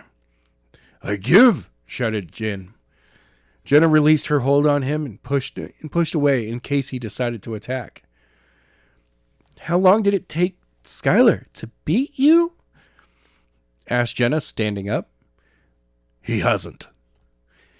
Yes, I did something Skyler hasn't? That is because he is so determined to beat me when I am not distracted. There have been multiple times he could have beaten me, but choose not to attack when I was distracted. Thanks for taking the steam out of my victory? No problem. Where did you learn that move? I did not teach you that. I used to watch Ultimate Fighting Championship. Saw a guy do it. Jin stood up and slowly applied pressure to his right leg just to make sure he was not hurt. After a few seconds, he was walking normal on it. When the loud knocks came again, Jin faced Jenna. Time to meditate, said Jin before turning and heading for the front door. Jenna did not argue, though she has not seen the benefit of meditation, and worrying about Skyler, she knew she would not be able to focus. She walked over, grabbed her water bottle, and unscrewed the top, took a few sips before screwing the top back on. As she walked towards the back, she found it easier to meditate in there. After she entered the back, she saw her dad was talking with the contractor about the remaining repairs. She ignored him, went to the far left-hand corner, and sat down. She crossed her legs and closed her eyes. A few moments went by when she heard a loud bang of the door to the back slam shut. She slowly opened her left eye to see. Her dad and contractor were gone. She closed her eyes again and tried to focus. She inhaled through her nose and exhaled through her mouth. After closing her eyes, different images starting to appear to her, that of school, home, Skyler, seeing the dart hovering in front of her. Jenna tried to focus, but the images kept coming.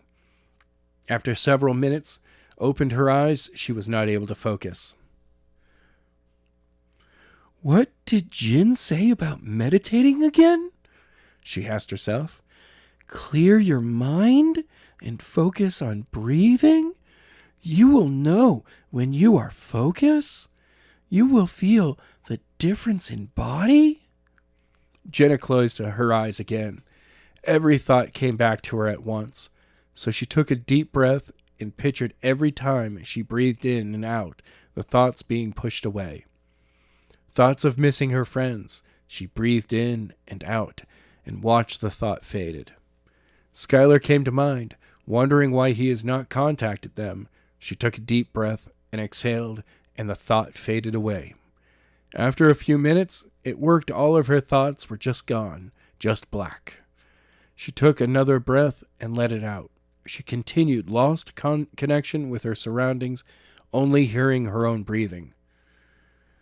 Jenna! Shouted Jin from the other room. Jenna's eyes shot open. She had never heard Jin shout the way she had just heard him. She stood up, began to walk towards the door into the dojo. As she walked, she realized she felt different, like energy was flowing through her. This feeling was not new. A few times after meditating, she felt it, but not like this. Jenna walked through the door into the dojo when Jin was running at her. She was not sure why, but her answer came smashing through the front window. The sound of shattering glass echoed through the room. Jenna could not believe but 3 men dressed in all black, with black vests and weapons clipped to them. She looked on as Jin continued to run for her, but it was too late. The first guy threw shot, and a dart hit him right in the back of the neck. He went down face first with a loud bang.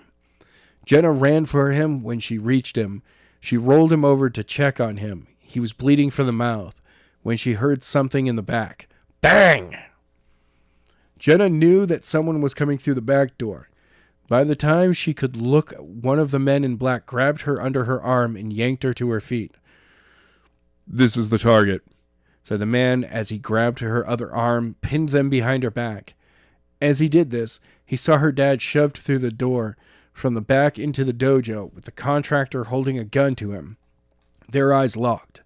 Tears began to form under her eyes. When he moved, her dad ducked quickly, swung his torso to the left, up, grabbed the guy's arm holding the gun. He quickly elbowed the man in the face, allowing the arm to drop. She quickly slammed it into the wall, but this soldier did not let go. John tried again. Jenna feared because the 2 remaining guards ran for him. Finally, on the second try, the gun dropped. John let go of the arm, turned, decked the soldier in the face when the other soldiers attacked him. Bang! The 3 hit the floor. One quickly grabbed his arms, pinned them to the ground. The other pinned his legs. Quickly, trank him, said the soldier holding John's legs. The contractor walked over, picked up his gun laying a few feet from him, walked over, and pointed at his chest. Jenna did not like what she saw in the soldier's eyes, who was holding her father's arms. That gun did not have darts. Bang! Bang! Bang! John's arms stopped moving, as did his legs. The two soldiers let go, jumped to their feet, and grabbed the contractor. Jenna did not hear what they were saying. Everything went silent. She saw them arguing, but she focused on her father. His lifeless body laying there, blood starting to drain from the body, appeared under him. She couldn't believe the soldier holding her had picked her back to her feet. She felt as there was something missing in her chest. Her heart was gone. Tears started to pour from her eyes. For several minutes, she just cried. The soldier holding her let her arms go. She dropped to her knees and landed on her arms. After a few minutes, she sat back on her legs, continued to cry. Thoughts of what was going to happen now rushed through her mind. "Get up," said the soldier behind her. As he grabbed her by the shoulder, Jenna got up with tears flowing down her cheeks. Something in her changed. Her pain was still there, but it was changing. All she felt was heat slowly starting to rise warmer and warmer before it was full-fledged fire. She did not know what this was until it ignited. Anger filled whole body. She knew she could not hold it back, and she exploded. "Ah!" screamed Jenna. Chapter 26. The soldier holding Jenna flew back, slamming into the hardwood floor. Bang! The other two guards turned as they heard the shout, followed by their fellow soldier hitting the ground. The soldier who hit the ground got to his feet. He walked back over to Jenna, who was different. Her eyes were completely white, with a glow coming off of them. Her body was locked, her back arched, her arms straight but tensed, her muscles bulging. Her mouth had closed. That is when the soldier noticed the lights were starting to flicker. A slight noise could be heard but it was faint. "You," said the soldier nearest to Jenna as he walked over to Jin. "What is going on with this girl?" The soldier had clearly forgot that Jin was out. 2 darts stuck in his shoulder and neck. He kicked him in the side, but he did not wake. He bent down when he noticed the 2 darts, stood back up. "He's not going to be any help to us." "What the hell is going on here?" asked one of the 2 soldiers who was next to John's lifeless body. Did you hear that?" asked the other soldier. The roar had slowly begun to get louder. They looked over to Jenna to see her body was starting to shake. The soldier closer stepped right up to her to notice that her mouth was not fully closed. It was partly open, and the roar was coming from her. It got louder and louder. The soldier backed away quickly. It became too loud for him to be right next to her. The roar continued to grow, so all 3 soldiers and the contractor covered their ears. For several minutes, they covered their ears, trying to outlast this roar. Finally, the soldier closest to her grabbed his weapon and fired 3 shots. Bang! Bang! Bang! The darts hit her with great impact. Her body reacted with each hit, knocking her back a foot, but nothing happened. The soldier was shocked. He knew there was enough juice in those darts to put an elephant down, but this girl remained up. He raised his weapon again, began to slowly squeeze the trigger when the roar stopped. He paused. He took a few steps closer to her when the light stopped flickering. Then her eyes returned to normal. The closer he got, he noticed her body loosened. Finally, she took a step back, fell to one knee. The soldier knew the drug was taking effect. Whatever state she was in only slowed the drugs. Once on one knee, she quickly fell to both. Her body tumbled forward, and she stayed propping her up on her knees and forearms, with her head facing her stomach. The soldier slowly approached until he was 2 feet from her. He was amazed she was not out, so he decided to give her one more dose as he raised his weapon to the top of her head. Suddenly, she jerked her head up, stared right at him. He knew the moment he looked into her eyes, she was different. Jenna glared over the barrel of the gun, not pointed right at her forehead. "Night?" said the soldier as he pulled the trigger. Puff! Bang! The soldier could not believe it. She was gone. The moment his weapon fired, she vanished. He jerked his head around the dojo, looking where she could be. He noticed the other two soldiers and the contractor were just as surprised as he was. They looked around to where she could be. The soldier looked back where she was to see the dart he fired stuck into the wooden floor. "Ah!" said one of the soldiers behind, shouted. The soldier turned to see the contractor falling to the ground with a streak of blood flowing through the air and Jenna standing behind him. The two soldiers next to him attacked. The closest threw a punch was aimed right at her chin. Puff. The soldier stumbled forward as he missed and she was gone. Puff. But she was right behind him. That's when he noticed she had a sword in her hand with the blood of the contractor on it. With a quick, fluent movement, she sliced right through the soldier's neck. Puff!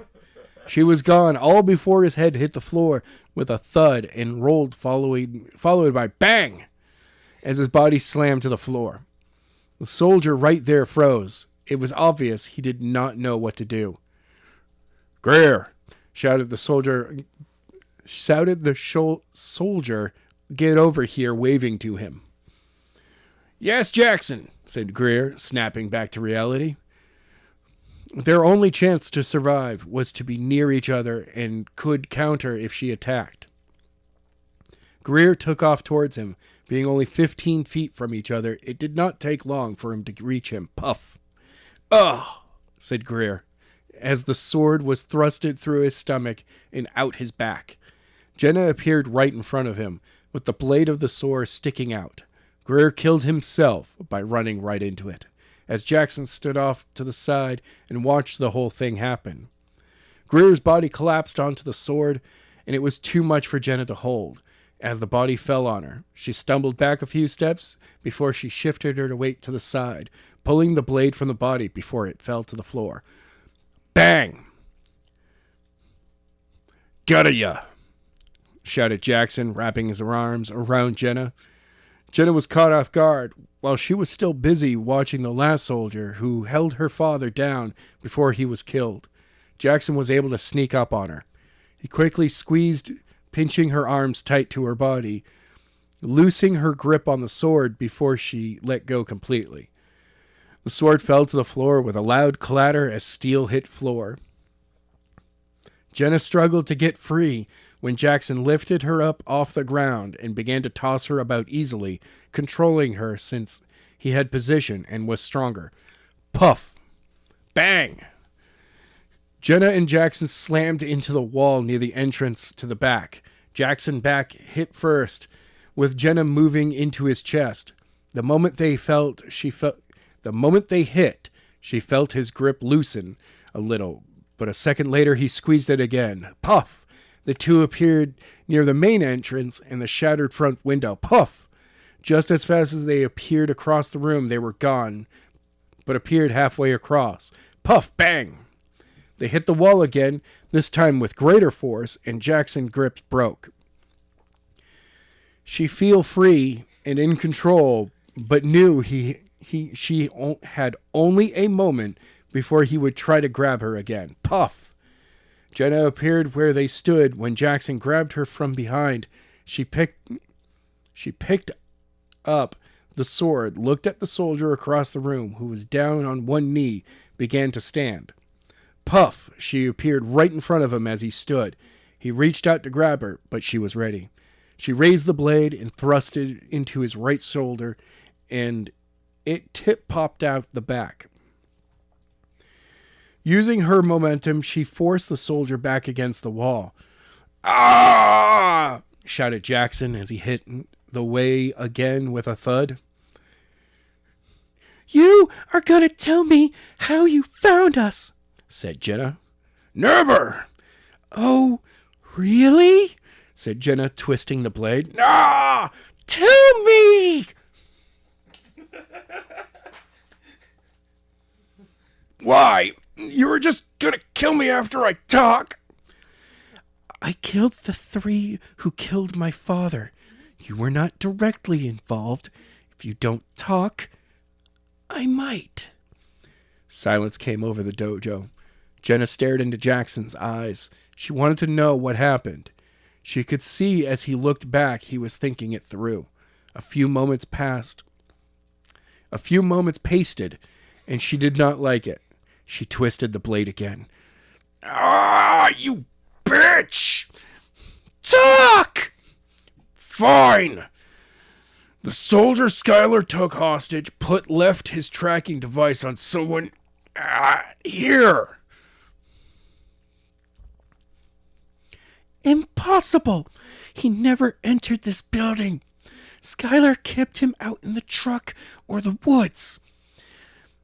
Then it had to be someone, because the device points inside the building. Jenna was shocked. The soldier grabbed her when her and her dad left him on the side of the road. He was not trying to attack her, but placed the device. She was so scared when that happened, she did not even think to check to make sure he did not leave anything. It was her fault her father was dead. She killed him. She pulled the sword from Jackson's shoulder and turned. She dropped her head out of shame. This is my fault. Yes, it is, said Jackson, wrapping his arms around her. Poof! She appeared behind him. She slashed the blade across his back, through his protective armor right to his flesh and spinal cord. Ah! Shouted Jackson, falling to the floor with a thud. I was gonna let you live, but you just had to make a move. However, that will not happen again. Jenna walked over, put her foot between the shoulder blades just above where she slashed him. She took the tip of the sword, placed it at the base of his neck. With all of her weight, she pushed down on the sword and forced it through until she hit floor. A loud splatter of blood shot out the wound after she pulled the blade free. She looked around. 5 dead bodies, and 4 were killed by her. Tears filled her eyes as she inhaled through her nose. The wet scent of blood filled her nostrils. The air was filled with it. She walked over to her father. She let the sword slip from her grip and embed herself into the floor. Jenna fell to her knees before falling on top of her father. I'm so sorry, Daddy. Chapter 27. April 25th, 1:32 p.m. Ring. Hello? Said Daniels. You have her? Asked Skyler. Do you actually think they would listen to your demands? If they care as much about their own asses as they do about trying to figure out how to activate the gene so they can have those powers for themselves, then yes. Now, do you have Hillary? Silences. Daniel did not like that he was being outsmarted by a 15-year-old boy. Yes, said Daniels through clenched teeth.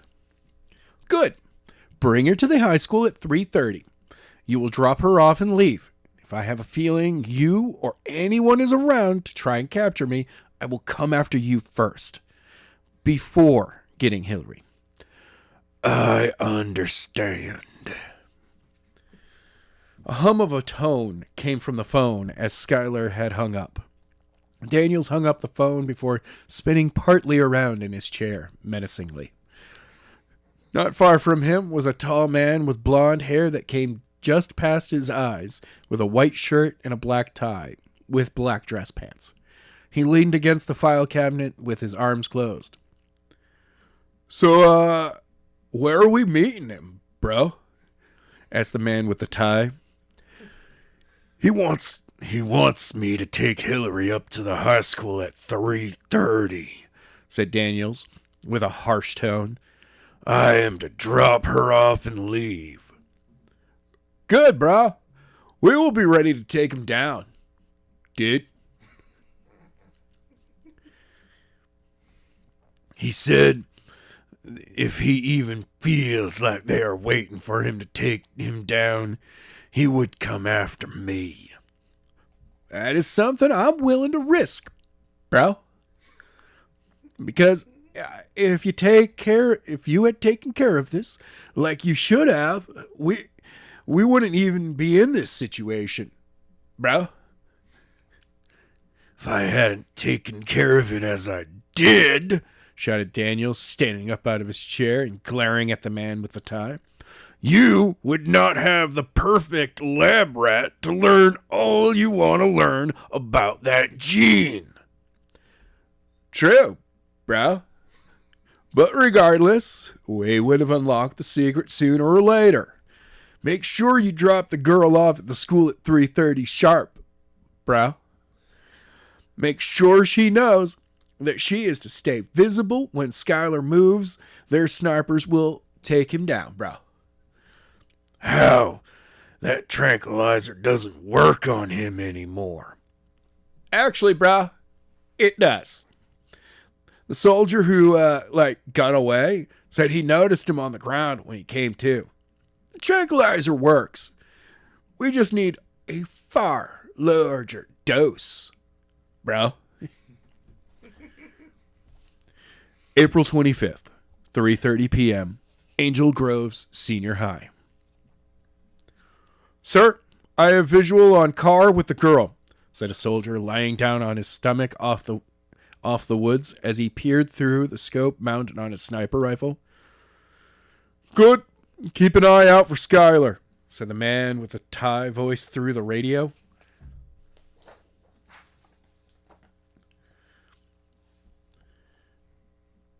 He might try to make a move the moment the car stops or as the car is getting away. Will do, sir. Remember, do not fire until I give the command, bro. If you see them getting away, then take them both down. Snipers with a larger dose should hit Skyler, the others with the normal hit Hillary. The larger dose might kill the girl, bro. Understand. The soldier followed the car as it reached the school, slowly came to a stop. The passenger side door opened, and a tall girl with long, straight, blonde hair that came to the middle of her back stepped out. She wore a white spring dress, 2 straps wrapped around the back of her neck into a bow, with a low back that swooped down past her hair just a little. Once out of the car, she slammed the door and turned to head up to the stairs as the car drove away. She reached the stairs. She turned. Using both hands, she pulled the back of her dress under her as she sat down. Daniels is clear of the school, said another voice on the radio. Now, bros, we wait, said the man with the tie. They waited. 1 minute, 5, 10, 20. No change. Other soldiers positioned around the school every so often checked in as they had no activity. The soldier watched Hillary. She was starting to get impatient. After a few minutes, she stood up and started to pace. When that got old, she stood still next to the road where she got out of the car. Then he noticed something. She was looking hard in his direction. The soldier started to think she caught some light reflecting off from his scope, but he made sure to be far enough in the woods that would not happen. He quickly pulled his head from his scoop, looked at the large view when he saw him. Coming around the corner was someone dressed in jeans and a black zip-up hoodie that was open, with the hood over his head. Sir, I spotted him. He just rounded the corner and the girl sees him. Keep an eye on him, bros. Be ready to take the shot, at my command, bro. The soldier quickly peered back through his scope and got his sights on the back of Skyler's neck. He watched as the two ran to each other. After a few minutes, they reached each other. They threw their arms around each other, spun until Skyler's back was facing him. As they pulled away, he noticed Hillary's face surprised. Take the shot, bro. Bang! The soldier looked as Skyler reached up, felt the dart on the back of his neck, then fell. Hillary caught him and lowered to the ground. "Oh, man, move in."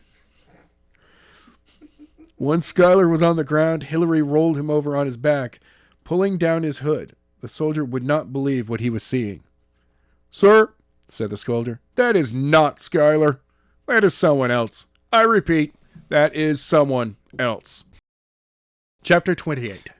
April 25th, 3:28 p.m. "What's going on?" asked Hillary, sitting in the passenger seat. "I'm about to drop you off to your boyfriend," said Daniels. "Why?" "He has made it very clear that if you are not freed today, then he is coming after all of us." "I don't believe you." "Believe what you want, but he is not the same person you knew before I took you." "How so?" "You know why you were taken, right?"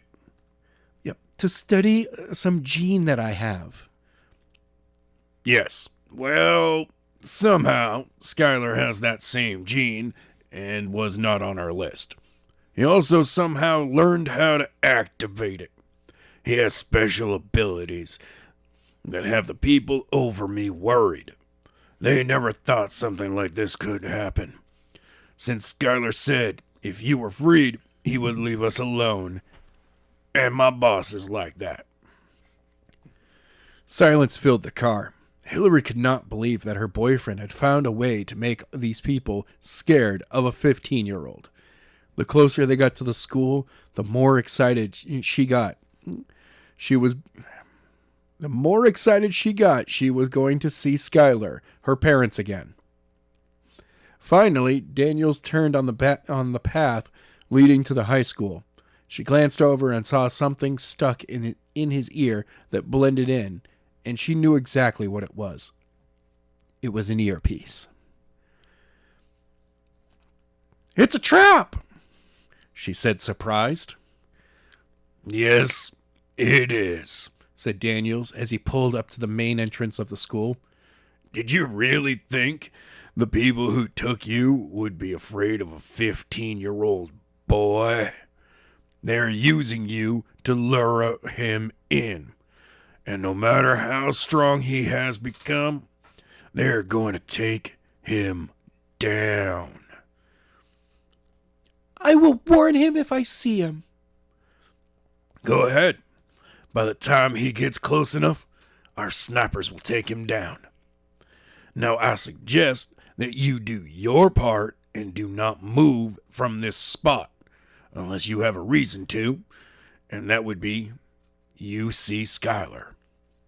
My boss is watching and will have you shot if you do anything to warn him." Daniels opened the passenger side door, unbuckled Hillary's seatbelt. "Now get out of the car." "When this is all over, you will get yours." "Once we have Skyler, he will not be a threat ever again." Hillary lifted her legs, planted them on the road before rising from her seat outside, walked out from the door. Once clear, she slammed the car door, turned, and walked over to the stairs. As she reached them, she turned to see Daniels finish his three-point turn and head away from the school. It was windy, and her white spring dress blew in the wind. Using both of her hands, she scooped the dress under her legs as she sat down on the top step. Hillary was not sure what to do. The guy she cared about had set this up to get her free, but it was going to be what got him captured. Knowing there were snipers all around, ready to take her down if she tried to run, and once he showed, he would be pulled down.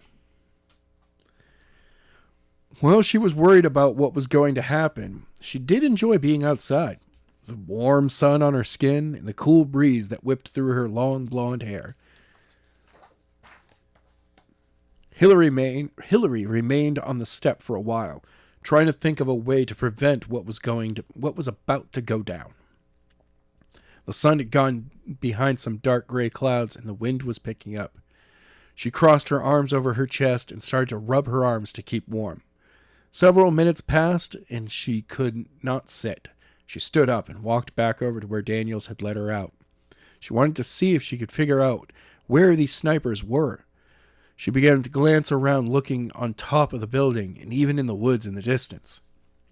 After a few minutes, she gave up and looked and started to pace.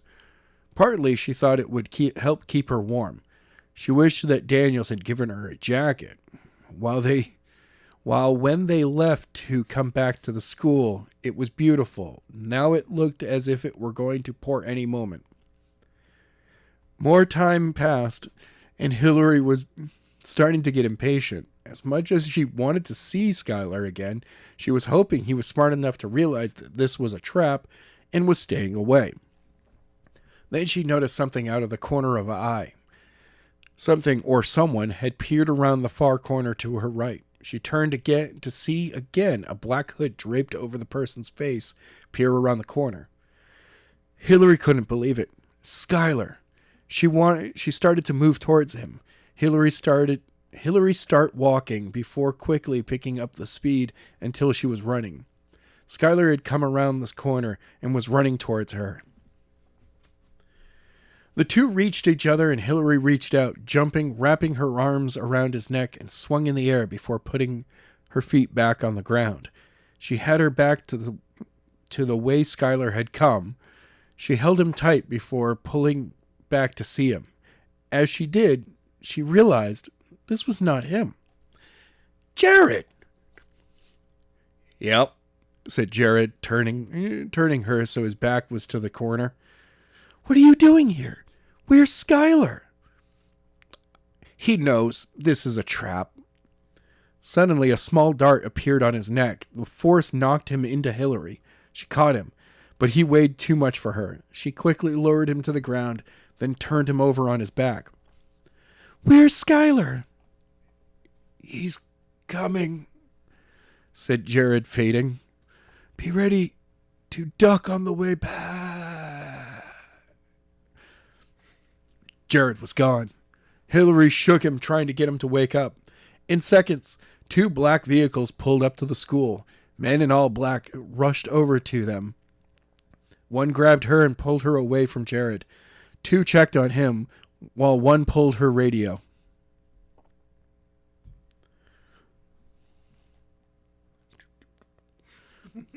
Sir, said the woman, it's true. It is no Skyler. Shit, bro, came the man with a Thai voice over the radio. He was onto this, bros. Sir, whoever this is, he's dead. The dose was too much for him. No! Jared! Silence filled the area. Hillary fell to her knees in tears as she wept, her fists in the air. Her friend was gone, all because of her. Skyler was nowhere to be seen. A few moments passed when the radio crackled, breaking the silence. Take the girl and head back to base command, bros. What about the body, sir? Put it in the back and we'll deal with it once we're back at base. Will do. Over and out. The woman nodded to the man over Jared. They lifted him up and took him over to one of the vehicles. The one walked over to Hillary, gently lifted her to her feet, and escorted her to the same vehicle. Once inside, Hillary continued to weep as the door shut. In a few moments, she was on her way back to where she had come from. Chapter 29. April 25th, 4:06 p.m. Hillary sat in the back seat of the black vehicle, still in tears over Jared's death. She could not understand why he was there and Skyler was not. How could Skyler send his best friend into a situation like this? But that was not the only thing bugging her. What was he trying to say before he died? Something about on the way back? Was he trying to tell her where Skyler was or the way out of the area? She would never know because he was gone. She just sat there as two soldiers up front chatted as they drove down the road back towards Angel's Groves and their base. Suddenly, she heard screeching of brakes. She lifted her head just to see the vehicle in front of them fly off the side of the road, rolling and smack into a tree. It exploded. The screeching was the driver of slamming the brakes out of a reaction. Before the vehicle hit the tree, the soldier driving sped up. A moment later, a loud bang echoed through the valley as the vehicle hit the tree, followed by a boom as it exploded into flames. Hillary wondered what was going on. What could have caused the vehicle of that size forced off the road? There were no other cars or trucks around. She got her answer as far into the distance she saw a black dot in the road. As they approached, she could see it was a person. "Who the hell is that?" asked the driver, seeing the person far up ahead. "Are they nuts?" "Just go around the person," said the soldier in the passenger seat. A minute later, they were almost on top of the person when the driver pulled into the opposite lane to go around this guy. Before he got fully into the other lane, this person walked over and stood in their way. Hillary could see this did not make either of the two soldiers happy. "This guy wants to die or what?" "Run him over." "I'm gonna have to." Skyler walked into the road, glancing down, knowing any moment the vehicle holding Hillary would come into view. It was only a 6/10 of a mile before the bridge, and thought it would be great to do it there, but he decided against it. Then he saw it. 2 black vans came into the distance. He knew the drivers wouldn't see him yet, but he could see them barely. He quickly pulled out a small hand device and glanced at it. 2 dots appeared on a map, both right next to each other. Skyler knew Hillary and Jared were together, but what car they were in. He looked up. Everyone who rides a bus to school lets them know how close they are. He looked up, and when he looked closely, the car in front had some distance, and just past a landmarker that everyone who rides a bus to school lets them know how close they are. The 2 dots passed area on his map a few seconds later. He knew they were in the second car. Skyler put the tracker back in his pocket, lifted his attention to the oncoming vehicles. He slowly raised both hands to chest level. Once there, his hands went from relaxed to tense, as if he was grabbing a hold of something that was not there. He squinted his eyes to better focus on the first car. His nostrils flared, and his jaw clenched. All of Skyler's veins and muscles began to bulge. He began to breathe heavily when spun his hands to the right. The moment he did this, the first vehicle flipped and rolled through the second lane off the side, continuing to roll before smashing into a tree. As it hit, he could hear a faint bang, and a moment later, boom, as it burst into flames. He relaxed and took 3 deep breaths. First vehicle down, which was the hard part. Now he needed to stop the second without anyone getting hurt. Skyler stood there as the second car began to pick up speed after it slowed down. He knew they were begin to see him. So he stood up, straight hands at his side as the wind blew through his hair. The car continued to at high speed and knew that they got up top of him, the driver would head into the oncoming lane. A minute passed, and he saw the car begin to move into the other lane. He turned to his right and walked over into that lane. The car stopped moving into the lane, and Skyler knew that those soldiers realized he was there to block them. Skyler stood in the middle of the road as the car barreled down on him. He could hear the engine as it began to speed up. The driver had decided to take him out, not because he knew who he was, but after what just happened to the vehicle in front of them. The car was seconds away. The car was seconds away from smashing into him as Skyler acted. His hands shot up to his chest with his palms facing the oncoming vehicle. As he did this, he placed his right foot back behind him, knees bent as he was about to push something. Once his foot was in place, every muscle contracted. His face returned to the way he was when he was focused on the first car. The second did this, the car lifted up on the front wheels at a diagonal. It kept coming, but it quickly lost speed. Second, the car stopped feet from him. Skyler did not flinch. The two soldiers had their faces planted up against the windshield. Only thing that saved them from going through was their seatbelts. Skyler was surprised they had them on, but was happy they did. Last thing he wanted was more people dead. With the car stopped, he relaxed and the back of the vehicle dropped to the road with a bang. The shocks caused the whole car to shake. Skyler walked the left of the car down to the back door. His face, it raised his right hand with his index, the middle fingers pointed out, and with a quick flick of his wrist, he turned it so his palm was facing up. He heard a click as the door became unlocked. He grabbed the handle and yanked it open. He heard a click as the door became unlocked. There in the seat with leaning forward in her chair with the seatbelt keeping her from falling out of the chair was Hillary. Skyler thought she was out. He went to touch her when she moved. She slowly leaned back into the seat as she took a deep breath of air.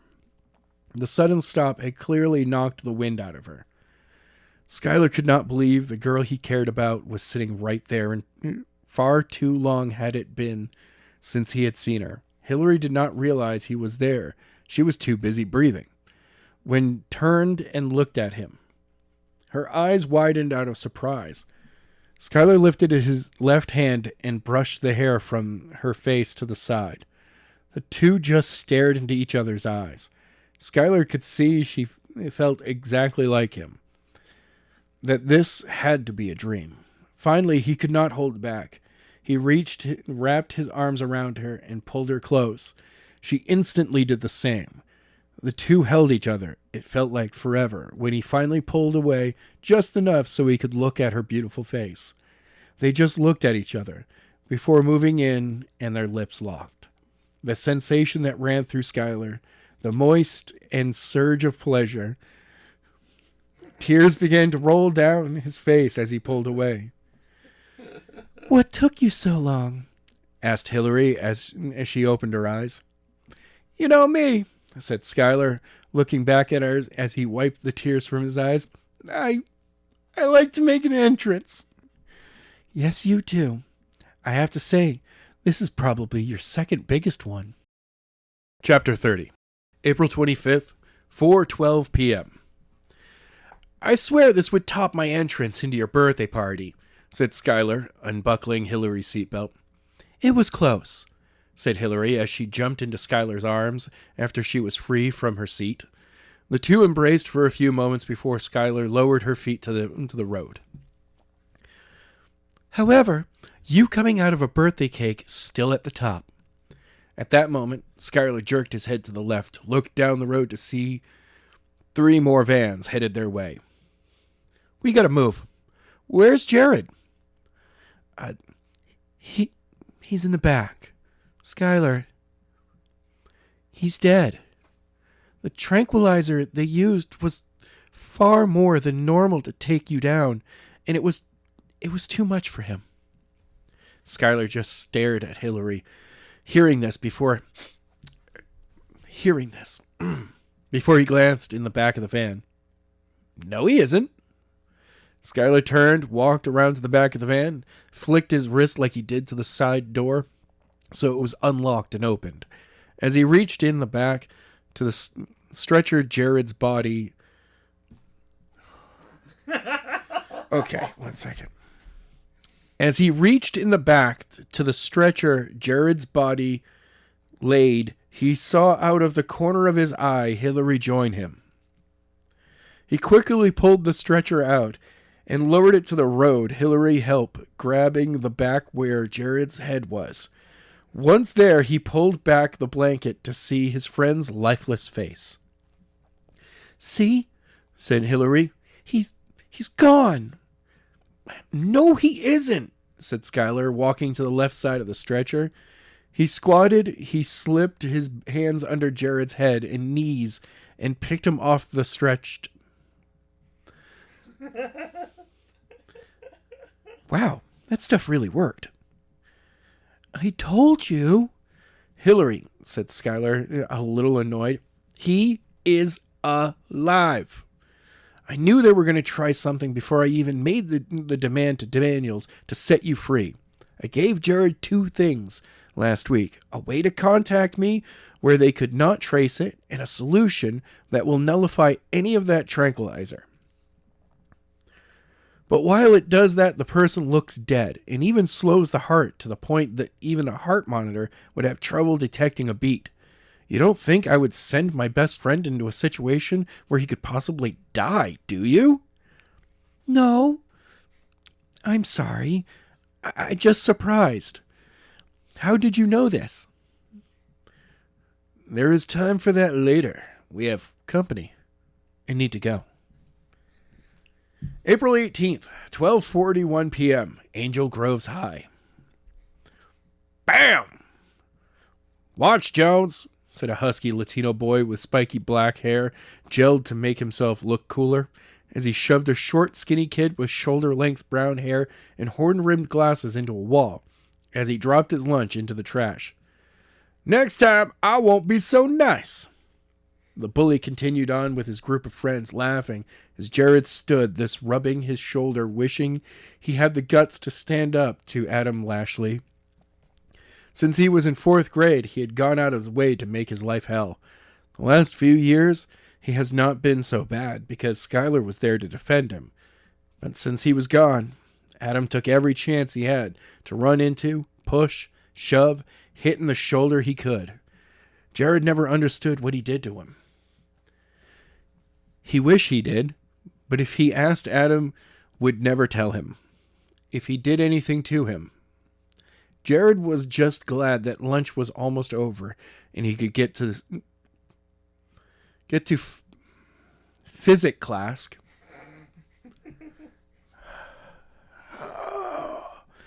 Jared headed inside, where he glanced to his left for a brief second before turning his attention to the doors in front, where he wrenched his head to the left before ducking as a huge rock soared over his head hit the metal rail, sending a loud ring through the closed area.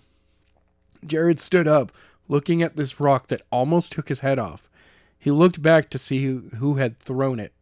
At the end of the building, he saw a kid standing with a black zip-up hoodie with a dark shirt under it and a little yellow writing staring at him. The head was over his head, covering his face. He was there for a second before he disappeared around the corner. Jared was not happy about this. Another person now joining in on his trouble. This one wants him dead, apparently. He turned his attention back to the rock before continuing inside. As he reached the door, he turned around. He walked back over to the rock and picked it up. This thins was heavy. He could not understand how someone threw it over 100 yards. That was not, however, why he went to it. He noticed a piece of paper stuck to it. He pulled it off, flipped it open. He was shocked to see it was to him, but was more surprised by whom it was from. Jared, come around to the side of the school. I need to talk to you. It is very important. Do not let anyone follow you. Skyler. Jared dropped the rock, jumped down the stairs, booked it down the sidewalk to the end of the building. He slowed himself down to take the corner before running halfway down before realizing Skyler was not there. He came to a stop, walked, not sure where he could have gone. Skyler! Shouted Jared, walking down the sidewalk. As Jared reached the corner, he was about to call again when the kid in the hood popped out from around the corner, grabbed him by his shirt, pulled him back around the corner and up against the wall. What did you not understand about letting people follow you? Shouted Skyler. Calling my name is not is going to bring them here. Sorry, said Jared with a huge smile on his face. He was so happy to see his best friend. Why are you back? If the police find you, they will arrest you for Hillary's murder. Hillary is alive, said Skyler, letting go of his friend. What? Shouted Jared. He couldn't believe what he had just heard. Daniels kidnapped her and made it look like she was killed so they wouldn't look for her. He set it up so I would take the fall. How do you know this? Are you sure she's really alive? I don't know. I guess talking to her on the phone randomly really doesn't count as evidence she is alive. Sorry, just wasn't sure if this was some way to draw you out. Trust me, it isn't. Then why are you back? Because the reason why they kidnapped her, I have the same thing. Only different. The only difference is I can use it. Jared did not say anything. He was completely confused by Skyler. Just said, huh? It'll take too long to explain, said Skyler, annoyed. I'll just show you. Skyler turned to his left to see a stick about 50 feet away. He extended his hand out, and the stick flew into his hand. Jared could not believe what he just saw. His were wide as they could be, and his mouth hung open. He said nothing for a few minutes before he regained his composure. How did you do that?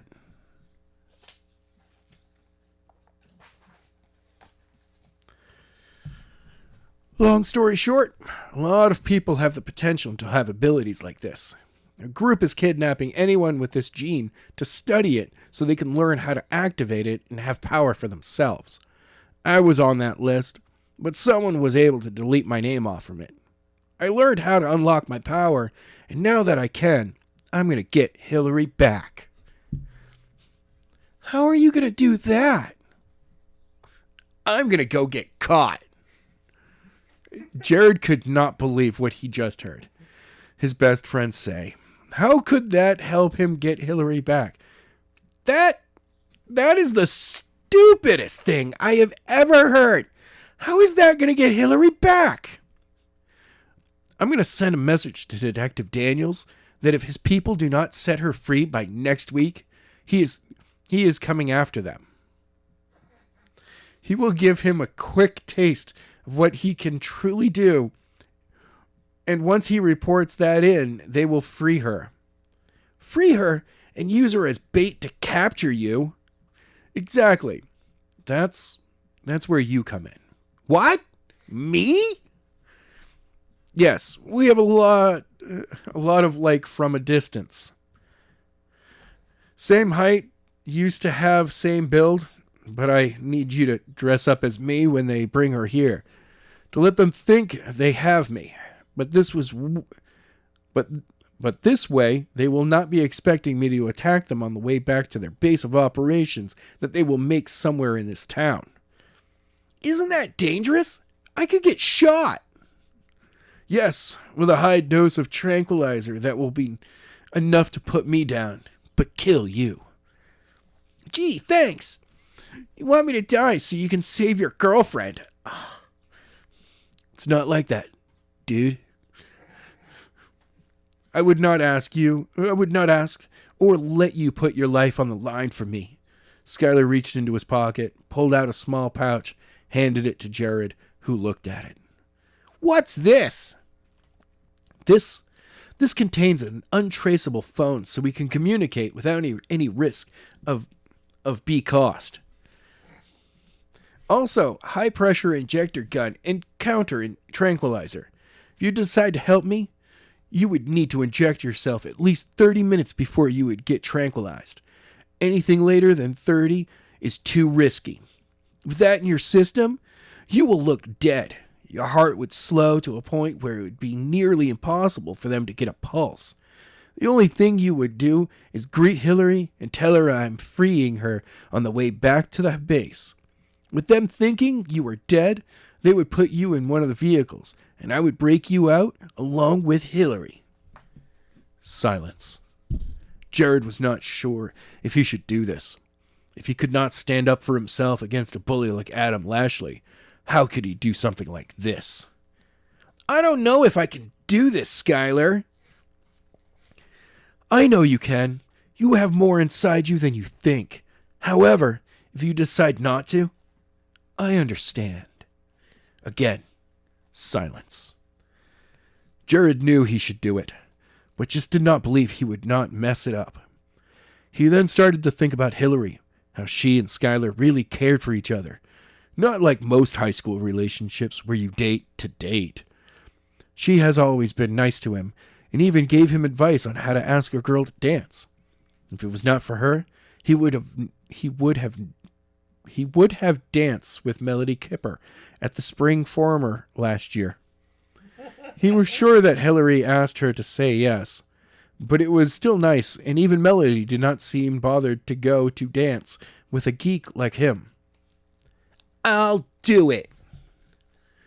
You sure? Yes! Awesome.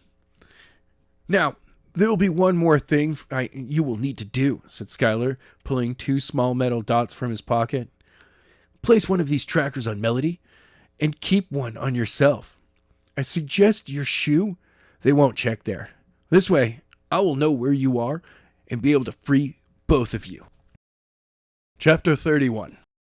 April 25th, 4:19 p.m. Skyler quickly threw the Jared over his right shoulder and extended his hand to Hillary. She grabbed it, slipping her fingers in between his and squeezed. They took off. Skyler ran off the streets into the woods where they have been before it all went down. Hillary followed, running hard to keep up. She could not believe that Skyler was able to run as fast as he could with Jared over his shoulder and him holding on to her. They continued to run until they were deep into the woods, when they heard the slamming of car doors behind them. Hillary knew they had reached the other van and were on their way after them. They slowed down and found a path that headed back towards the school. Once on the path, Hillary could feel Skyler pulling her to move faster. She was already running as fast as she could. Skyler, I can't run any faster, said Hillary, pulling him to slow down. We need to keep moving. They're not far behind, said Skyler, slowing down. We are head back towards the high school because I know that they are going to think we went the other way. To get away, not head back towards where they still have people. That's nuts. Why go where they might have people? I can take care of them, and they will not be expecting us, so we have the element of surprise. Okay, slow down some. How are you able to run this fast with Jared on your shoulder anyway? None of his weight is on me. I'm holding him close to me, but without any of his weight on me. That's impossible. Kind of how I caused the car you were in to have the back lift up in the air. I have telekinetic abilities, so that's how I'm holding him without any weight. You mean the reason why they kidnapped me is true? Yes. How did you not get on the list? Someone deleted my name who once worked for them before they could come after me. I'll explain everything once we are free. Okay. The two continued moving as fast as Hillary could go. After a few minutes, Skyler got off the path and headed deeper into the woods and continued heading towards the high school. Hillary was not sure why he was heading back that way. Sure, everything he said, but she believed there was another reason he was not telling her. They continued for a few minutes once they got off the path and came to some rock formations coming out of the mountain. They went in there to rest. Hillary was about to ask him to stop when they did, because she needed to catch her breath. She sat on a rock leaned back against the cold, damp rock wall, sucked in on the cool air. "Stay here.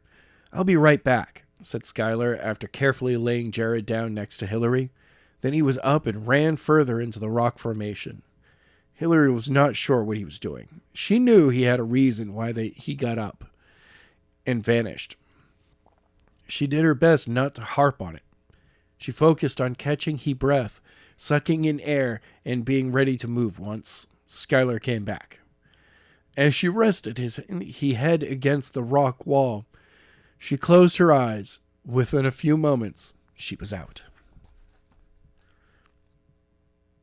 "Hillary," said a voice. Hillary's eyes shot open and she sat up. She looked in the direction the voice came to see Skyler standing next to her, holding a bottle of water. She quickly relaxed. Her heart was racing from the unexpected calling of her name. "You okay?" asked Skyler, still holding the water bottle. "Yes," said Hillary, taking the water bottle from him. I must have passed out." "Yeah, you did. I came back and found you asleep. I figured I would let you rest since there was no one in sight. However, we need to make a move. Drink some water while I wake Jared." "What?" She watched as Skyler pulled from a backpack that was the reason why he left, an injector gun with a purple liquid in it. He knelt down next to Jared and quickly stuck it into his neck and pulled the trigger. The liquid shot into him, and he pulled it out all in 10 seconds. Hillary figured it was something to counteract the tranquilizer. Realizing how thirsty she was, she unscrewed the top of the water bottle and took several gallops before pulling back and putting the top back on. Damn you, Tim. You're making me laugh. "Drink," said Skyler after unscrewing the top. Oh, wait. A few moments went by. Jared started to move. 5 more, he was awake. Skyler helped him sit up and handed him a water bottle. "Drink," said Skyler, unscrewing the top. "This will help the drug counter the tranquilizers." "Thanks," said Jared, taking the water and taking a gallop. "You never did tell me how you knew they were going to use super strong dose." "I figured that the moment Daniels informed them of my abilities, the first thing they would think of was to use a stronger dose. Would use the normal dose first, and if that did not work... However, after I gave Daniels the message, I went over to Prattsville and stopped them from taking a girl by the name of Jenna. One of their soldiers got me in 2 or 3 shots, not sure, and it had a small effect on me. He actually got away, and I'm sure he reported that he saw me on the ground, but still awake." That didn't answer my question." "I took a guess. Geez, you think you would pay attention after all the years of friendship. You think you would... You would think that you... Okay. You think you would have learned to cut to the point instead of beating around the bush with all these pointless information." "You two are so great together," said Hillary, laughing as she heard them go at each other. A few minutes passed, and Jared was ready to leave. Hillary felt better, and they stood up. They saw no sign of the soldier. Hillary wondered if Skyler's plan had worked, and they were all heading back towards Angel Groves instead of the high school. 10 minutes passed, and Hillary saw Skyler stop. He motioned for them to stay put, and he walked up further. They noticed the edge of the woods were carefully surveyed to make sure it was clear. She thought they had reached the high school, and he was making sure no one was there. After a few minutes, he motioned for them to come. Jared went first, followed by Hillary. When they joined Skyler in the open, she was surprised they were at Skyler's home. "I knew it," said Hillary, looking at Skyler. You came this way to see your parents. My parents aren't here, said Skyler, looking back at her. I sent them away 4 days ago, so they would not expect us to come here.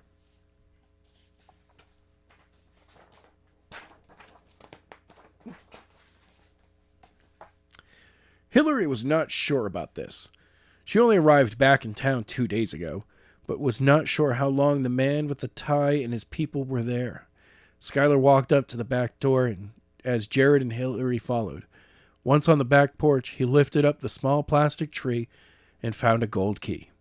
He quickly stuck it into the lock, turned it, and opened the door. The three of them walked inside as Skyler closed it behind her. Bang! Ah! Screamed Hillary as silver dart appeared in Skyler's chest. Bang!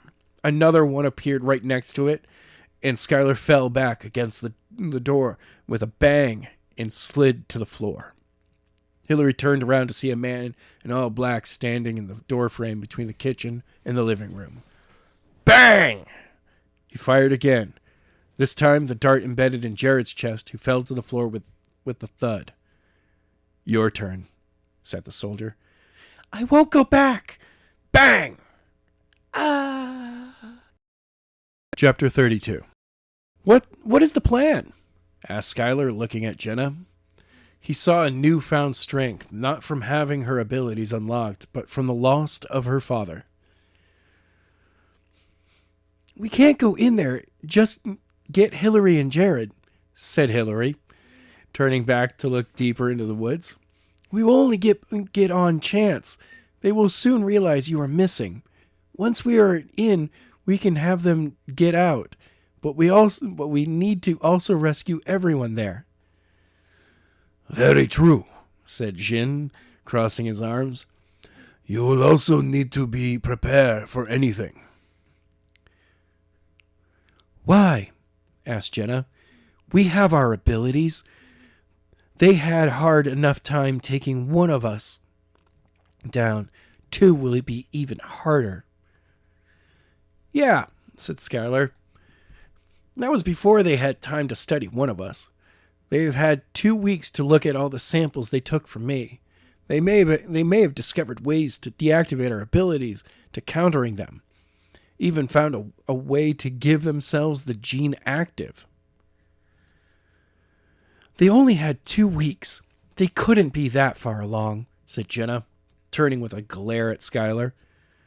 Skyler is right, said Jin. Before I left, they had a way to give the gene to anyone. However, there was tremendous evidence that just giving someone an active gene would give them abilities. This gene would need to be engineered, specifically each individual person. That was 5 years ago. They could have figured out how to do that, and now studying the gene activate, they have actually engineered it. You mean that someone or multiple people could have an active gene with their own abilities? Asked Jenna. Yes. However, it is not like they would be able to pick what abilities each person would get. It will be possible someday, but when I left, it was clear giving someone an engineered gene affects the body, and abilities is how your body works. So while there could be people with active genes, the powers could be something like flight. Also, we were never sure that engineered gene abilities would be as strong as the real gene. Jenna did not say anything, while Skyler was only paying half attention to what was being said. He was focused on that Jared was also in the facility with Hillary. Finally, Jenna spoke up. Nothing you said has made me think that we should not go in and take them down now. You don't see what is happening to you? Said Skyler. What? You are like me. What? That is exactly how I thought. You feel powerful, invincible, that nothing can hurt you because before they can do anything, you will just disappear and appear right behind them. I thought the same. I mean, I caught darts out of midair before they even hit their target. I have blown holes in walls with energy inside of me. It was because of this I was caught. While it worked out for us to know who we were dealing with and where they are, we need to be wise on how we go about it. Skyler could tell Jenna was not happy. She was hurting inside over the death of her father. This was clouding her judgment. Nothing was going to change it. Then he moved. He walked over to her. When he was only a foot away, he stopped and placed his right hand on her shoulder. I know you're angry about your father's death, said Skyler, looking into Jenna's eyes. You want everyone involved to pay, but if you let this anger control you, you will do something you will regret. I am not saying you should not be angry. You should. Hell, I'm angry. Not just that they have my best friend and my girlfriend I love, but that your dad died when he was not part of this. However, we need to take this anger and let it fuel us, not control us. Skyler kept his eyes locked on Jenna. Moments she stared back at him as if she heard nothing he said. Then tears slowly began to form and roll down her cheeks. Jenna fell onto him, wrapping her arms around him, and began to cry. Skyler was not sure what to do, and he did not expect this. A few moments passed. He wrapped his arms around her and held her. She cried on his shoulder for 10 minutes. He just held her, rubbed her back as she wept. Finally, she lifted her head from his shoulder. You okay?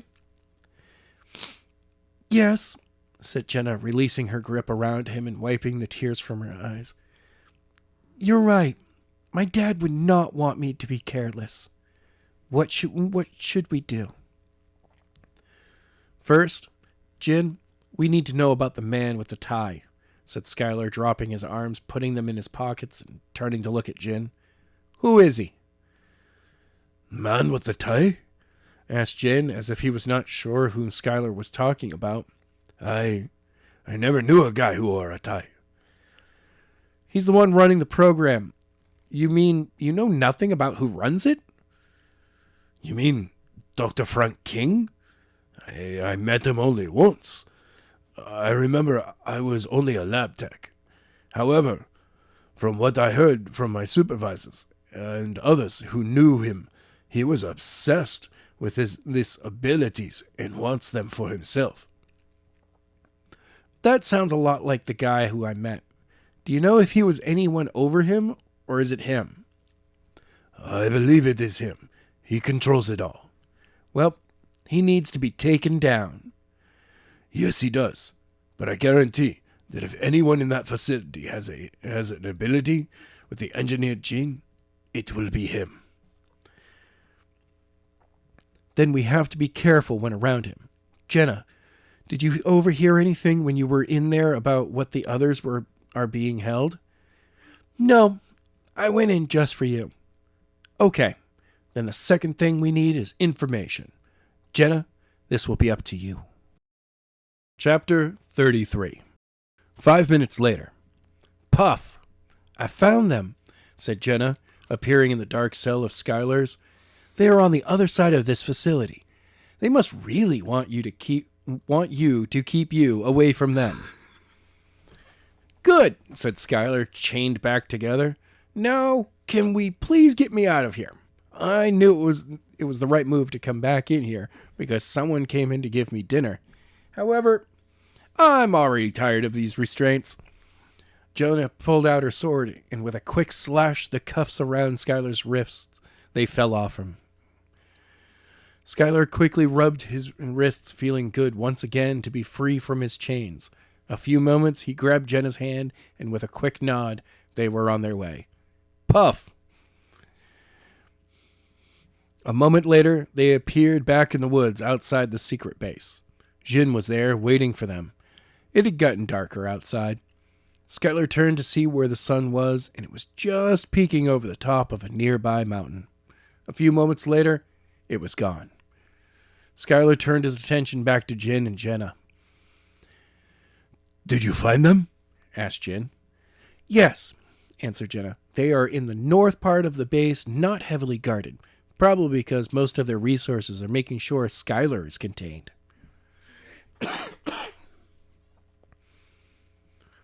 This should make getting them out easier. The one problem, said Skyler, rubbing his hands together, the moment they realize I am no longer in my cell, they're going to come looking, including Dr. King, which is what we want. But if they figure it out too soon, then we're going to be in trouble. You do have a point, said Jin, putting his hand on his chin as if he were thinking of a solution. Minutes passed, and finally Jin spoke. I think we might need you to sit this one out, Skyler. What? Shouted Skyler. He did not like the sound of this. I am not going back into that cell. Hear me out, would you? If they go in and check on you, and you're not there, they will begin to search for you. This means they might protect the others more, thinking you might be looking for them. Some point Dr. King will show up. Jenna can get you out, and the two of you can deal with him. No! I agree with Jin, said Jenna. I can get them and get them all out here before they even realize something is going on. Skyler was furious about how this was going. He spent the last 2 weeks in that cell only to go back so Jenna could freely find information.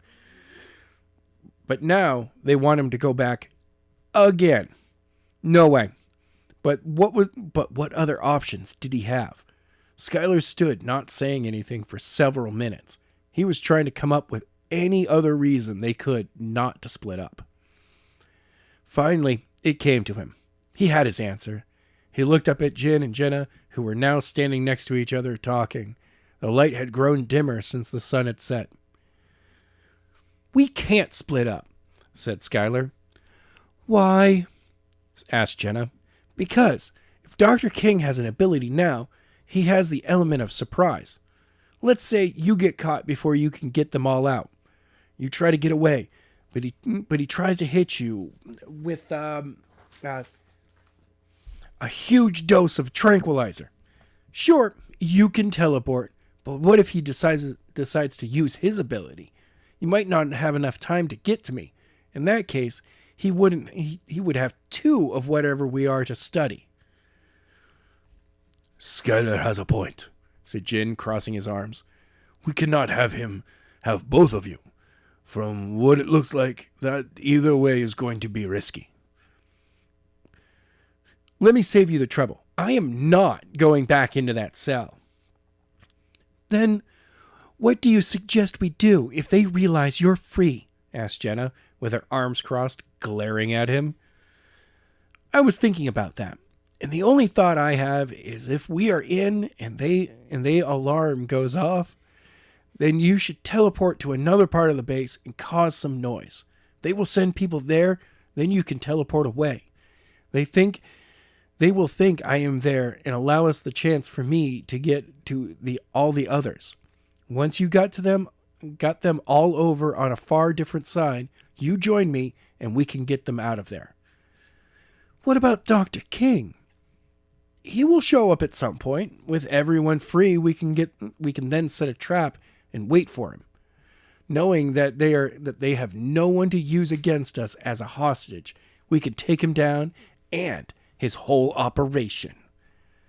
Jin and Jenna did not respond. Skyler stood there waiting for their response. He glanced at where the sun had set to see an amazing palette of colors in the sky, from purples, pinks, blues, reds, oranges, and yellows, all arranged to make a beautiful scene. All the colors blending at different spots. For the first time since everything had started, Skyler took notice on how beautiful things were around him. A faint breeze moved through his hair and across his face, made him think of Hillary in one of their first dates. Tears started to form in his eyes, thinking about her. He quickly whipped them away, knowing he could not be thinking of that. There would be a time for that once he and Jared were free. Skyler stood at the sky for several minutes when he heard a slight noise movement. A few minutes later, Jenna and Jin joined him. "That's beautiful." It sure is, said Jin. "What's the verdict?" asked Skyler, turning to face them. We agree with your plan, said Jin. However, Jenna will make the call on when to come find if she needs to make a diversion or somewhere else. "That is fine." "When do we go in?" asked Jenna. "Once it is dark," said Skyler. "They most likely won't check my cell again until late, so once it is dark, we move in." Chapter 34. 1 hour later. Puff. Skyler and Jenna appeared in a long, brightly lit hallway with no one around. Skyler knew, according to plan, was for them to teleport into the Northwest facility and make their way to the area all the other kids were being held. They quickly walked down the hall as fast as they could without making any noise. In moments, they were at the far door. Jenna grabbed the knob and turned it, but it was locked. A key card was needed to open this door. Not wanting to waste time, Skyler quickly placed his hand on Jenna's shoulder. Puff. They were both on the other side of the door. They continued down the hall until they came to an intersection. "Which way?" asked Skyler, looking to Jenna. "Left," she answered. They took the left turn and headed down the hall until they came to the end, where they have two directions to go, left or right. Before Skyler could say anything, Jenna was already headed down the hall to their left. He followed her, and they came to a bend and rounded it just as the door at the far end was opened. Skyler grabbed Jenna by the sheath of her sword on her back and pulled her back behind the bend.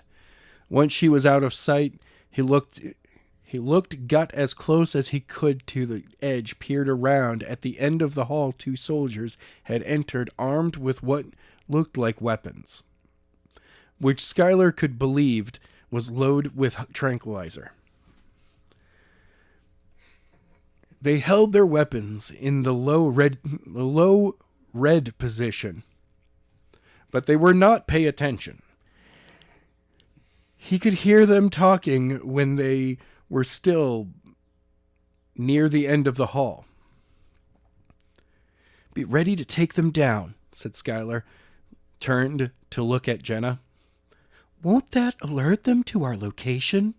asked Jenna. "That is why we are only going to engage them if we have to.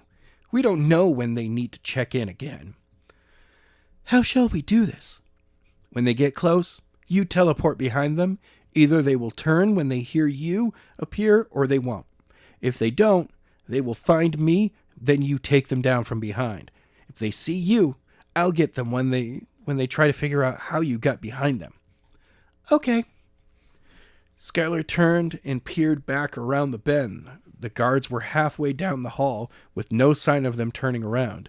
They were still talking to each other with no clue what was about to happen to them if they continued this way. Skyler began to feel his heart start to beat a little faster, knowing if they take the guards out, this could ruin their whole diversion plan. Also, if anything happens to go wrong while taking them out, they might draw more guards. Skyler watched as the guards drew closer, his heart beating faster, and he could hear the footsteps of the guards echoing through the hall like he was in a movie theater with surround sound.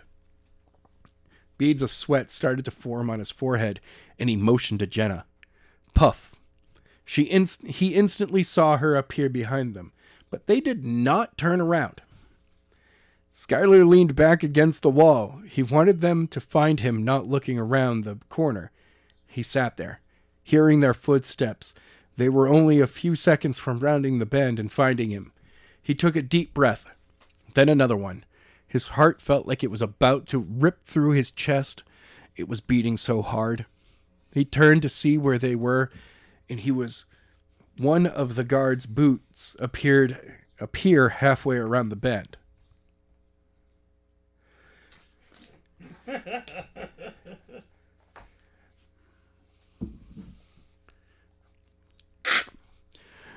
Command 5 and 6, crackled a voice over the radio.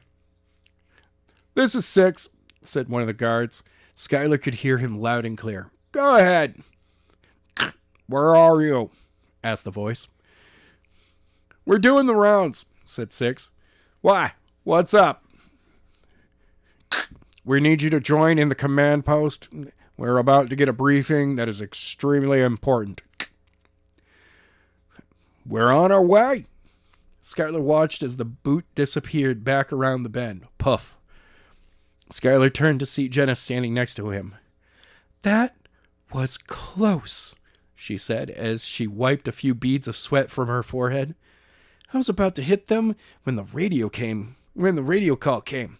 What do you think is going on? Not sure, but I think they might know I am missing. Okay. Don't you think they would have the alarm go off? Yes, that is why they did the last time, but with no one guarding me down, they might realize I have help. They may not want to alert us that they are onto us. Should I go? How close are we to the others? Not far, just down this hall, past the door and to the left. We head down the stairs and we are there. Then, no. I'm going to need you to get us in there and get them all out. If we are that close, then we have a chance to get them all out before they even realize that they get a chance to search for us. True. Let's move. Hold on! Skyler appeared around the bend to see the guards were at the far end of the hall. A few moments they reached the door and opened. A moment later, the door slamming shout echoed through the hall. Skyler counted to 10 quickly before he motioned to Jenna. They rounded the bend and ran for the door. Once they reached it, Skyler tried the knob. But like the last one, it was locked. He quickly grabbed Jenna's shoulder. Puff! They appeared on the other side of the door. Once making sure no one was near, they headed down the hall 10 feet from the door, came to a 4-way intersection. Skyler put his arm out, blocking Jenna from passing. He looked to his right to see 2 guards were halfway down the hall. They both waited for them to reach a corner at the end. A minute later, they disappeared. Skyler and Jenna took the left. They moved as fast as they could without making that much noise. The last thing Skyler wanted was for those guards to hear something and decided to come investigate. About 100 feet from the intersection off to the side was a door labeled stairs. Jenna opened the door and Skyler watched as he check up the stairs and down. After she did this, she motioned him to enter. He walked into the stairwell, placed his hand on her shoulder. Puff! They appeared at the bottom of the stairs. Walking down those stairs would take too long if they wanted to make no noise. Jenna opened the door and they walked out into a small hallway, where head left or right. We are here, said Jenna. They are in there. This would have been so much easier if you could have just teleported us to this point, said Skyler sarcastically. Hey, I only found out where they were and how to get here through a map. If I had more experience teleporting, I would have been willing to try to teleport to a place I haven't been yet. I'm joking. Sure. Whatever. Let's get inside. Skyler once again placed his hand on Jenna's shoulder. Puff! They appeared on the other side of the wall. It was huge. The area they arrived in had to be a lounge with couches, books, television, and with a PlayStation 3, an Xbox 360, and a Nintendo Wii. Skyler saw a sign that read pool. Whatever they were doing to these kids, they were sure letting them live in comfort. Near the back wall, there were signs that had computers, locker room, gym, and dormitories. They had almost pretty much everything they could ever want, except freedom. Skyler and Jenna searched the room. All of this stuff, they knew they were in the right place, but they were the only two there. Everyone else was gone. Chapter 35. Skyler and Jenna ran through the entire holding area, through the halls, down to the bathrooms, bedrooms, swimming pool, gym. No one was there. Skyler was not happy about this. How could anyone know what they were going to do? After several minutes of searching, he and Jenna met back in the main lobby. Did you find anyone? Asked Skyler, looking at Jenna. No, they have to be on to us. How? Only you, Jin, and I knew what was going to go down. Maybe... No, never mind. What? It was stupid. I don't even believe it. Spit it out, will you? Okay, how much do you trust Jin? What do you mean? Do you trust him?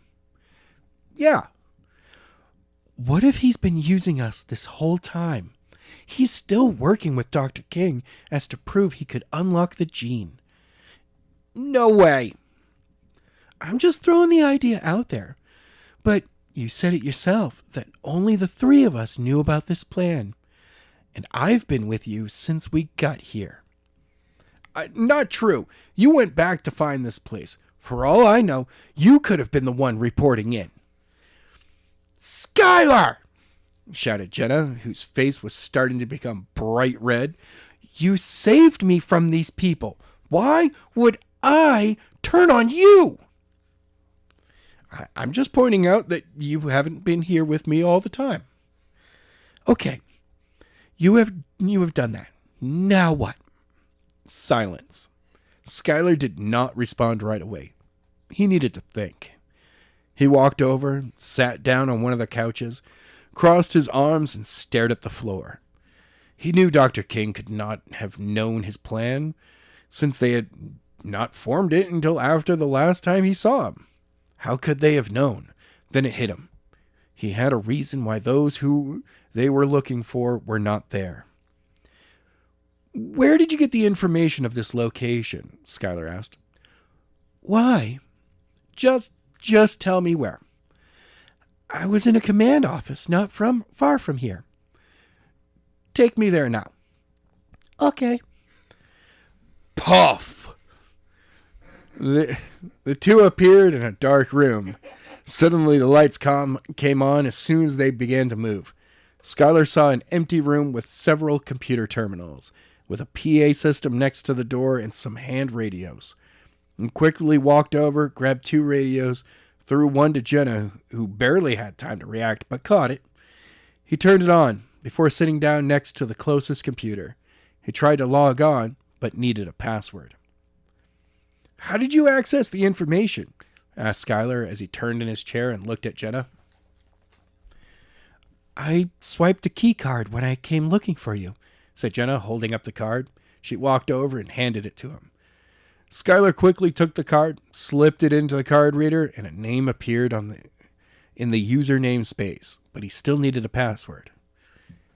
It's password, said Jenna before Skyler could ask.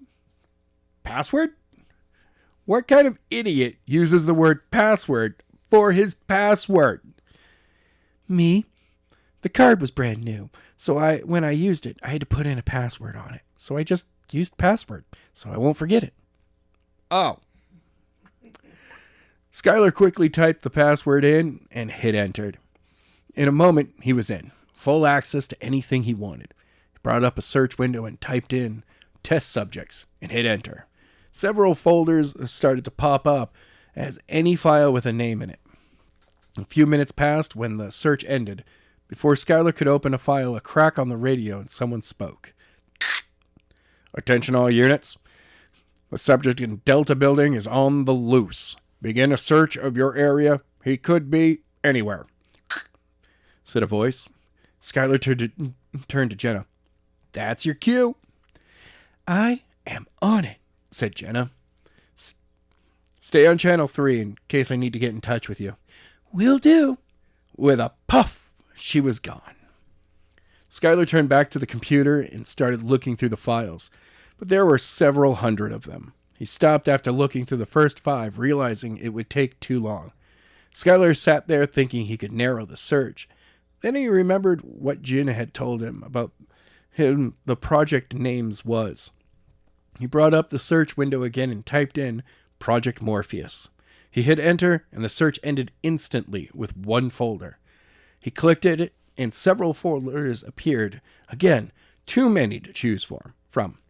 So he quickly brought up the search window and clicked search within folder and typed in test subjects, experiments, and hit enter. 3 folders remained. The first folder was the first experiment. Windows Media Player loaded. A few moments, the video started to play. A man with a lab coat on, who Skyler recognized as Dr. King, stood before a camera and began to speak. This is the first video log based on the attempt to combine human DNA with that of DNA with aliens, said Dr. King. If we are successful in doing this, the first half human, half alien will be born. Skyler stopped the video. He could not believe what he just heard. And the very first experiment was to combine human and alien DNA together. Skyler did not care about watching all of the... He closed the video, scrolled to the very last video, and clicked it. Windows Media Player popped back up, and Dr. King stood once again in front of the camera. The first experiment was successful, said Dr. King, with cuts on his face and damage in the background. However, the creature we created was uncontrollable, and we had to kill it. While we were successful, we realized that we must make this thing more human. The abilities this creature had was amazing, and now the goal is to isolate those genes that give creature its abilities and give them to man. The video ended. Skyler was shocked. He, Jenna, and everyone kept here were part of a science experiment to give man powers using alien DNA. That is when another crack call came over the radio. We're under attack, said a voice. The subject is in beta building attacking us. Send backup. We're on our way. Skyler turned back to his computer, glad that their plan to draw them away from where they were was working so far. He closed out of the video files and clicked on the second folder. Several documents appeared. One caught his eye that had his name on it. Skyler quickly clicked it and it opened. He quickly began to read what it said. Now that we have Skyler Grant, whose gene is active, we have begun major experiments to turn an inactive gene into an active gene. We know it will take a long time to figure out. Dr. King has given the go-ahead and to start working on an artificial gene that will do the same thing. Until we figure out how to make an inactive gene active, it is very clear that actual genes, when they become active, will allow those who have it abilities to be far great than those who have an artificial gene that is active. He noticed that these were only entries. That first one was dated the first day he arrived, about a day after being captured. He jumped down several entries until he saw the words artificial gene complete and began to read. Today, we completed developing the first artificial gene. It was truly a great day. Of course, we all knew that Dr. King was going to take it, but that is okay. We will make more of these over the next several weeks, and we all will begin to have them. Dr. Killington has taken the gene to give Dr. King the gene therapy, so he will have the gene. The kinds of abilities that he will develop will be random and based upon his body. Only time will tell. Skyler knew he would get abilities. When he looked at the time of entry, it was today, only minutes before he escaped. Skyler could not figure out why Dr. King did not use his abilities against him instead of drugging him. The only thing he could think of was that it takes time for the abilities to appear after the gene has been placed in the body. He scrolled a few more pages when he came to the last entry that was entered only 10 minutes ago. Dr. King has started to have his abilities show. We know the gene works. Tomorrow, we will start mass production of this gene, now that we know what we are doing. It should only take a few days to create gene instead of 2 weeks. Dr. Frank has also ordered that all the old lab rats that have the gene be taken care of since we have no use for them anymore. I gave the order to take all of them below their living quarters into a solid metal box where they will die. Well, all for Hillary Allen, who is being kept in a cell in Delta near her boyfriend. Skyler grabbed the radio, clicked the dial on top so it was at 3, and pressed the long button on the side. Jenna, get back to command point now! Shouted Skyler. Chapter 36. Puff! Skyler turned to see Jenna standing a few feet from him. He stood up and walked over to her, placing his hands on her shoulders. Take us back to the compound where they were staying. Why? I found out they were disposing of them in a metal airtight case below the living area. Okay. Puff. Skyler and Jenna appeared back in the main living area. Skyler wasted no time. He pulled his hands off from Jenna's shoulders, took off down the hallway until he came to a stop right in front of a door. Jenna joined him, but he turned facing the joining wall. He searched the wall until he found a crack, where he placed both hands shoulder length apart and planted his feet and pushed. A few moments of loud scraping of metal on concrete came from the wall as it slowly got pushed in. After a few inches, it stopped. Skyler continued to push, but the door would go no further. He stepped back to look at the hidden passage closer. It only moved in about 2 feet, not enough for them to get by. It was also there was no really hole to slip through, even if they could. Maybe you need to slide it to the side, said Jenna. I think you're right, said Skyler as he repositioned himself. He placed both hands on the wall, one above the other, with only a few inches apart. His left forearm was pressed against the wall. Using his legs, he pushed off the floor, and the door started to move. Slowly, it began to slide to the right, with an even louder scratching of rusted wheels and metal. After a few inches, Skyler had to stop to rest. The door was heavy and hard to move. Jenna joined. She got in front of him as Skyler kept his spot. Together, they shoved the door until they heard a loud click, and the door would not move anymore. Stepping back, they saw a passage the size of a door leading to some stairs with just a little light coming from down below. Skyler went first, and Jenna followed. Skyler wanted to move faster than he was, but was not sure if anyone was going to be down there guarding the door. Once they reached the bottom of the stairs, Skyler saw only one way to go and followed the hall with Jenna nearby. They reached a corner, and he crept up on it and peered around to see a large steel box with a door in the middle. He waited to see if anyone came around guarding it, but after a few minutes, no one came. Skyler ran right over to the door. Once there, he grabbed the wheel that was on the front and cranked it, then tried to pull it open, but couldn't. Not sure why the door would not open, Jenna tapped him on the shoulder. What? Snapped Skyler, turning to see what Jenna wanted.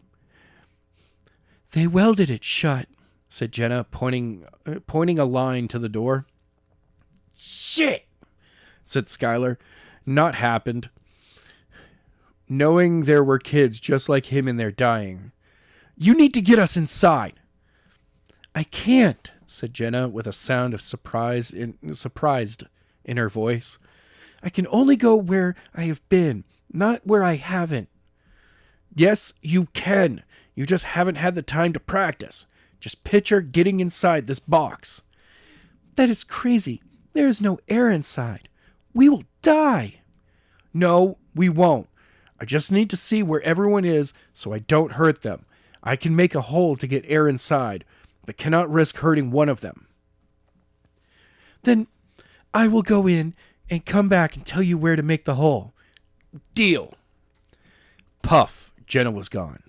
Skyler waited a few moments, thinking she would be right back. A few moments turned into a minute, then a few minutes, which is when he started to get worried.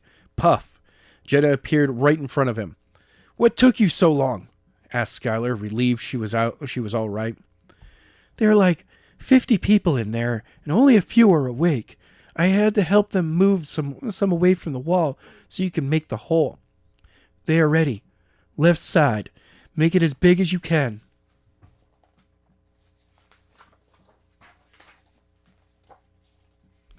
No. What? Asked Jenna, shocked.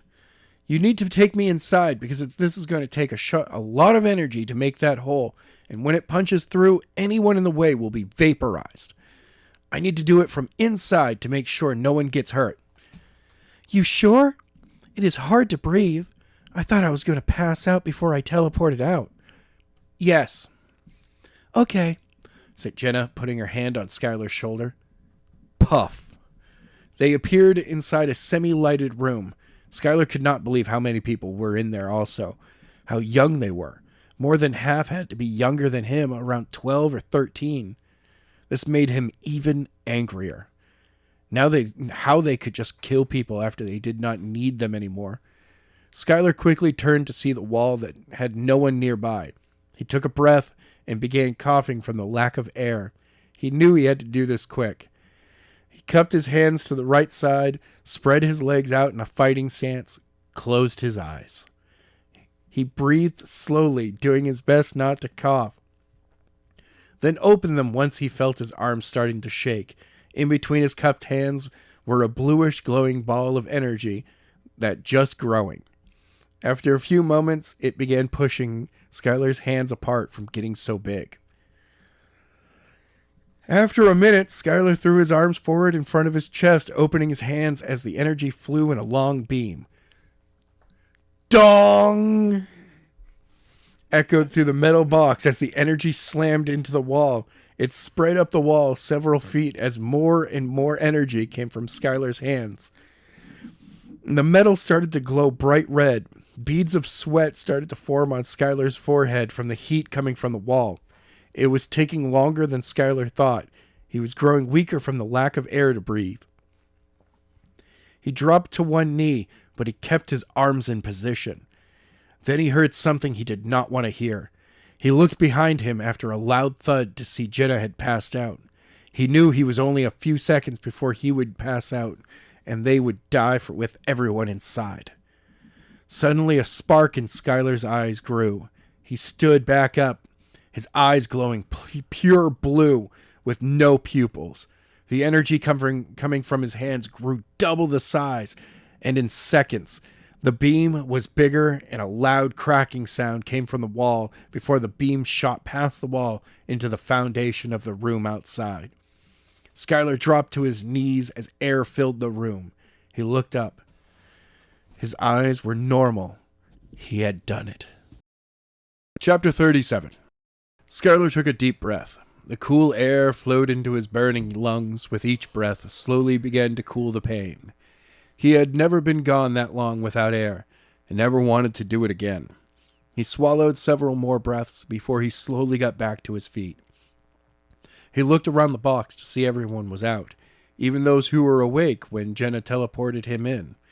He quickly turned to see where Jenna was. He must have turned too quickly than he was ready for. The moment he turned, his body moved greatly in the direction he was going, sending Skyler stumbling. He took several steps trying to get his balance under him. He reached the wall of the metal box and quickly placed his hands upon the wall to steady himself. He could not understand why he was having such a hard time staying up. He had been practicing using his energy for the past 2 weeks.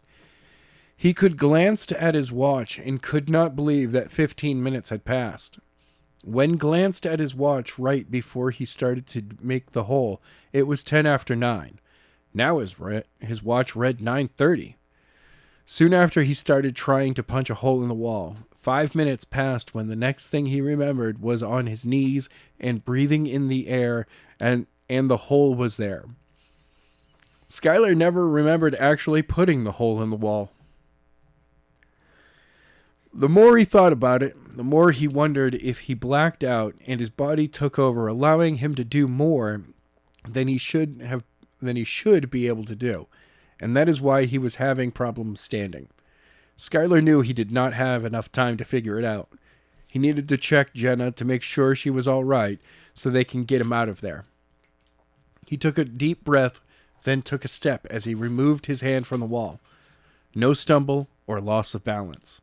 He took another, followed by another, then a few more with no problems. Skyler moved at normal speed for him over to Jenna. Upon reaching her, he knelt down, but his hand over her nose. He felt a slight breeze, and then she was breathing. Skyler quickly rolled her over on her back and lightly began to shake her. A few shakes, and her eyes snapped open. He knew he should have been ready for this, knowing the training Jenna had gone through, being the same he had received. But he was not. Jenna grabbed the back of his head, and she brought her head up and slammed her forehead into his face. Skyler fell on his head, and Skyler fell on his butt. He quickly grabbed his face as Jenna jumped to her feet.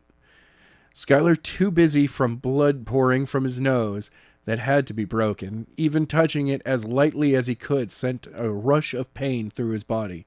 He did not realize until a few moments later that Jenna had fallen over on her ass after she kicked up. A little too much for nearly suffocating. "What happened?" asked Jenna, slowly trying to get to her feet.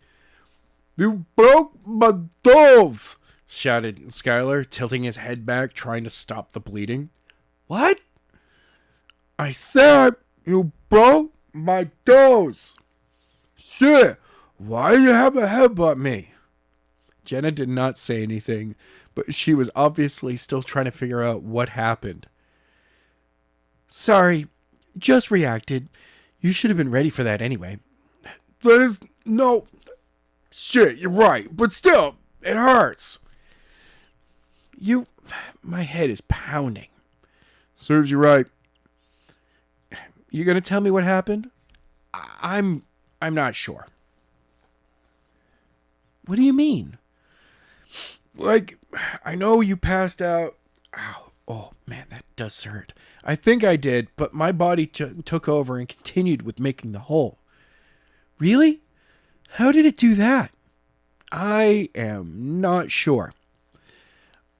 I think I might have blacked out." "I see.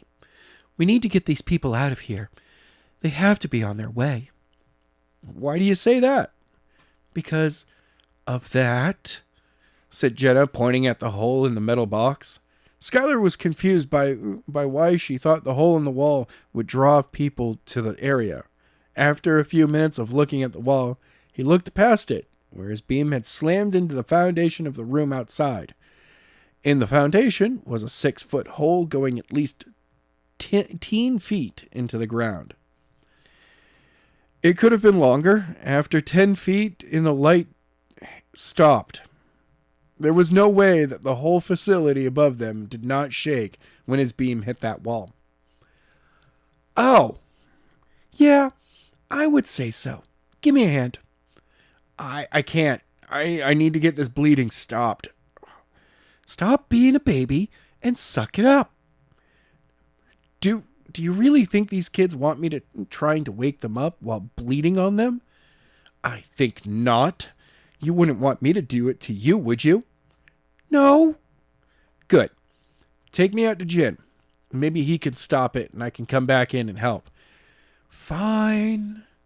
Jenna walked over the few steps between them and put her hand on his head. Puff. The arc dimly lit foundation changed to a dark forest with millions of sparkling stars in the sky. The only other light came from about 1,000 yards from where they were. Skyler got to his feet, his face still thriving from Jenna's headbutt, then slowly and carefully walked towards a faint orange glow. As they approached, they saw a small fire, but no one around it. Skyler knew Jin heard them coming and was planning his attack. "Amika," said Skyler in a firm voice, loud enough for only someone in the immediate area could hear. A few moments later, a dark figure emerged from the right, blocking the fire. Took you long enough, said Jin, slowly walking towards them. "Why are you all the way out here instead of where we were before?" said Jenna, walking towards Jin. The campfire this far in will not be detectable, but it would have been from where we were. "Oh." "What the hell happened to you?" said Jin. The moment light from the fire caught Skylar's face. "She did," said Skylar, nodding his head towards Jenna. "She headbutted me when I tried to wake her up. She broke my nose. What I get for saving her life." "Why was she unconscious?" "Dr. King decided to dispose of everyone who did not have an active gene," said Jenna. "They were sealed inside a metal box, so they run out of air. Skylar had to punch a hole in the wall." "Why not just teleport them all out of the wall?" "Too many, and they were spread out. It would have taken too long."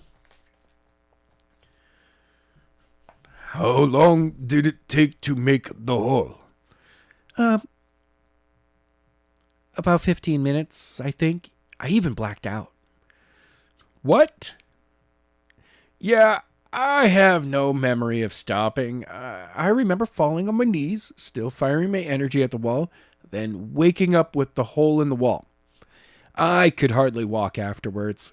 I think my body took over somehow." That would be about right." "What?" said Jenna and Skylar together.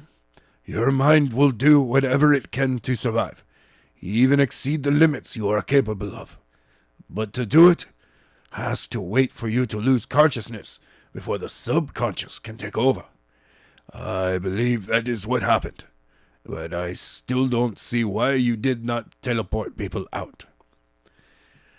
Jenna passed out before I did, so even if she teleported one or two of those kids at a time, she would have had to rested outside, so she wouldn't have passed out. It would have taken longer." "Why not do both?" Neither said a thing. Skylar never actually thought about doing both, and how he wished he had. His face and nose would be hurting if he did. But what was done was done. "Not sure, but it's in the past. I need to get my nose to stop bleeding." "Yes, you do. I'll help you with that. Jenna, go back and start teleporting those kids back here. I have the van parked about 100 yards from here. Once we have enough, I will take them a safe distance away." "Okay," said Jenna. Puff, she was gone. "You, come with me. We need to set your nose so it can heal before we stop that bleeding." Skylar and Jin walked back to the fire. He knew Jin needed better lighting before he could do anything. Once back at the fire, Jin took a close look at his nose before he grabbed a large stick, completely peeled. "Put this in your mouth," said Jin, handing him the stick. "Why?" asked Skylar, taking the stick. This is going to hurt. Make sure you bite down hard." Skylar did what he was told, put the stick in his mouth and bite down. The moments after he started to bite down, Jin grabbed his nose between his index and middle finger, squeezed it hard. Pain surged through his body. He felt like he was going to pass out, but that was not all. A second after he pinched the nose, Jin snapped his wrist to the right, forcing the nose move with it. "Ah!" Screamed Skylar. Chapter 38. Puff. Jenna appeared back inside the metal box. She was not happy that she was the only one back in the facility with an army on their way. She knew that she had to hurry. If they showed up before she could get them all out, they would probably be killed. She walked to the closest body to her, once next to the young boy, easily 13. She knelt down and gently started to shake him. A few moments, his eyes shot open. "What happened?" asked the boy sitting up. You passed out, said Jenna, standing back up. "Where did that hole come from? I thought we were all going to die." "Long story, but my friend and I came to rescue you all." "Where's your friend?" "He got hurt in the process of making that hole, and I had to take him outside. I'll be taking you to the same place in a moment, but I need your help to wake everyone else up." "What? There's no way out of here without the guards seeing us." "Trust me, there is. And if you wake up a few people, you'll see." "No, you show me now, because for all I know, you're working with Dr. King." "Whatever," said Jenna. Puff. She appeared on the other side of the room. She glanced over to see the boy's reaction. All she saw was his eyes widened. Jenna turned her attention to another body, this a girl. Based on her face, she was probably closer to her age. Like the boy, she shook her gently. The girl's eyes slowly opened. Unlike the boy, she laid there for a moment before she slowly sat up. "What is going on?" asked the girl. Nothing much," said Jenna, standing back up. "Just here to rescue you." "Really?" "Yes." "How?" "Ask him," said Jenna, glancing over at the young boy who had wakened 2 other people and was shaking a third. Jenna looked back at the girl who was looking at the boy. "He will tell you, but we do not have long. We need to wake everyone else up fast." "Okay, but why?"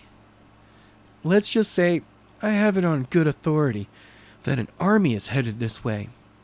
"I see," said the girl as she extended her hand to be helped up. Jenna grabbed her hand and pulled her to her feet. "I'm Kelly. Who are you?" "I am Jenna." "Nice to meet you." "Same." In a few moments, half the people were awake in some form. Jenna knew she needed to start moving people to the forest. She had just woken the youngest person there, a girl who had to be no older than 8 years old. This scared Jenna, that Dr. King would be willing to kill a child. After helping the girl to her feet, she walked to the center of the room where Kelly was waking up 2 bodies, and Charles, the 13-year-old boy, she woke up first. Once over to them, she tapped them on the shoulder. "Yes?" said Kelly. "I need to start getting them out of here," said Jenna. "Are you okay staying to help wake up the rest?" "I am. Still not sure how you're going to get us out of here, but shouldn't we all go at once? We can't leave anyone here to anyone who shows up." "Trust me, this will be quick." "Okay, I'll stay behind." Can I get you all attention?" said Jenna, looking at everyone in the box who was awake and standing. "I need to get you all to safety, but there are a lot of you. I am going to be able to do this at 10 at a time, not including myself." "How are you going to get us out of here?" asked an older girl with black curly hair who was clearly one of the oldest, probably 18 or even 19. "You'll see. I need 10 of you come over here. I promise there is no way that you will get hurt." Jenna looked around. No one moved closer to her. She knew they were scared since they almost died, but she figured they would be willing to trust the person who saved them. She knew that Dr. Frank's forces were going to be here soon, so she had to prove quickly she meant them no harm. Charles, who stood only a foot from her, she reached out, placed a hand on his shoulder. Puff. "Where did they go?" said 14-year-old boys with dark brown hair down to his shoulder. "Over here," said Jenna. Everyone turned to see she and Charles were standing behind them. The moment they saw where she was, half of them jaw hit the floor. Just to prove that they were not seeing things, she did it again. Puff. She appeared back where she was and Charles were originally standing. The group turned around to see them. Now do you see how we're going to get out of here? Said Jenna, but before she could finish speaking, they all ran over to her, all wanting to be the first to get out of here. Hold on! I told you I can only take 10 at a time. Charles, I need you to stay. Form groups of 10. You 10 will go first. Jenna could tell everyone not in the 10 she pointed to were disappointed. She walked over to the 10, one being the older girl, who asked how she was going to get them out. Before Jenna could even give them what to do, she heard Charles breaking them all into groups. She smiled, seeing he was taking command. As a 17-year-old boy was trying to give him a hard time, she just looked at him and told him that he would be going last, and the 17-year-old looked over at her, and she just shook her head as she agreed with him. He was not happy and walked over and sulked in the corner. I need you all to hold hands, said Jenna, turning her attention to the first group. They did so quickly. Once they were all touching, she grabbed the 8-year-old girl hand. Puff. They appeared outside in the woods next to the fire. Skyler sat next to the fire, drinking something from a bottle. He looked up at the moment he heard the puff. Took you long enough, said Skyler. Who is that? Asked the 8-year-old. It's okay. He's the one who put the hole in the box so you Call would not die. How? Asked the black-haired girl. Let's just say I have an ability. Oh, sorry. That was not Jenna. Let's just say I have an ability like her that allowed me to do it, said Skyler with a smirk. Where's Jin? Asked Jenna, looking around for him. He went to get the van ready. I'll take them to him while you go back. Okay. But I could use a hand in there. I'll be back. Okay. Everyone, this is Skyler. He will take you from here to a man named Jin, who is going to get you all out of here. I am scared, said the 8-year-old girl. Skyler stood up, putting the bottle down, and walked over to her. Upon reaching her and Jenna, he squatted down to her level. It's okay. I promise you. You will be okay. Skyler extended his hand. The young girl did not do anything at first. She looked up at Jenna, and she shook her head as she agreed like before. The girl looked back at Skyler, then at his hands. She slowly reached up and took his hands. Skyler smiled before standing.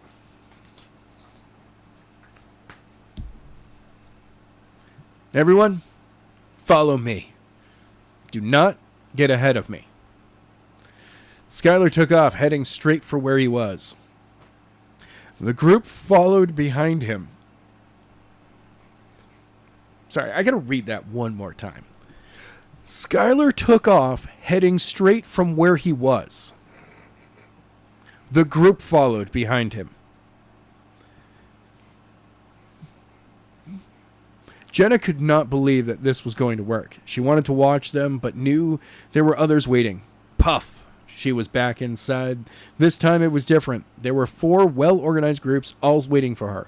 Charles looking over them, making sure no one from a later group tried to sneak into an earlier one. How is everyone? Asked Jenna.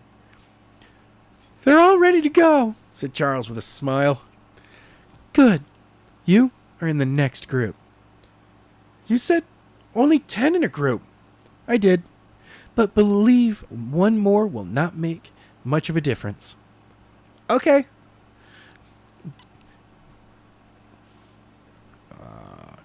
Jenna, you might want to hurry. I heard noises upstairs. I think they are here and getting ready to make their move.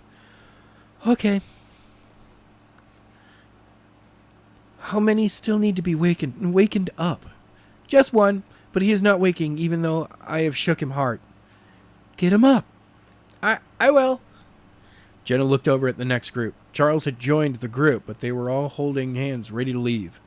Jenna took Charles' hand, and they were gone. She made 3 more trips in the next minute and a half. She returned for the final group. When she appeared back in the box and taken them or what? Oh, the final group was not there. This was not good. She was not sure if Dr. Frank's forces had come and taken them or what. Then she heard a noise outside the box. She turned around to see one of the boys left at the edge of the hole. She did not waste time. She ran over to him. As she rounded the corner, she saw the rest of the group standing next to the door leading up to the living area. "What is going on?" Jenna asked as she appeared next to them. The boy who was last awake, he took off back upstairs," said the tall 17-year-old boy who Charles put in the last box because he was trying to bully him. "He said something about wanting to get something from his room. Or something." "Where is Kelly?" "She went after him. Then we heard shouting a few moments after she ran up the stairs. Or something." "What are you going to do?" asked a 14-year-old blonde hair pulled back into a ponytail. Let me read that one more time. "What are you going to do?" asked a 14-year-old blonde hair pulled back into a ponytail. "Everyone, grab hands." "What?" they all said. "I need to get you all out of here. I will come back for them." They did what she said, and she placed her hands on the shoulder of the 17-year-old boy, who shuddered. Puff! They were outside. Skyler was nowhere in sight. She did not like this. She knew that if they were captured, she was going to have to do this on her own. "Everyone, stay here until someone comes for you." Puff. Chapter 39. Puff. Jenna was back inside the basement, just as it was when she left, right next to the door leading to the stair. She walked through it door, looked up the stairs to see if she could hear anything. Nothing. It was silent. Puff. At the top of the stairs, she walked through the doorway back into the hall of the living facility. "Freeze!" shouted a voice. Jenna looked up to see 6 soldiers standing at the end of the hall with their weapons all pointing at her. She grinned, knowing they were no match for her. She could appear behind them before they could even squeeze the trigger to fire. The urge to play with them came over her. She wanted to mess with their minds. "You don't know what you are doing, do you?" asked Jenna, smiling. "Shut up and put your hands up," said the same soldier who shouted freeze. "If you don't, we will shoot you." "No." Bang! Puff! Jenna appeared on the opposite side of the hall, a foot or two from where she was. She turned to look at the wall to see a sliver dark embedded in the wall. She was too quick.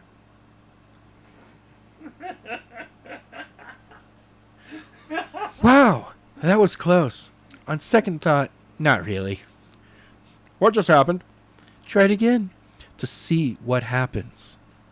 "Captain, did you see what I saw? Did she just move from where she was to where she is now? Just in a blink of an eye?" "Yeah." "Then, yes." Jenna just smiled, knowing these rent-a-cops were beginning to realize they were out of their league. That is when she notices a movement behind her. She just caught a glimpse of blonde hair, which made her realizes she needed to find Kelly. Then it clicked. They had her. She wanted to continue to play with these men, but she could not risk it with her and that boy that she came up here with. Puff. "Where did she go?" asked the man who had been giving her the commands. Jenna grabbed the soldier behind them who was holding Kelly while she was still stunned that she just appeared in front of him. She threw all of her weight behind her punch that slammed into his face. His grip dropped as he fell to the floor with a thud. Jenna turned to see one of the soldiers turn to see her. Puff! Bam! Ah! The soldier slowly slid to the floor as Jenna stood before him after slamming him into the wall with great speed. "She's behind us!" shouted another soldier who turned to see what happened. Puff! Bang, bang, bang, bang, bang, bang, bang, bang. Jenna appeared behind them. In the wall behind her here were 5 darts which stuck into the wall. Well, I'm going to read that again. Jenna appeared behind them. In the wall behind here, 5 darts were stuck in the wall. Knowing they were serious, she could not take any more chances. She grabbed the collars of the 2 closest soldiers and yanked them backwards. Puff dong. Dong? Dong. We're doing that. The 2 soldiers' heads slammed into the steel wall of the box the kids were locked into. Die. Puff. Jenna pulled her sword from her back and thrust it through the chest of the lead soldier chest. The soldier to her right stood up, raising his weapon to strike her with the butt of the gun. Jenna threw her elbow into his gut. Not a sound, only a gust of air rushing from his lungs, rushed by her head, moving her hair.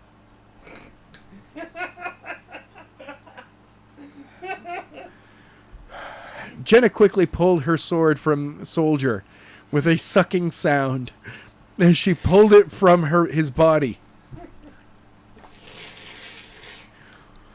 Once free, she spun in a circle, slashing the soldier she just knocked the air out of, and the soldier to her left across the chest.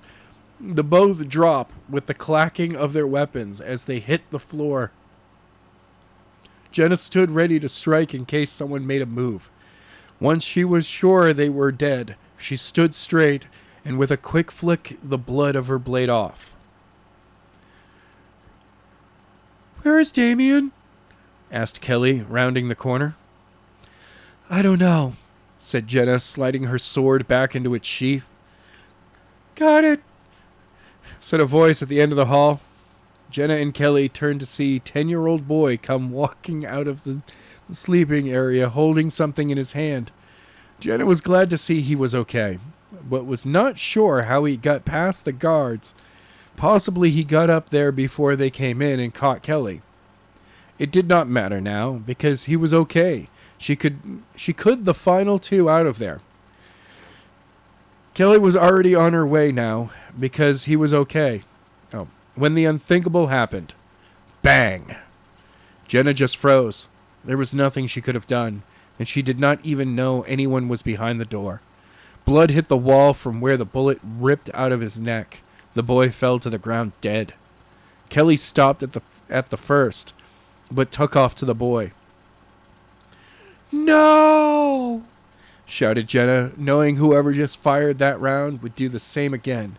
Kelly reached the boy, threw herself over him.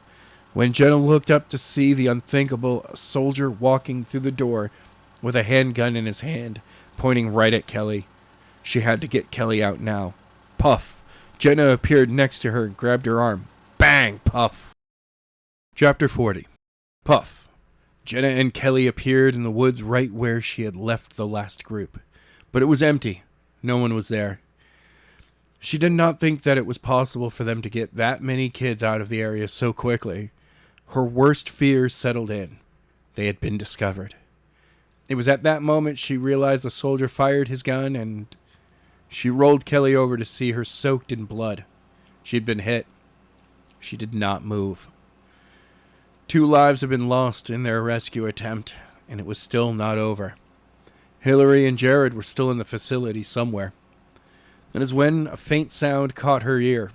It was the sound of crying. She looked around but saw no one, and then she noticed Kelly's chest moving. The noise came from her. She got down on her knees, looked, and saw her eyes opened. She was alive, but how?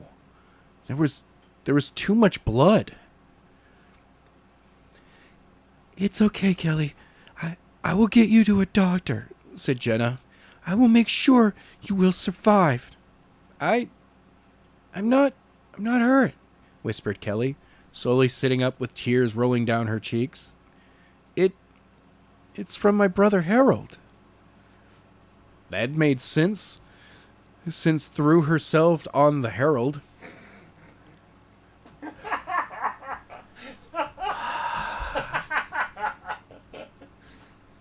Let me just try that one more time. That made sense. She threw herself on the Herald. The bullet ripped through him like a hot knife through butter.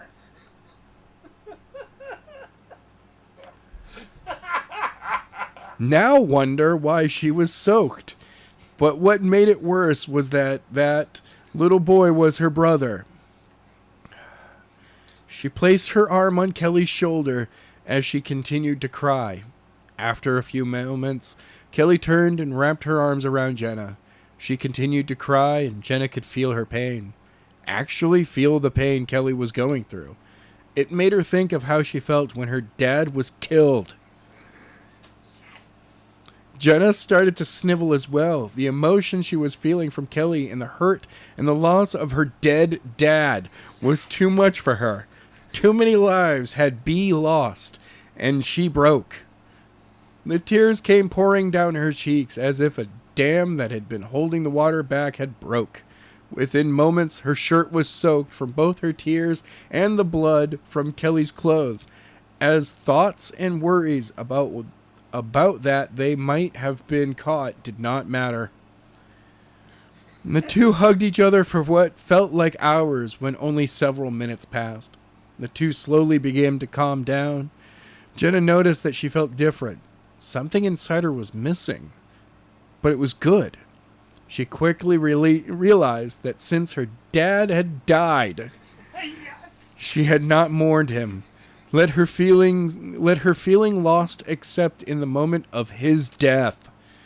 Somehow Kelly's pain from the loss of her brother as she held her helped her finally release her own. That was tough to read. You going to be okay? Asked Jenna.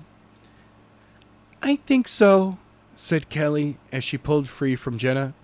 It is weird. What's weird? I could feel the hurt and pain I was feeling leaving me and entering you. Did you do that on purpose? No. I don't know how I did it, but I could feel your pain. I lost my dad because of this and had yet to really let my pain out. That's good. How are you feeling? Better.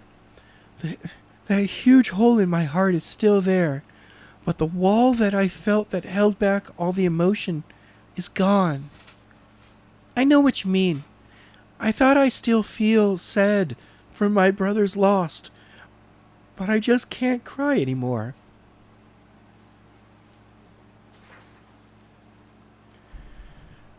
At that moment, bright headlights shot on them. Jenna was nearly blinded by them. She was not expecting this, and Kelly did not either. It was then her fears that everyone had been caught returned. Now they had found her, and Kelly. They had to do something, get away, form another plan to help them get free. But first, she needed to get Kelly out of there. She heard one of the doors of the vehicle be slammed shut, and footsteps headed to them. Jenna needed to move, and move now. She grabbed Kelly's shoulders, but nothing was happening. She thought for a second this could be Dr. King. And could his ability be to negate her ability? She remembered the Haitian from the TV series Heroes who could do that, and from what she had seen with her abilities and Skyler's, anything was possible. She kept trying to teleport out of there, but it was not working. The footsteps were getting closer, and she could think of what to do. It was then she realized it was her. A place to go was not coming to her. That is how it always worked. Think of a place hard enough, and you went there. She closed her eyes and tries to picture someplace safe. A picture of a room starting to form in her mind. Something brought great comfort. As it began to swirl in detail, she realized it was her home in Prattsville. She tried to focus harder on it when... Jenna! said a voice. Jenna's eyes snapped open. She recognized the voice. Skyler! Yeah. Jen, cut the lights, would you? The lights turned off, and not 5 feet from her stood Skyler. A relief washed over he mind, knowing she was wrong.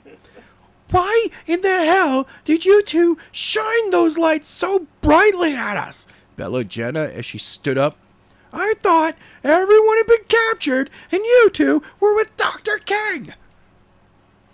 Jenna felt as if steam were coming out of her ears, and could tell her face was bright red. She could feel the heat. She took a breath since Skyler took a step back, which she thought was funny since he was far more dangerous than she was. He trained for months while she only trained for a few weeks.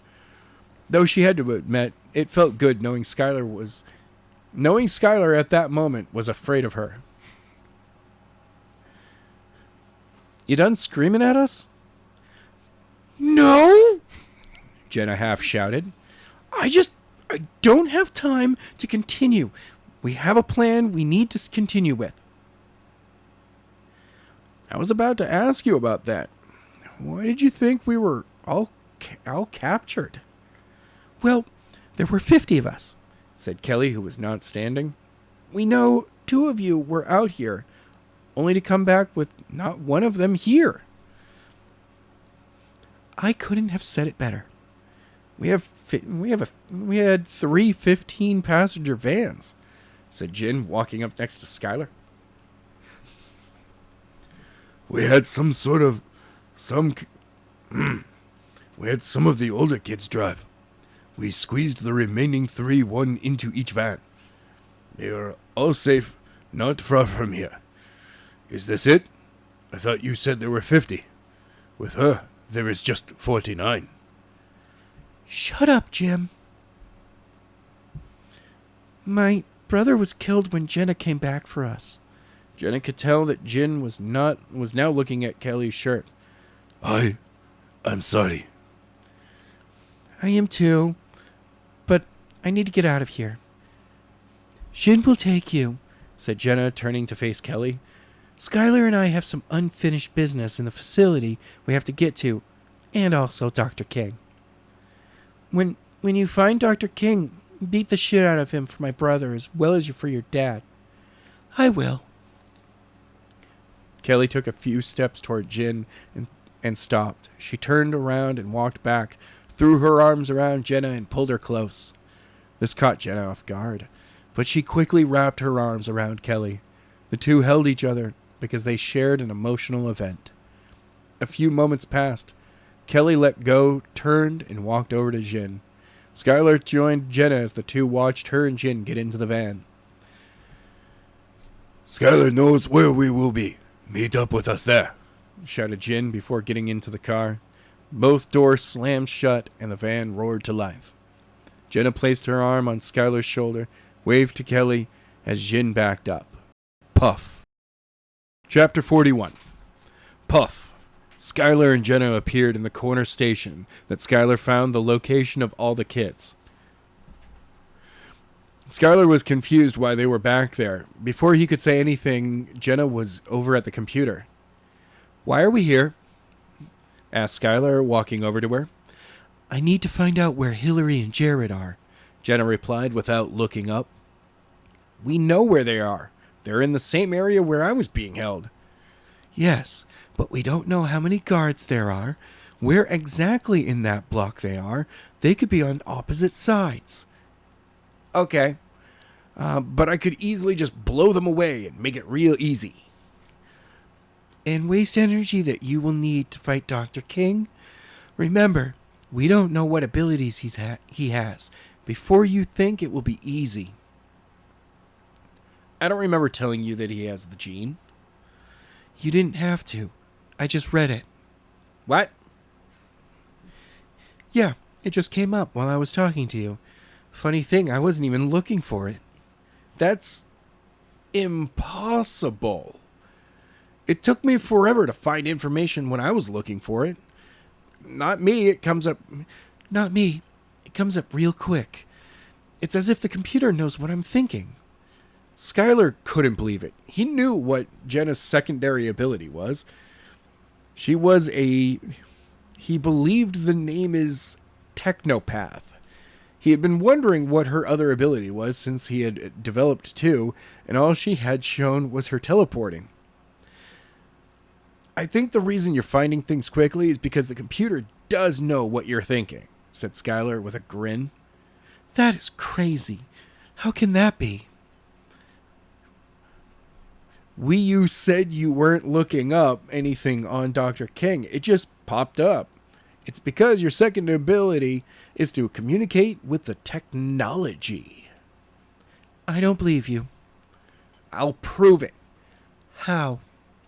Stop typing and just put your hand on the monitor and think of what you are searching for. That is just a waste of time. Just humor me, will you? Said Skyler, grabbing Jenna's hand and placing it on the monitor. Fine, said Jenna, rolling her eyes. I'm thinking. You can look at the monitor as you think. Jenna turned, looked at the screen to see the information she wanted on the screen.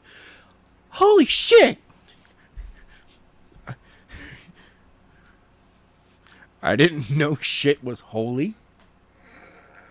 Shut up! That is impossible, said Jenna, looking at Skyler shocked. Skyler just looked at her with his palms up and head bent down, looking out the top of his eyes. His way of saying, duh. Shut up. I didn't say anything. You were thinking it. Fair enough. Anyway, it says Hillary and Jared are in the same cell, block C7, and there are only 2 guards. Why only 2? You had like 50. I'm also a human destruction machine. Why do you think they have them locked up there and not with the rest of the kids? Skyler did not say anything. He could only think of 2 reasons they would do that. While the first he thought was unlikely, but possible, the second was clearly the reason, if not a second. Just in case, I got out and found where everyone was being held. When I discovered they were not there, I would stay around to try to find them. And the last place I would look would be in the area they were holding me. You've got a point. I know. Shut up. Shall we go? Sure, but where do you think Dr. King is? We need to take care of him as well. How are we going to find him? I'm sure he will find us.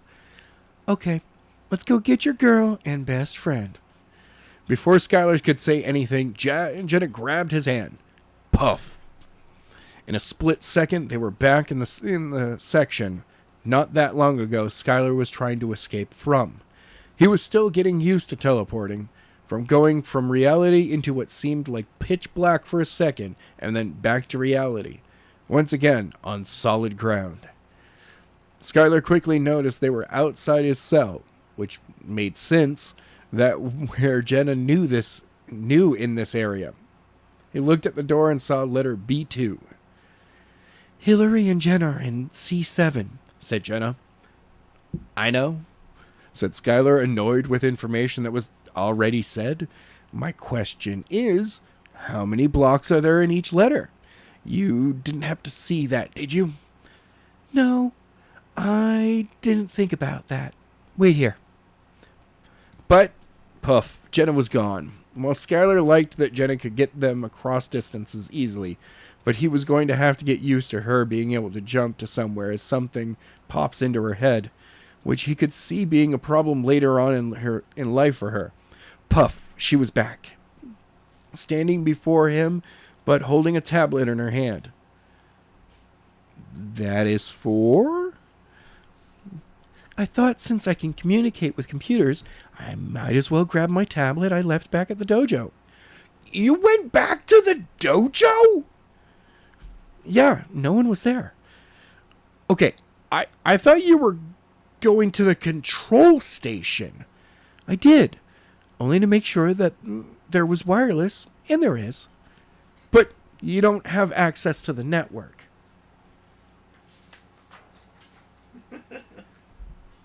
Not true, said Jenna, holding up her tablet to show a map of the section. 2 dots appeared on the far left of the screen, and another dot appeared a block over and 5 doors down. The 2 dots is us, and that other dot is where block C7 is. How did you manage to get access? I hacked in. I told you, my computer to find a way in, and I got past all the passwords by finding them. Shall we go? You going to teleport us there? No, I have never been there. I really think you are underestimating your ability, but whatever. You can work on it after we get out of here. Let's go. The 2 turned, head down the hall in the same way Skyler had when he was escaping. When they reached the intersection, Jenna headed right, so Skyler followed after her. She had the map after all. They continued the hall until they came to another intersection. This time, it was only go straight or take the right. Jenna stopped. Skyler came up behind her. They both peered around the corner to see if they could see the guards. They couldn't see the lights in the hall, were only half on, making it darker and hard to see. And they were past the point they could. They turned around the corner and faced each other. What should we do? If they see us coming before we see them, they might call for backup, said Jenna. See if there's a camera in this hallway. Good idea. Jenna pulled up her tablet and a new window opened in a moment. The screen with links to camera feeds showed. The link C7 turned red and a video player popped up. It showed inside the room. Jared was lying on the bed while Hillary was at the door trying to figure out a way to get it to open. Skyler knew how much she hated being stuck in a confined space without a door open. The feed disappeared, but before Skyler could say anything, C72 turned red. Another feed popped up. This feed showed outside the door. 2 guards with 2 weapons in hand standing outside the door. Well, that answers our question, said Skyler. What should we do? Asked Jenna, dropping hands to her side.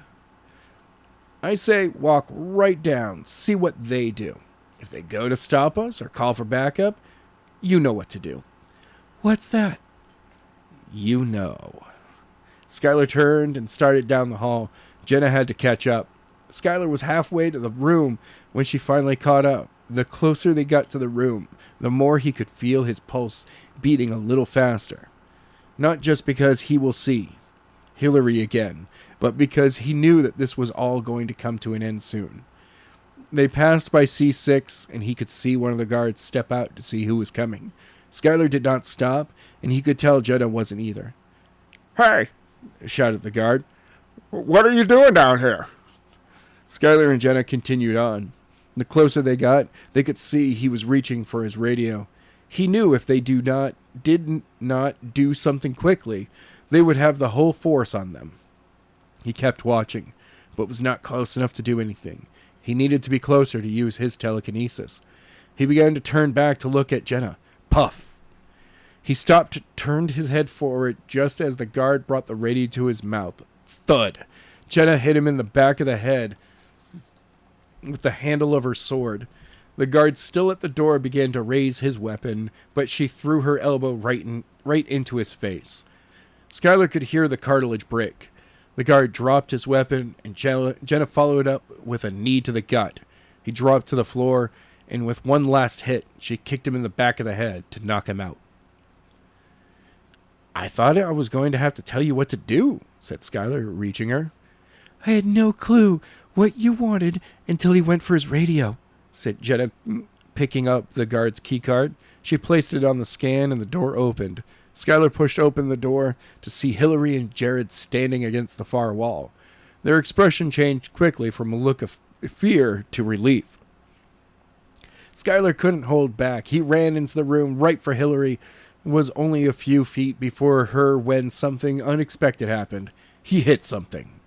The floodgates of pain surged through his body as his broken nose was squished against some invisible field. Skyler fell back to the floor, only to look up in surprise. He was not sure what happened, but then he saw it. Something unbelievable. Some blood was slowly began to roll down towards the floor, revealing a field. While his nose throbbed and blood once again was gushing from it, he could not believe that his first thought was right for while she was there. Somehow, like Jenna and himself, Hillary had figured out how to activate her gene and her first ability. Chapter 42. Skyler, said Hillary, are you okay? I'm good, he said, getting up off the floor. He held his noses back to stop the bleeding. A few seconds and it stopped. It was not as bad as he thought, though the pain still present. Skyler wiped the blood from his hand on the wall, cleaning it the best he could. Hillary rushed in and wrapped her arm around him. The field that he hit was gone. He held her tight, not wanting to let go of her. The sweet smile of her cherry-scented shampoo was good, but there was a salty scent mixed in it. As much as Skyler didn't want to let go, he knew it was not the time. They let go and pulled away. Jared had gotten to his feet.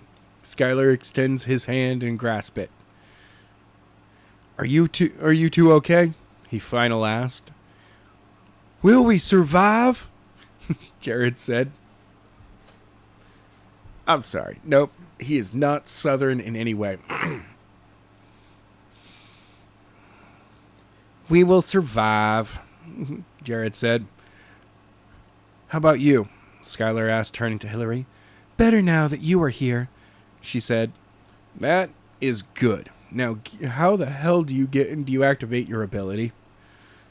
When we were attacked, they started to beat you, and I screamed, and suddenly then a field appeared around you, and it kept them killing you. Skyler couldn't believe that they were trying to kill me. And did they know the field was gone? Skyler, said Jarrett, they took a bunch of her blood. Skyler looked at Jenna. She nodded. They were thinking the same thing. Dr. King had what he needed to make the artificial gene. They had only one choice, that was to destroy the whole complex and all the research in it. Skyler didn't want to do that. He wanted to know more about this gene and how it was alien. They didn't have time to find that information. They needed to destroy this complex before the fake genes were ready to be placed into someone. How many abilities do you have? Skyler asked, looking at Hillary. She looked confused. One. Skyler disappointed. He hoped she would have another ability accessed in case they had to fight anyone. Her force fields could come in handy if it came to a fight. Jenna, get us out of here. Without a word, she walked over, placed her hands on Hillary and Jared and Skyler, and touched herself. Poof.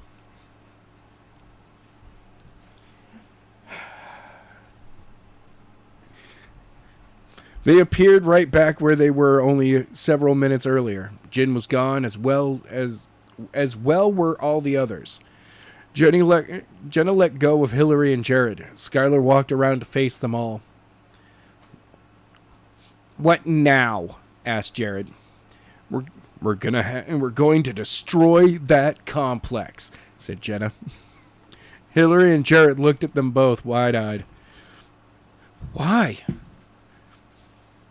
That blood they took from you was because the gene that gives us our abilities is now active, and they can use the information from it to make a fake gene that they can give to other people, giving each person abilities. We can't let that happen, said Skyler.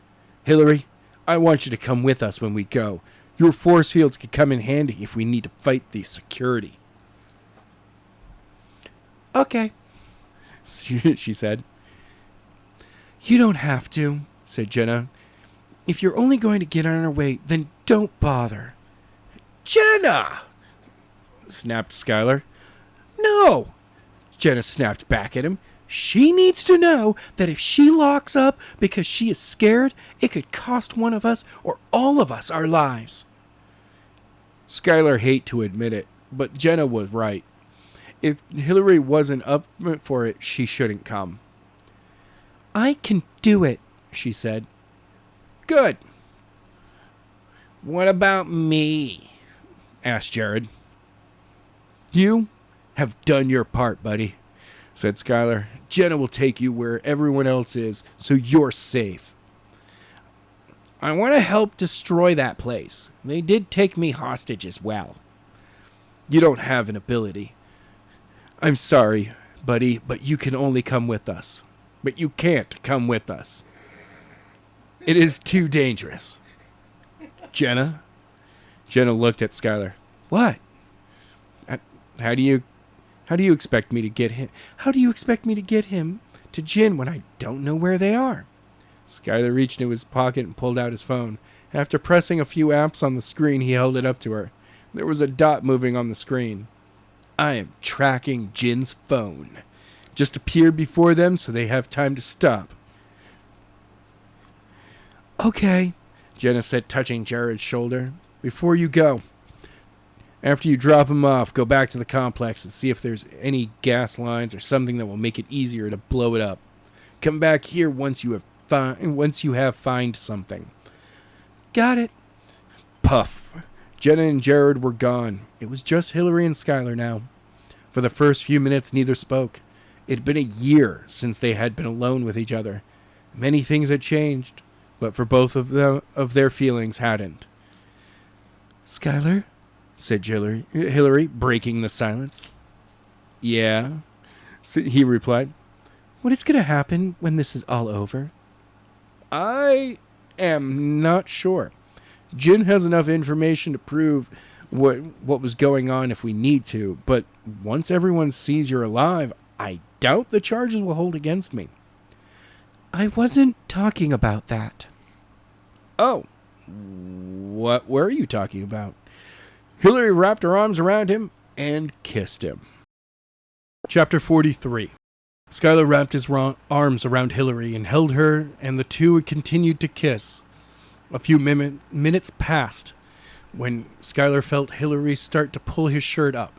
They broke their lip lock only long enough for Hillary to pull his shirt over his head, and they were back, their lips pressed against each other with their tongues going at it. 3 minutes earlier. Puff. Jenna and Jared appeared in the middle of the road, and it was hard to see. Jenna's eyes didn't have a chance to adjust because around the bend behind them, bright headlights pierced the darkness. She and Jared turned only to go form, not seeing from the dark to not seeing from blinding lights. It was only a second. Puff, puff, pass. Jenna and Jared appeared behind the large van that swerved to the side of the road and nearly tipped over from the sudden turn. It didn't, but came real close. The van stopped and the doors opened. Jenna and Jared walked over to it.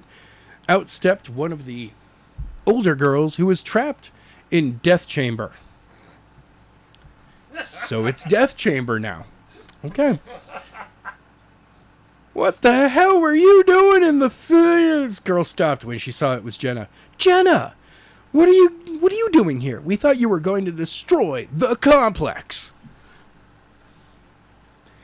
I am, she said. I am going to check on that in a second, but Jared needed a ride. Where's Jin? He's a mile behind us, or so. The other van had some trouble, so he stopped to help them. We are going to meet where this road meets the main road. Is there any room in your van? No more seats, but we can find a space. There's a few spots available in the van that was having trouble. We can take Jared to the main road. Good. I have to get going. Bye, Jared. Don't I want to help. I would love to have another person help us, but you don't have any power, and it will be too dangerous. I am sorry. Go with them. Puff. Puff. Jenna appeared right in the main control room where they learned where the other kidnapped kids were being held, as well where Jared and Hillary were. Jenna went to the computer and started going through the files. It amazed her how she could talk directly to the computer, and everything that was on the network passed through her mind. All she had to do was think of a file, might be what she was looking for, and it would open like it would on the computer screen. What would it be in her mind? She could be reading something while still searching other files. In seconds, she had 13 files open, reading each of them at the same time, while still searching anything that would help them destroy everything here. It took 3 minutes for her to find what she was looking for. She found on the northeast end of the base was 6 giant natural gas tanks. She knew that would be a great way to get it start, but it wouldn't be enough to destroy the whole base.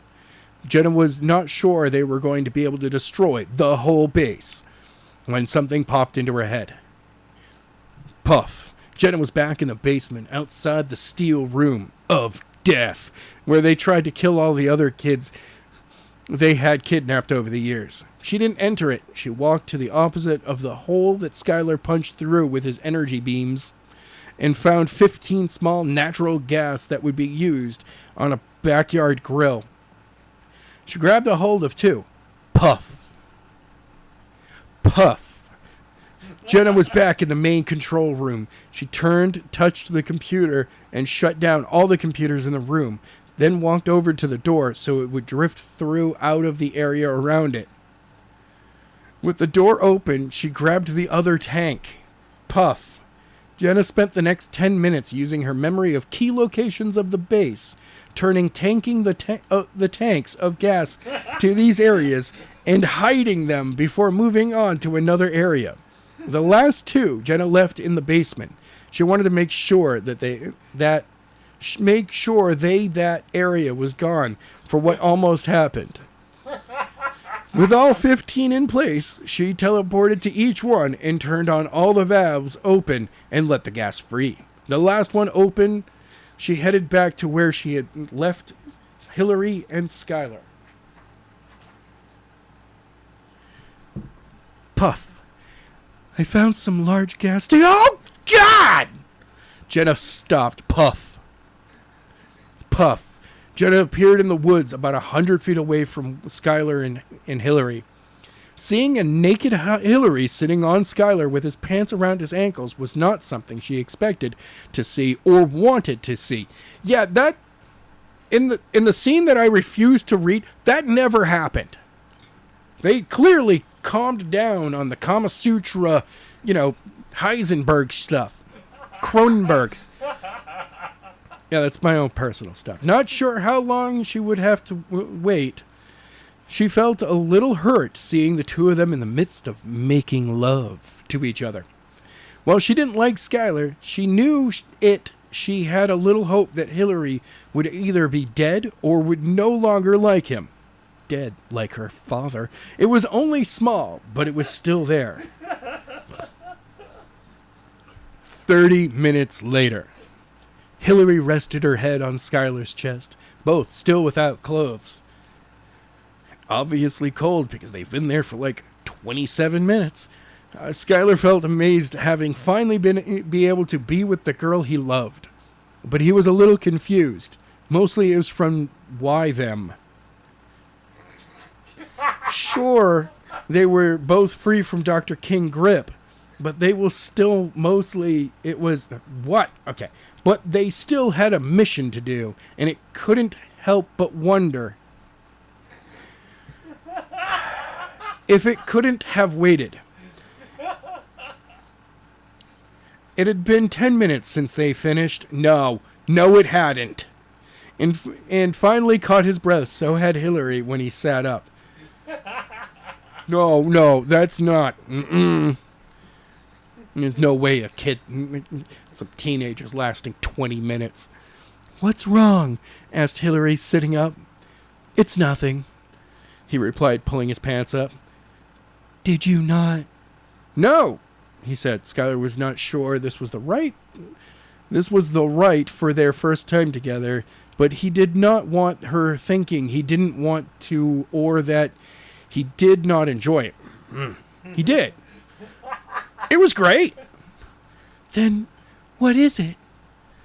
I'm just not sure we should have done it right now. It wasn't like we couldn't have waited until after we take out that base. No, it couldn't, Hillary snapped. She stood up, grabbed her sweats and panties, and pulled them on. You said it yourself. We could die, and I was not about to risk losing you without you knowing exactly how I felt. I love you, and I wanted my first time to be with you and no one else. If you die, or I do, I wanted to know my first time was with someone I truly loved. I don't care if it looks like some kind of I didn't want to die a virgin, because I didn't. Skyler couldn't argue with that, and it did help with his feelings that it could have waited. Okay. Okay, that's it. No, I said okay, I agree. I'm glad we did it, because, I mean, I love you. Hell, I wouldn't have gone through all of this to find you if I didn't. If it okay with you, how about we make it through this so that one time isn't the only time we are together? Hillary didn't say anything. She just smiled and zipped up her jacket. About time, said a voice. Hillary and Skyler turned to see Jenna walking out of the woods. Fucking perverts. Jenna, Hillary said. Did you two have to lay there for like 37 minutes? After you were, Skyler felt his face go bright red. Knowing Jenna had caught them was a little embarrassing. He looked to Hillary, who was turning purple. Breathe, Hillary, breathe! Neither said anything for a moment, yet because she's holding her breath. How much did you see? Asked Hillary, breaking the silence. Let's just say I saw enough to leave.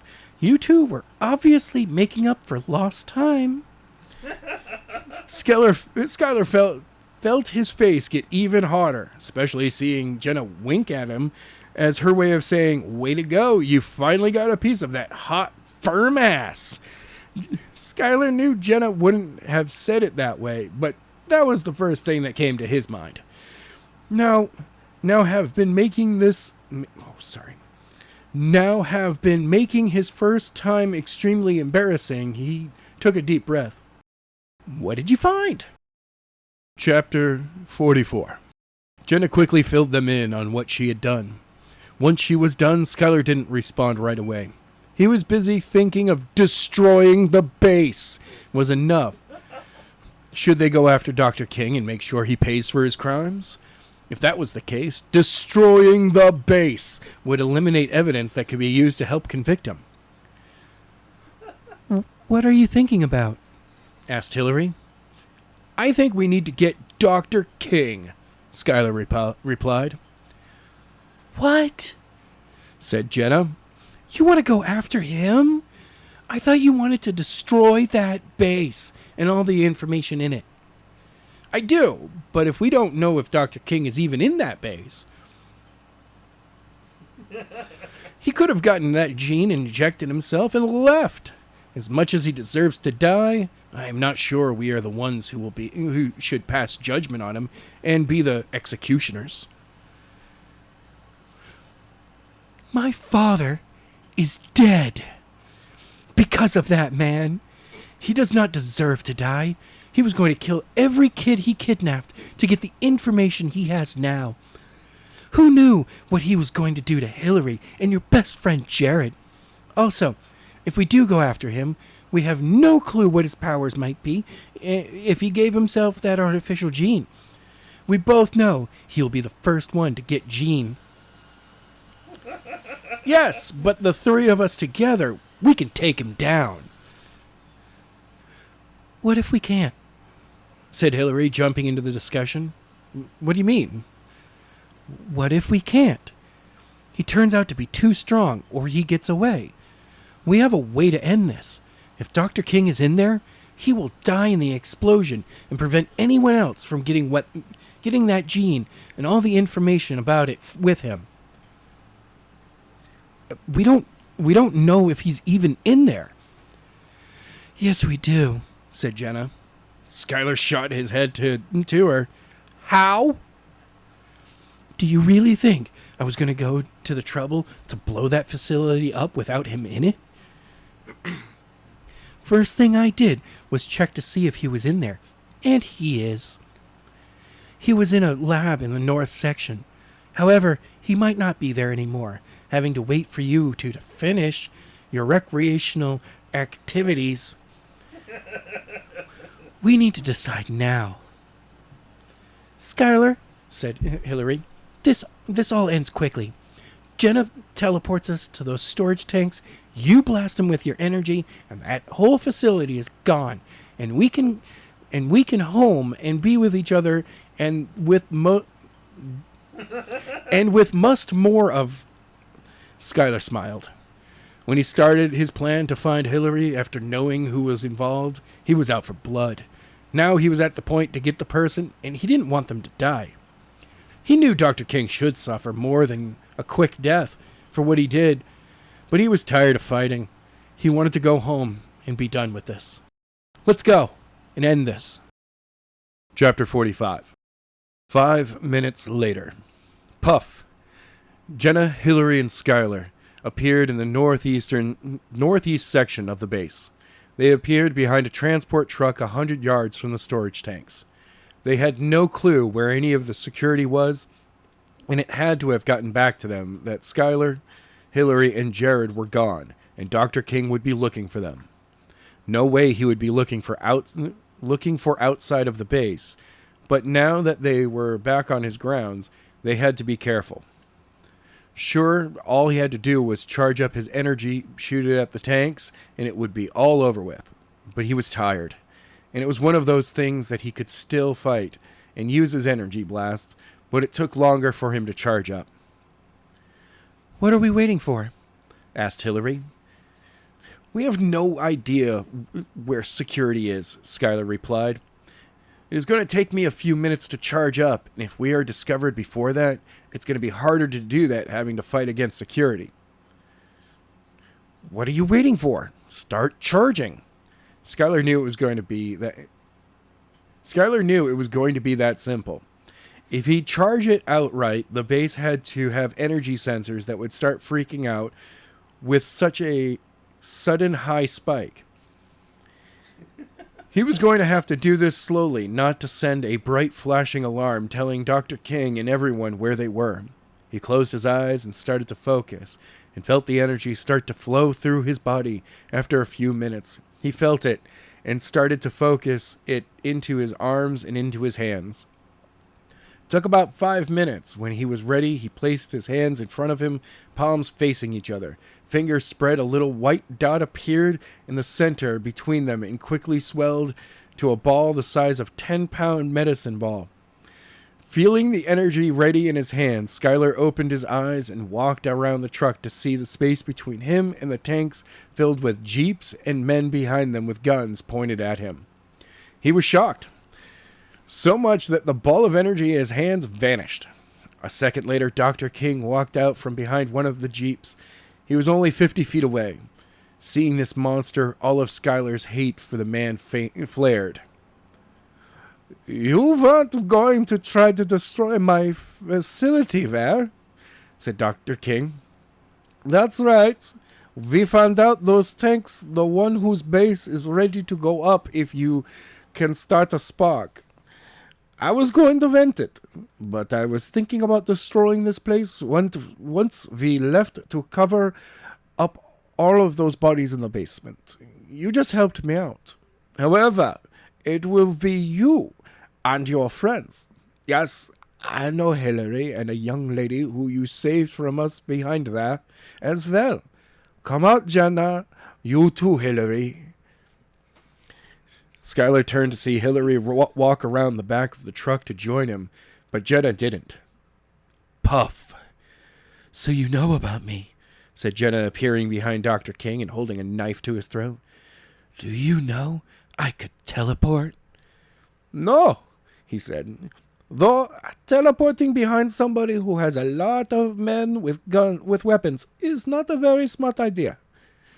Skyler watched a man put his gun up to the back of her head. It was only a few inches from it.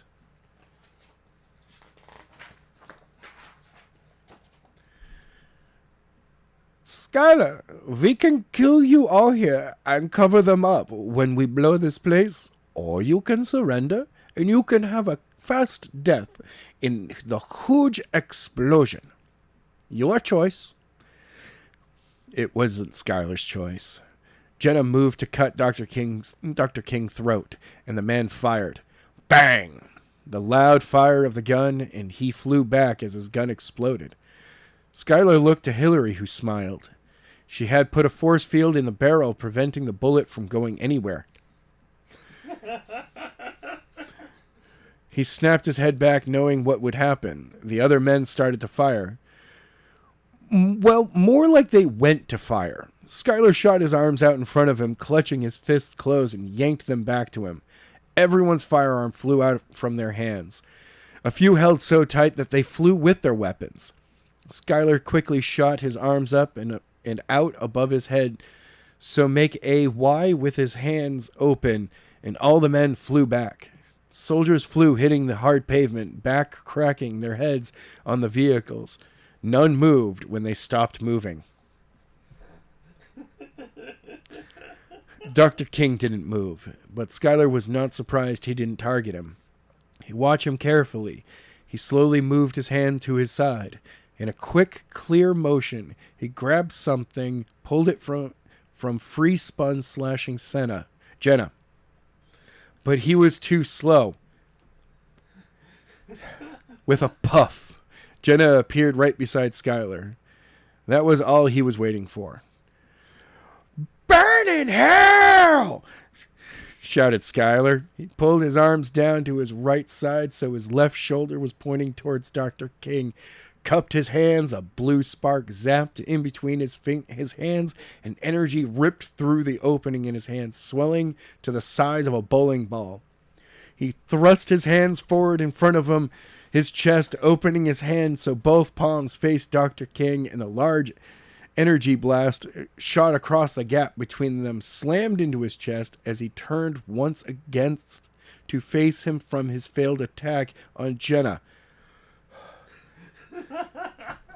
The energy blast sent him flying back through all of the jeeps and men who were down, his feet grinding into the pavement. The blast sent him back 30 feet before the blast stopped, and Dr. King stood hunched over, breathing heavily, his nice shirt and tie burnt, revealing his scrawny chest. He took several deep breaths before he stood up straight and looked right at the three of them. Skyler was not sure what the hell was going on. He smiled, raising his hand palm out, and a beam an inch in diameter shot from it, slammed right into Skyler's chest, knocking him off his feet, back slammed into the pavement, and slid across it for 10 feet before he stopped. "He could shoot energy blasts as well," said Jenna. "Not exactly," said Dr. King. "I can simply absorb any form of kinetic energy and used it how it was used on me, or convert it into my body to help heal quicker." "He has the gene?" asked Hillary. "No, my dear," he said. "As I have said, my artificial gene was ready to be made the second we had the information to put it into it. I injected only hours ago. I couldn't be happier with the results, and you were the one who gave me this great gift. With that, I am thankful, but not enough to let you live." Skyler got up, his back sore from the hard hit and the road rash he had, but he was more alive than he thought he would be after taking such a hit. After everything he, Jenna, and Hillary had gone through, it was time to take it all out on the man responsible. Skyler knew that all alone he was hoping it would come down to this. He didn't want it to end quickly. Not he wanted to let all of his hatred out. Back on his feet, he smiled. "I'm glad," he said. "I can make it hurt much more before you die." "Sure," said Dr. King, as far away as Skyler was, he could see him roll his eyes, thinking it was already over. "Now!" shouted Skyler. Puff! Jenna appeared right by Skyler. Puff! They appeared right in front of Dr. King. Skyler reached back to swung with all of his weight and strength and slammed his fist right into his gut, forcing him to double over, and he hit him with a hook to his face and then an uppercut. He shot his hands into his chest, threw him back with his telekinesis. Dr. King flew back. Puff! Skyler appeared behind him in the air, threw his knees into his back, grabbed his shoulders, pulled them back so as he fell to the ground, pulled him back onto him, and launched him into the air, shoving his legs up in his power. Puff!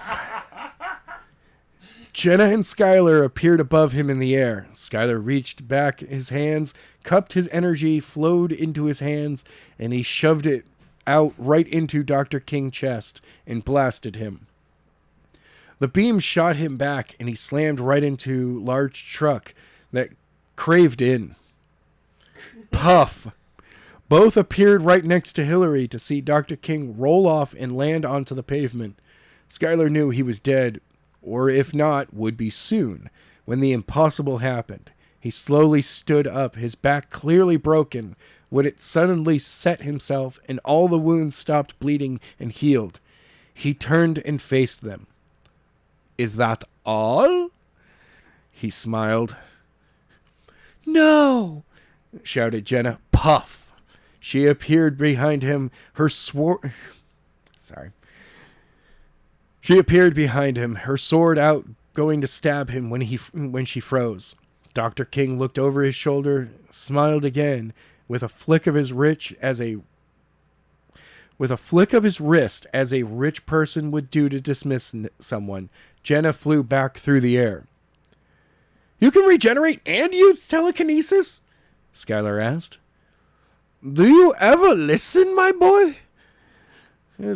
asked Dr. King, looking back at him. "If I told you I can absorb all kinetic energy, even the energy you use to throw me with your mind, and use it." Puff! Jenna appeared above him. Dr. Hank raised in front and flash of light as a quick energy blast shot from his hand. The blast hit an invisible shield, but the force knocked her back. Puff! She appeared behind him a few feet, and flames ripped from her hands and engulfed him. Hillary raised her hands, putting a force field up to protect Skyler and herself. Jenna kept it up for a minute before she stopped the out-of-control flame throw to show a brunt to a crisp. Dr. King. But it didn't last. He started to move, and the burns healed, and before them stood a naked Dr. King, who was also bald now. "As I was saying, I can use that energy however I want. Speeding up my healing takes not as much energy as you would think it would." "No!" Jenna shot the flames again, and once again, Dr. King was engulfed, but it was only for long the flames died, and Jenna was shocked, and she looked at her hands, then up to see Dr. King standing unharmed. "Those last few attacks, I took all the energy, and it harmed my body, but I cannot also take the energy without harm happening to me. I hope you can see now. You cannot beat me. Hell, you can't even kill me." "I doubt that," said Skyler, shot his arms forward and shot beam of energy. Dr. King laughed and shot a beam of energy. The two slammed into each other, and energy sprayed out as the two fought to see who would be the victory.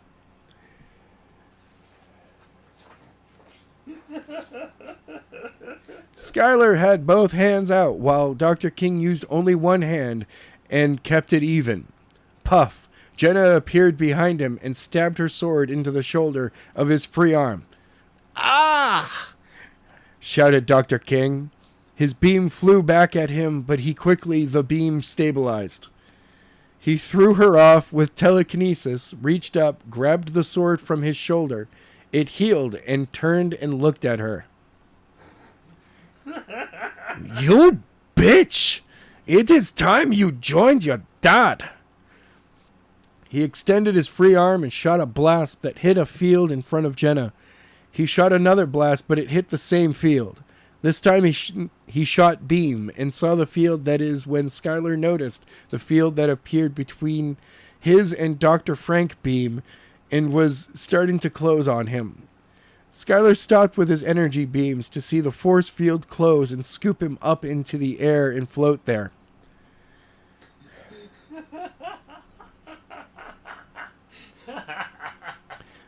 "Let's see how you survive when you run out of air," said Hillary. Skyler was impressed. Not once had Hillary been a distraction, and it was going to be her who ended the man who took a year of her life away from her. Dr. King didn't look scared, even though he could tell the air was quickly running out. He looked at Hillary, raised his hands in front of him, started to squeeze the air, and Hillary's neck started to get tight. Skyler could tell he was choking her from the field, but he was not sure how he could do that through it. "Let him go," said Skyler, but she shook her head. She knew she thought he would run out of air before he choked her to death. Skyler wasn't willing to do that. "Jenna!" Puff. "Yes?" "Is fire all you can do?" "No, I can use all the elements." Skyler liked what he heard. "When I say blast him with the powerful lightning bolt, you can, and keep it going if you can." "Okay." He stood up. "Hillary, let him go now!" The field vanished. Skyler threw his hands in front of him. Dr. King flew back feet from the gates to the natural gas tank. "Jenna!" Clouds appeared instantly, and lightning started to flash, and a large bolt of lightning, larger than anything Skyler had ever seen, cracked down onto Dr. King. It wasn't a flash, it done. No, this bolt kept going. Jenna focused, keeping the electricity flowing from the sky, but Skyler knew she didn't like what she saw. He was clearly absorbing it. "I can't die!" said Dr. King, shouted through the clattering of his teeth. "You sure," said Skyler. "You can absorb kinetic energy, but you have a limit. See if you can absorb all of this." Skyler squinted his eyes, and energy started to swirl in front of him into a ball that began to quickly swell larger and larger. "I can't keep this up," said Jenna. Skyler didn't answer. He just glared at Dr. King, and the energy swirled faster into the ball. In a minute, the ball was large as his chest. "Skyler! Die!"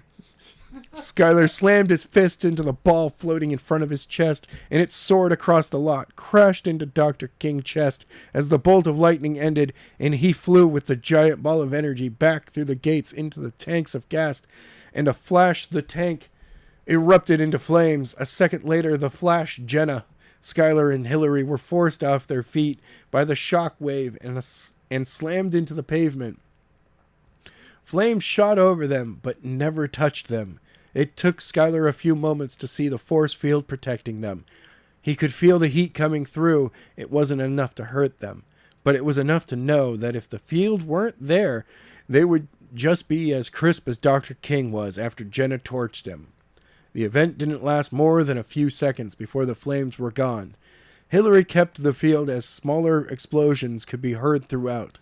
The three of them got to their feet to see the whole facility was gone, and a large crater was in its place.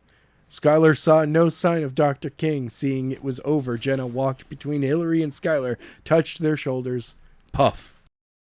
Epilogue. 6 months later. Shit, said Jenna, jumped from her bed in her bare skin, grabbed her jeans from the floor and pulled them on. She didn't worry about underwear. Once on, she grabbed a shirt and pulled it over her head and down over her chest, and then pulled her hair free. We are late. Come on, get up and get dressed. Relax. It's only 7:30. We have like 10 minutes, and it isn't like we have to drive, said Jared, climbing out of the bed, slipping his boxers back on. It is fun sleeping in and having you teleport us to school. Jared pulled his jeans on as Jenna sat down on her bed, pulled her shoes on. Puff! She was gone. Jared loved seeing her freak out because it meant she would appear throughout the apartment to get what she needed. He slipped on his shoes on and then picked up his shirt from the bed, pulled it on, and walked into the kitchen.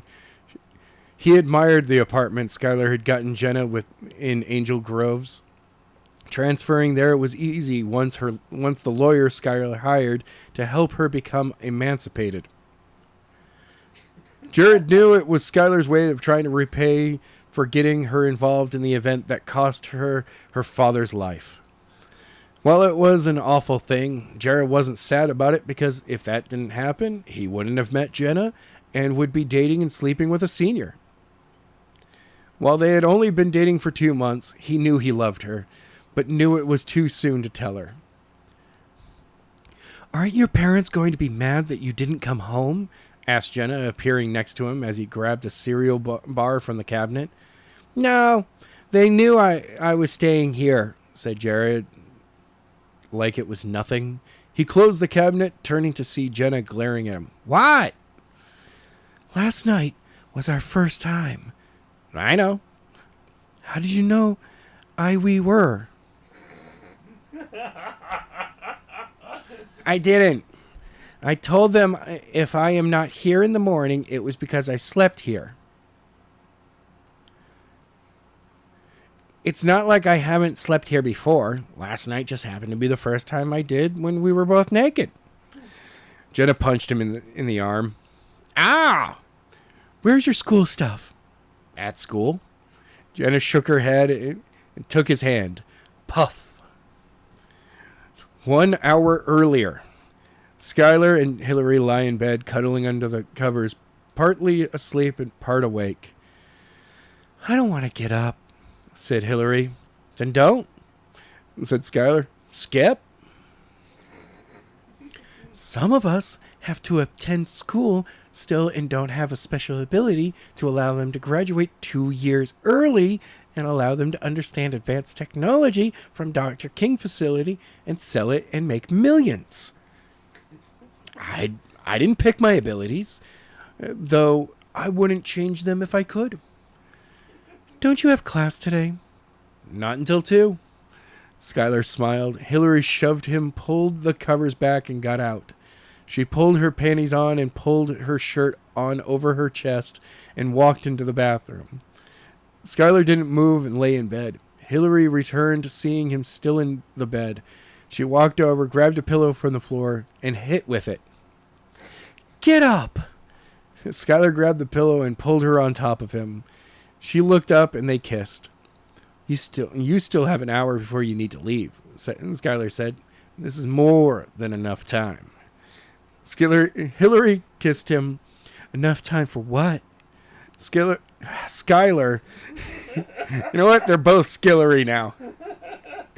Skillery sat up and grabbed the bottom of her white tank top, pulled it up over her head, and kissed her. 8 months later. It's time, said a man with a hood hiding his face. 7 men knelt on one knee before him. We will not let you down, said the man in the middle, looking up. Sir, said the man the far left, do you think it is smart to warn him of us?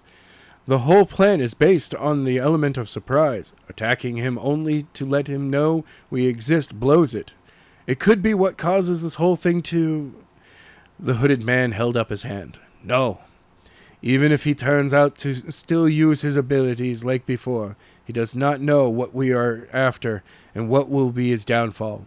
Also, he will only know of you seven, not me. He will be to focus on getting back to his friends to try to save them. We understand, and we will do as you wish, Dr. King. Welcome to the Postlude. There will be spoilers mentioned here. I don't think I need to say that, being it comes at the end of the reading, but let me cover my arse. So, here be pirates. Spoilers. You've been warned. You've been warned. With that said, can you believe how everyone died at the end of the story? Just kidding. I had to. Now, where to begin? The point of this postlude is to talk about how the story came about, so I guess at the beginning. And that beginning begins with the actual title of this story. The Chronicles of Skyler Grant. And I only said Skyler Grant because that's what was on the manuscript I gave him to read from. And it kind of fits, since there's nothing after. Chronicles kind of implies there's more. The reason that I used Chronicles in the actual title was because that comes from the original idea, which was not about teens unlocking superpowers. The original story was about the journey of a young youth pastor. And yes, that had everything to do with me going to school to become a youth pastor. I can never really crack the story, and thank the gods I didn't. Ugh. But I like the name Skyler Grant. It was a good name, and I wanted to use it in something. So the name would bounce around in a few different projects until it landed in this one. And then I used it in a few other projects afterwards, which I'm not going to talk about because they're beyond the scope of this postlude. This version of the story came about based on where I was in my writing journey in 2011. I was obsessed with Stephen King's advice of write every day. Ironically, obsession with non-linear storytelling. Think lost flashbacks, but all over the place.